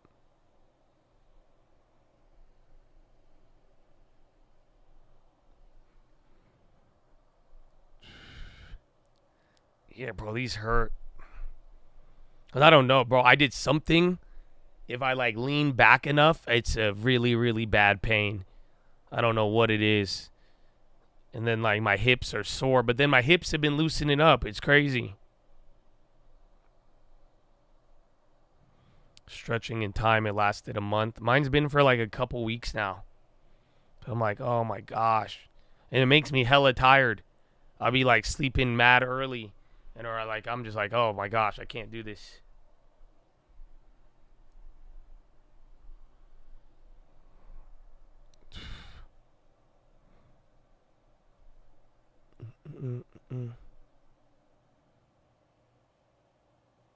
Sauna helped out. Stretch your glutes. Yeah, glutes, and I think it's my hamstring. You pull your back, couldn't get out of bed. Mine's not that bad, but like anytime I try to stretch it a certain way to like loosen it up, it gets extremely painful. And then I'm like, all right. It's crazy. I'm having more pain doing less weights and just stretching than I have just lifting fucking 225, bro. It's crazy. So I don't know if it's good or bad. It's like lower and upper back. It's like the left. I can't even explain it. It's like a really weird pain to explain. Don't stretch. It's your sciatica. Then what do I do? I think it is sciatica, everything I've looked. I used to have it in my legs a lot, but then working out and other things got rid of it. But I don't know. That's on my own. No, I've foam rolled a little bit, but I haven't done it on my back. Only my leg.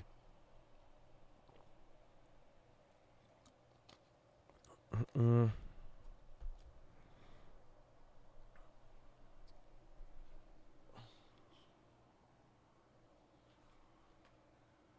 too skinny. You're gonna hurt no matter what. Well, I appreciate it. It is. I mean, it's really weird, bro. Cause like I said, I have a new level of like mobility and like flexibility, but it's a weird type of stretching pain, bro.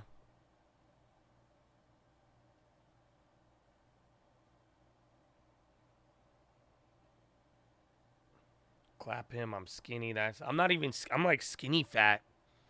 It's kind of cool. But yeah, I'm definitely not. I used to be really skinny. I saw a picture of me in high school, and dude, it's wild. I was a twig, and now I'm built like a fullback. It's kind of good, you know. I could defend myself now. But man, I used to be tiny. You have to do the pigeon pose. Ah, young pigeon. I like that one, actually.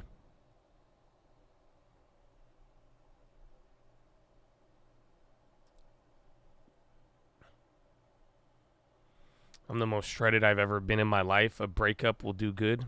Yeah, anytime I've ever broken up with a girl, I got fucking swole.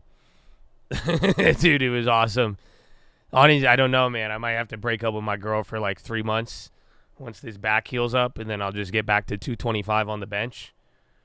Yeah, she'll understand. Like, it's for both of us. Trust me. All right, I'm going to do the pigeon right now. Oh, it already hurts. It hurts good, though.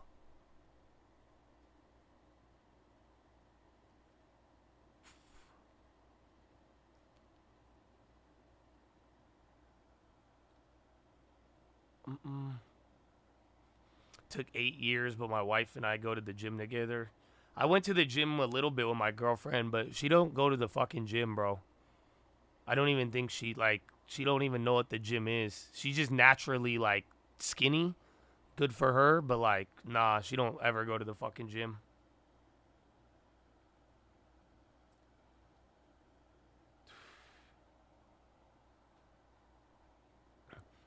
In the hood, people become extra gangster once they break up with their girlfriend. I think the same applies in Star Wars, too. Right? Didn't Darth Vader... Didn't somebody steal his girl and then he ended the world or some shit? So I feel, man, it's a natural thing, bro. It's a natural thing.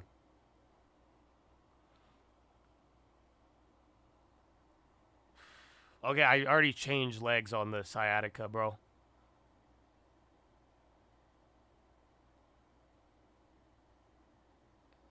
He killed his girl? Oh, shit. Well, there you go, man. I've heard crazier stories, but yeah.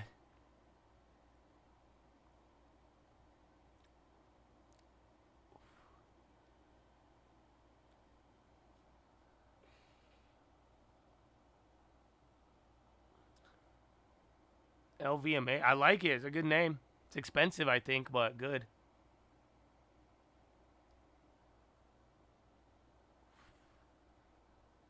I'm still in pigeon pose right now. So I hope this helps.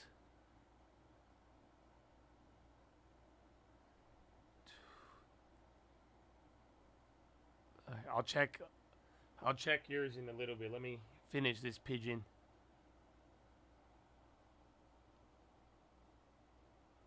Now my legs are tingling. Is that normal? I'm in pigeon pose. I'm getting a slight tingle. If it lasts longer than 4 hours, tell your doctor. Despite prioritizing the robotaxi, Tesla deliveries and production have decreased this year, highlighting ongoing Tesla challenges.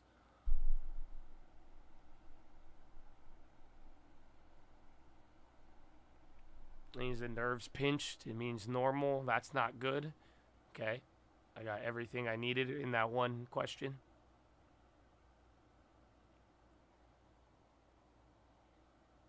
Oh, okay. Let's see what Pixelated said. I'm going to do another set after that.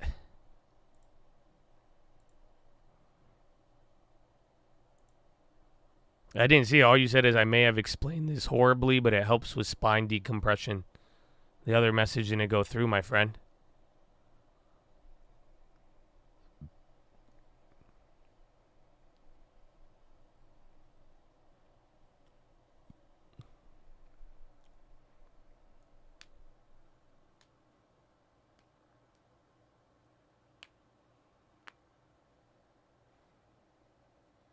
Google blocked the healing powers.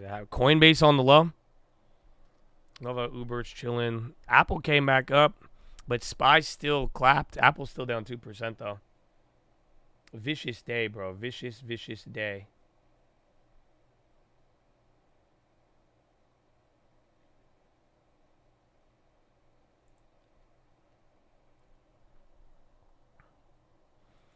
Oh, I think I will be live for the Biden press conference, huh?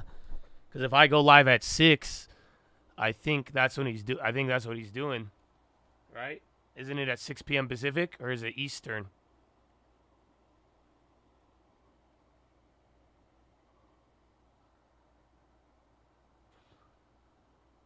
Now my foot's cramping. Oh man.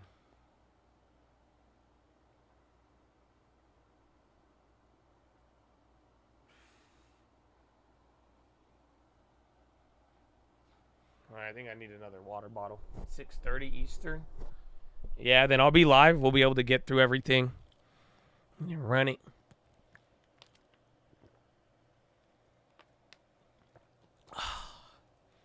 What a day.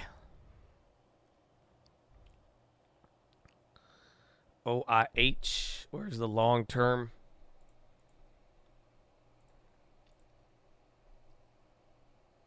Oh, no way. Long-term flip down. Crazy. Made a shit ton of money on Uber, but then we got clapped on Airbnb, Meta, Snap, Netflix, and then Intel.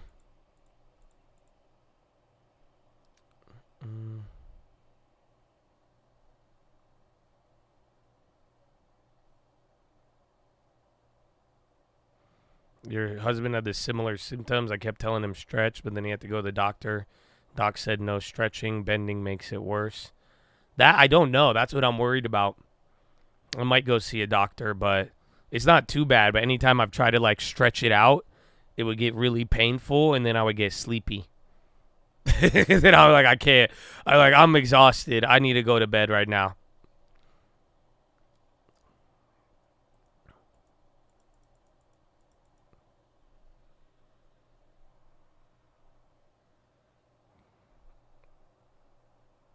Watching them. The pigeon kind of helped, but I don't want to make it worse.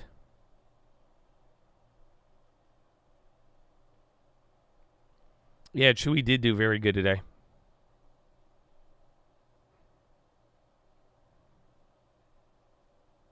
Literally Murphy stretch, lie laying down on your floor on your elbows. Excuse me. Let's check this out. I searched Murphy stretch. I don't see anything. I see Stretch Lab.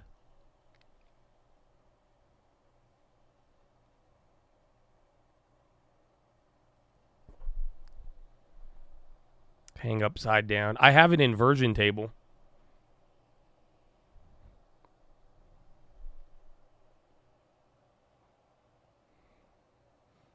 IWM, it's up 3.3, man. It didn't even take a break. Where's RSP?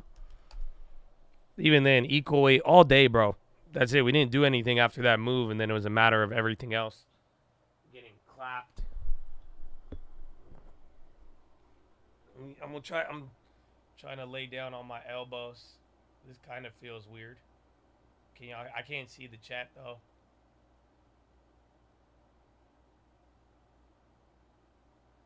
Feels good, actually. I'm just laying down and putting pressure on my elbows. I don't know if that's what you were implying.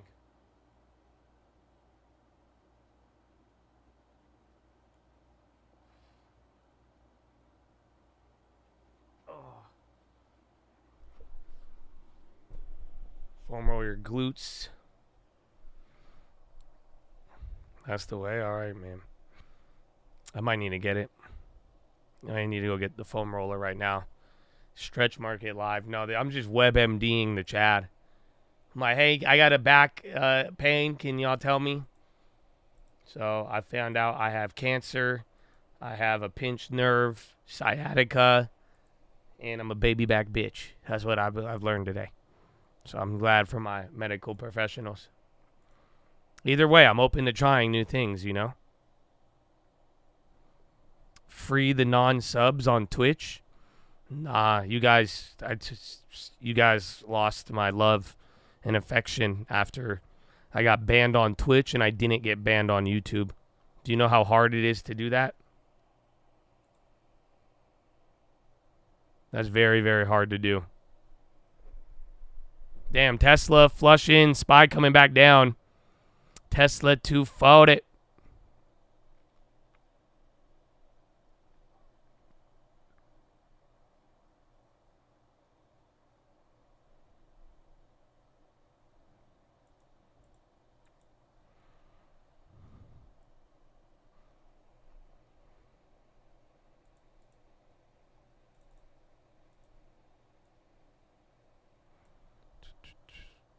All right.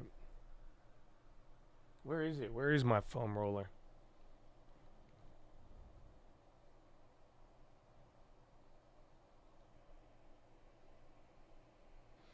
Twitch is strict. No, man, that was the worst day ever.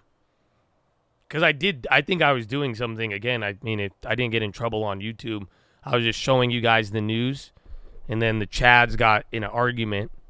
You guys like, he can't do that. He could do that. He can, and this. And then you guys were talking shit to the Chad who was saying I couldn't do that. And so he just reported me to prove a point. And then from that day forward, I have not opened up members only on the Twitch. And then once my ban is fully gone, I don't think you guys will see the Twitch stream unless you're a member. That is the plan. Yeah, that's it. So I'm sorry, but it is what it is.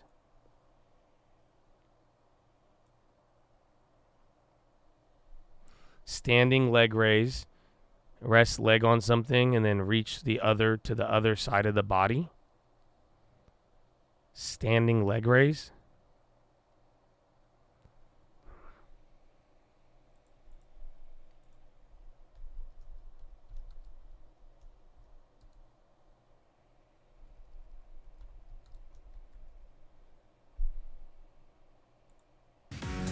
So you want to start off standing tall, feet about hip width apart. You want to place your hands on your hips. Okay. Now keep your core engaged throughout the entire exercise. Okay. And keeping your legs straight, you're going to alternately lift them up to hip level, just like this. You want to do about 5 to 10 reps per leg. And you should, again, really feel that stretch in your hamstrings. And that is the standing leg raise. It didn't sound like what you were saying. Now I just look like I'm in the German army. Hey, dude, my hamstrings are tight.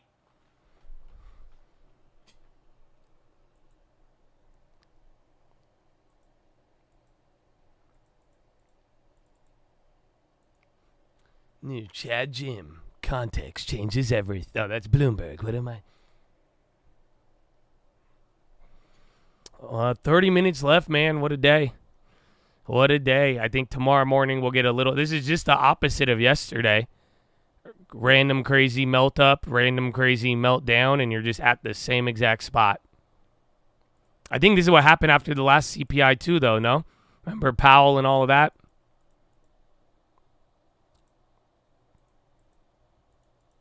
How do you find out if you're overpaying for a house? Go see the houses in the last 3 months and within a mile of the property, and as closer the better, and see how much they sold for. If you're paying higher, then you're probably overpaying. If you're paying lower, you're probably getting a better deal. All right. Moving higher, up by over 1%. Drug company saying it's moving forward with a weight loss pill to compete with injectable drugs like Ozempic and Wegovy. Joining us now is Bloomberg healthcare reporter Damien Gard joining us. Hey, Damien, walk us through what this means. Meaningful progress moving forward. What does that mean for this kind of pill? So basically what we learned is that Pfizer is going to press on with what would be, as you mentioned, a pill that would ideally replicate the effects that you see in injectable medicines that are already available. It's somewhat of an incremental story because basically there was concern that Pfizer would pull the plug on this project because earlier trials suggested it might have a side effect profile that would make it not really tenable for the market. What Pfizer said today is that they kind of went back to the lab, retooled the pill a little bit, and have come up with a version that they feel comfortable pressing forward into clinical trials. It's important to note it's still probably years away from FDA approval. They need to do now a mid-stage study to determine the right dose, and then that would lead to the final stage of development that would actually generate data needed to get it on the market. Well, so just kind of explain that for viewers here, Damien, with regards to the difference between an oral medication and an injectable like you see with Wegovy, Ozempic, Mounjaro. There's a reason why there's concerns about side effects, because in theory, that pill, it would have to be a higher dose to get the similar effect of an injectable. Is that kind of how it works? Essentially, yes. So it would be taken once a day, whereas the injectable medicines are weekly. And so the potential advantages there, I think there's the obvious one of many people would prefer to take a pill rather than inject themselves with an under-the-skin needle as the current product would require. But also, it's important to note that Wegovy, Ozempic, Mounjaro, these are drugs that are technically in shortage in the United States, at least. It's very difficult for these companies to make enough of it to supply the demand that exists. If Pfizer were to succeed in making a pill, that's something that conceivably it could crank out much more easily and more cheaply. Pfizer, a company that, in its heyday in the 1990s was making Viagra and Lipitor tablets by the millions. And so if they can succeed in this process, they could conceivably not only offer a comparable and cheaper product, but one that would be easier to supply around the world, where getting the auto-injector pens that have to be maintained in a refrigerator is much more difficult for Novo Nordisk and Eli Lilly. So my question is, why is the stock carrying so much? Like, this isn't a cheap biotech stock, right? Right. Why does the market care so much about this, even though this could be years away? Right. I mean, that in itself is kind of an indicator of how far Pfizer has fallen in the estimation of investors, really, since COVID-19. This is a company that was making record revenue from its vaccine and pill for COVID just 2 years ago. But as demand for those products has really fallen off a cliff, so too has their stock price, and so too has, I think, Wall Street's approximation of their pipeline. There's not a lot in there that investors seem to be excited about.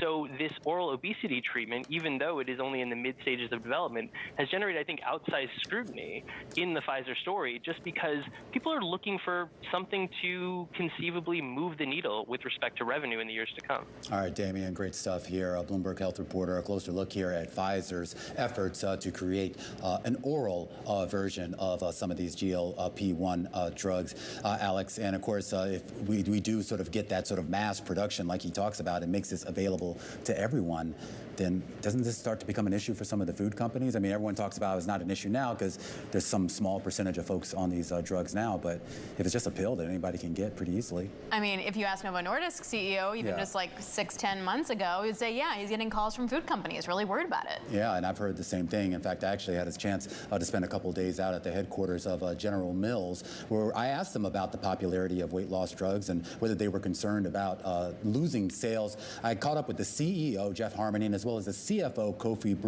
Bruce, on the new edition of Bloomberg's Chief Future Officer Show. Take a listen as to what they had to say about this.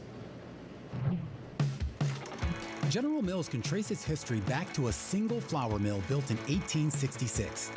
The company officially formed in 1928 through the combination of several competing mills. Since then, it's grown and thrived by anticipating challenges and quickly adapting. We've been successful because we've changed, not because we failed to change. Right now, the entire food industry is dealing with a novel challenge, the rise of weight loss drugs like Wegovy and Zepbound. I think This is literally the South Park in episode. Weight loss drugs is here to stay. We survey consumers and see consistently that 30% of consumers are interested in weight loss drugs. There's not an impact on our business today, positive or negative, frankly, with the weight loss drugs that have been launched. As you look over the next decade, most experts would say there'll actually be a minimal impact. You're not making any major changes to the business specifically around the weight. We have not made any major changes to the business at this point, nor does it warrant it. In the center of disruption is always opportunity.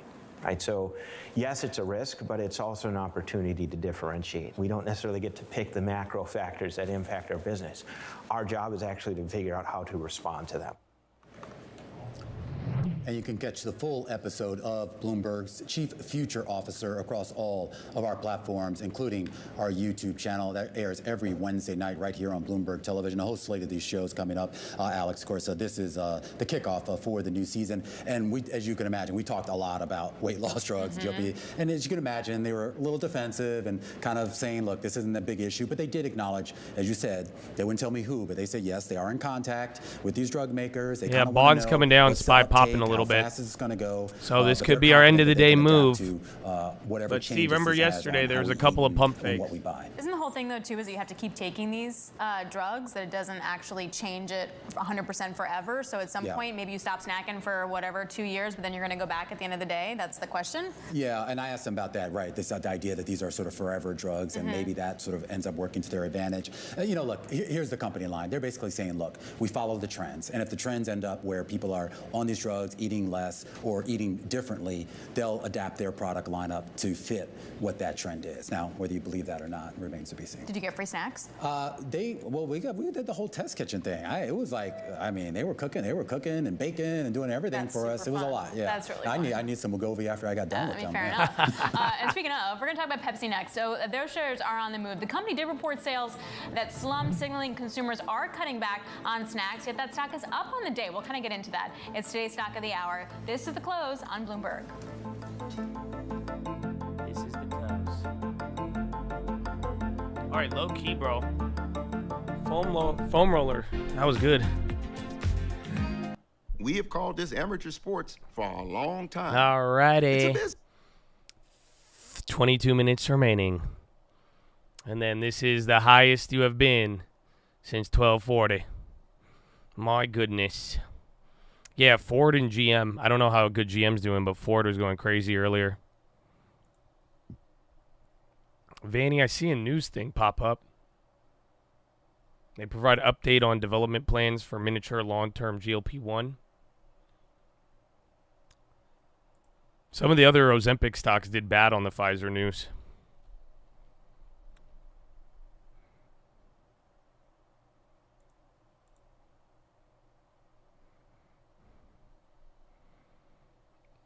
Implement some curls. I mean, I'm still like lifting some weights, not as much, but I'm definitely been focusing on the mobility. And then I just, I think I overstretched, but it's good. Finding the balance under and over. Curling, still got that on lock. Buying a used Tesla Model X or a new one? Definitely a used one. I was mind blown when I realized, dude, like new Model X's still go for like $100,000. I think that's mind blowing. So you could get a used one for like $60,000 with like minimally used. So I don't know. I think any EV you're better off buying somebody else's depreciation than taking the hit.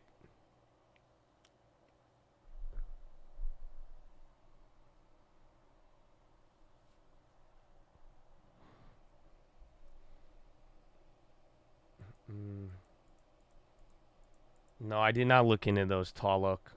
No, I don't think I am. I don't know. You remember when I clapped back at you that one time? I felt kind of bad about it, but I don't think I'm going to try any of the things you told me. You don't really explain them to me in a way that makes me want to do them. So, no, I've not done the peptides or the drugs or the yoga or the whatever, I've not done any of that. I don't think I will.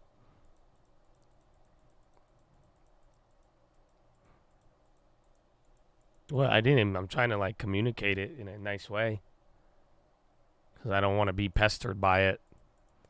You know, I got my own plan with it. I do like taking people's advice with other stuff, but, you know, don't, like, you know, you can't, like, try to shove it down my throat and think I'm going to be like, yeah. Ever fast? Yeah, I fast every day. I don't really eat until after the market.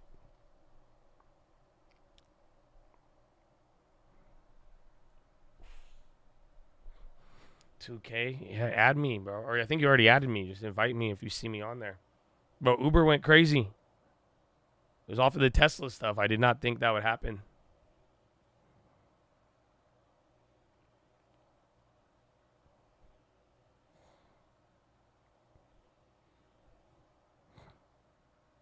You appear offline. Yeah, but it shows up on like the 2K friends list. Bill Gross owns 2-year treasuries, not 10s or 30s. Makes sense.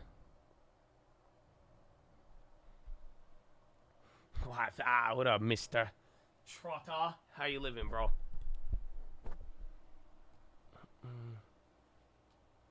I did hear about the bank runs, but I don't think they're, I wouldn't worry too much about the China ones.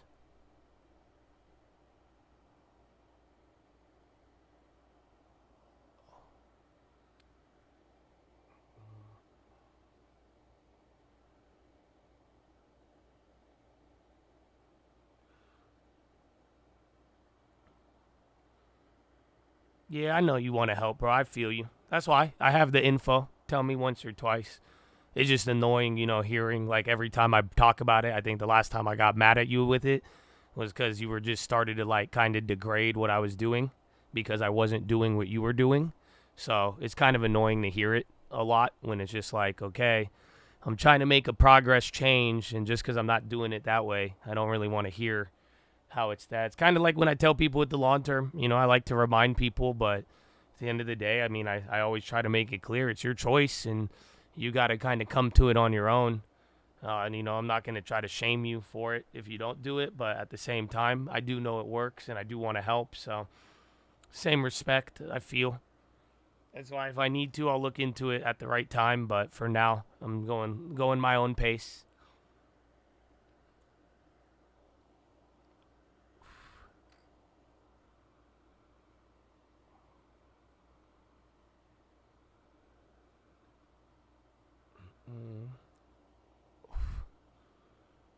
Like gravity, I'm gonna do that after. Dude, this foam, I don't know. I haven't done foam rolling on my leg. I've only been doing it like here and there, but nah, this helped.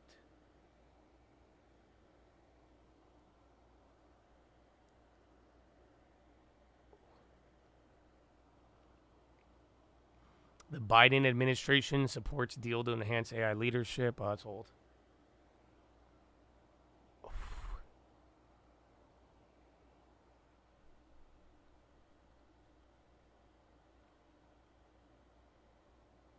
I'm not playing JP Morgan. I'm playing Citi Lotto to the upside. I think JP Morgan has a really good downside opportunity because it'll be a big stock and cheap, but I do remember we haven't really hit a JP Morgan earnings play. Like the stock don't really move. And I don't know if banks are going to have a really good or really bad earnings. Bonds are hitting a new low into the day.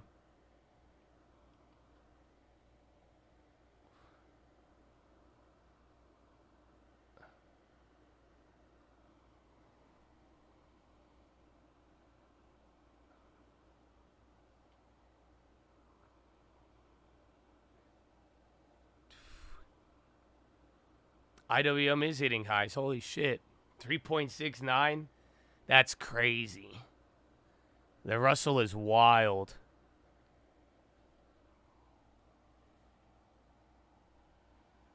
Max N.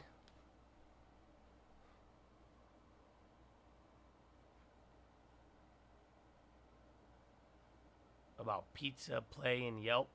I like pizza because it's a very interesting long term.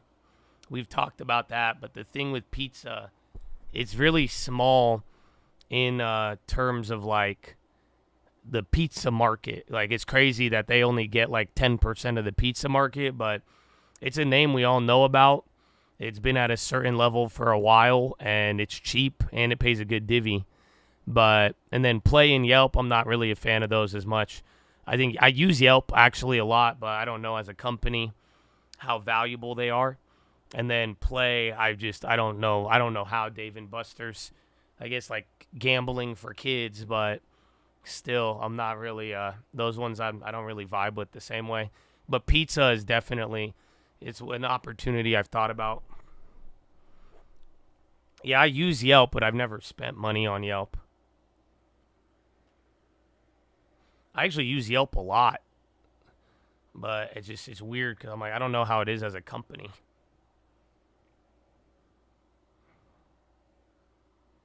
The Dave and Buster's by my place is ghetto. The one in San Diego, I think in like a year or two, there's a shooting at one of them. It's funny though, Dave and Buster's is just like a casino for kids. If you really think about it.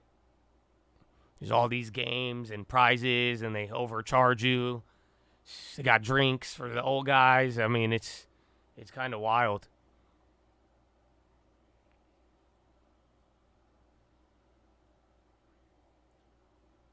Nothing beat Domino's is huge. That's why I don't think people like really realize like the pizza industry is massive, but like Domino's gets like $38 billion of it, and then it's like $3 billion for pizza or for Papa John's. You know, better ingredients, but still better pizza. You have a Biden atrophy issue. I was juiced last month. I said 50 months, 50 years. I'm 51. 51 months with 51 years. Let's go, baby. Bro, God bless you, Ernest. Security. I can't believe, dude, my mind was blown when you told me you were fucking 50, dude. You aged like a Greek god, my friend. I thought you were like 35 tops, maybe 40, but that's only if you told me you were like older. It's insane that you're actually 50, bro. So God bless you, man. Keep it up. Yeah, I don't know. We may have to give you a cognitive test. But then again, you were probably half the age of Biden, so I don't know if you need it yet.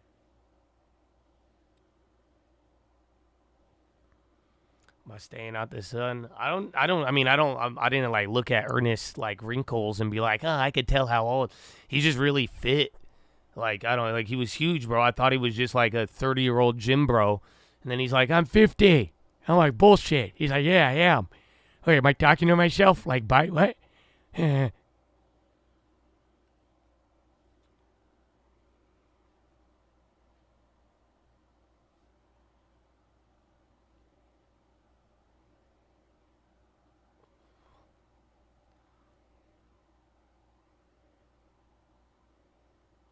Love the fit judge.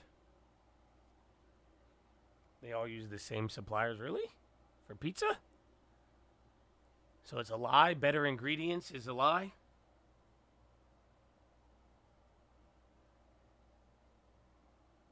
It's so weird how every pizza tastes so different, though. Like, if you go and you see the, like go eat a Domino's pizza, a Pizza Hut pizza, and a Papa John's pizza, they all have a distinct taste. It's so weird to me. But that's what makes them good. No, I don't think we're going back to open. You're going to have to wait till PPI. But you never know. 10-minute rig might bring in some. Maybe even final 5. And then we'll see if Japan does anything overnight, too.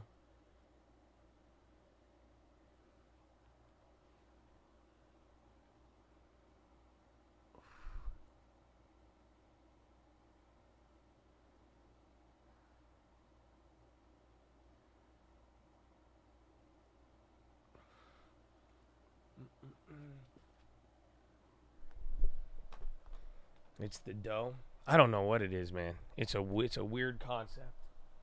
Because it's all this, it's pizza. But it tastes so different. Little Caesars in Michigan, bro. You know we lived off Little Caesars, right? So back in the day, you know, when my mom had to feed 5 little Arabs, you know, my mom would either go to Burger King. She would buy 2 Whoppers and cut it into 4s. And we each got a corner of the Whopper. And then Little Caesars we lived on. 'Cause that was cheap back in the day too, bro. You have no idea. We lived off of Little Caesars, bro. It's funny, my mom, we were talking about it because she's like, man, I did not know. Because it's funny how, like, healthy she eats now. But, like, when my mom was, like, in her 30s, bro, homegirl loved fast food. I remember my mom used to drink soda, too, bro. It's the weirdest thing ever. Like, when I even told her, I was like, you used to drink a lot. I remember my mom would drink, like, Coca-Cola. She would go to Costco, buy the whole Coca-Cola pack. Well, I mean, my parents didn't have money. So, like, that was one contributing factor. But at the end of the day, too, like, I also think they just, like, got to America and, like, you know what I'm saying? Like, they're like, McDonald's, oh, Burger King, wow. Yeah, like, I feel like it was just really good. And, like, even the soda, you know, is living some of that Western life, you know, is all new to them.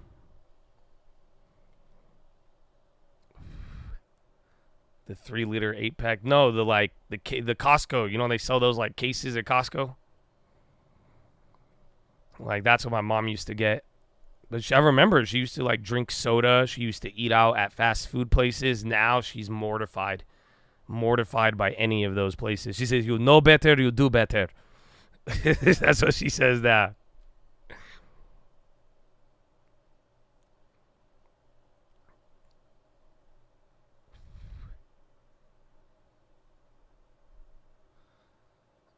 I think Costco news wasn't that good, though. It was good earnings, but I think people thought they were going to raise the membership price by like $20 because they haven't raised the membership price in like a decade, I think. You remember people were waiting for that membership increase in 2022, and then it finally happens, and then it's tiny.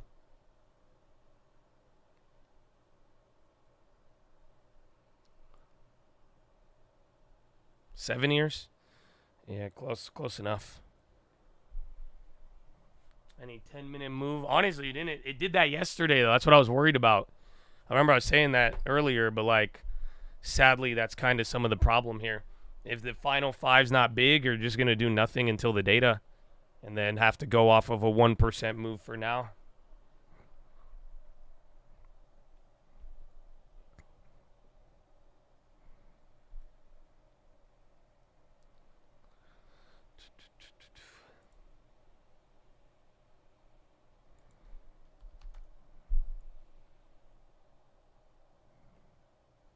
Biden is sit for media interviews Tuesday and Wednesday.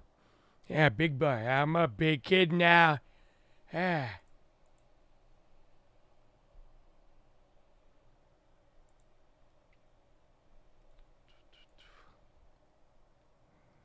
We're right back to Monday or Tuesday level. So you just, whatever happened yesterday just didn't count. Mulligan. You just gave up all of that little melt up yesterday. You just came right back to where you were the day before that. Enjoy the gym, my friend.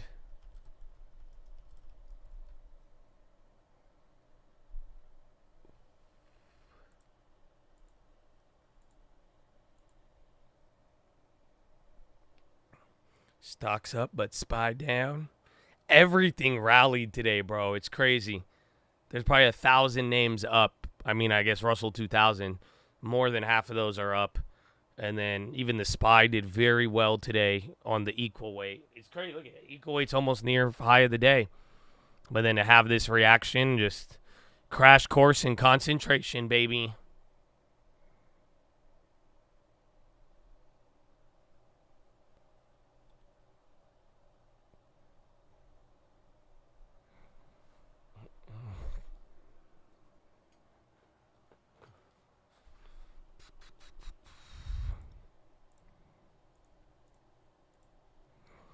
Sad AF. Oh, well, there's your final five. Get ready. I don't know. It may not be there. I don't think correlating with PPI. I think this is, if anything, giving you room for PPI. But if PPI is bad tomorrow, then this will get bad. The 15, are you talking about Delta? Either way, I think, homie, he made a good decision. You know, he told us to play. We talked to him a little bit.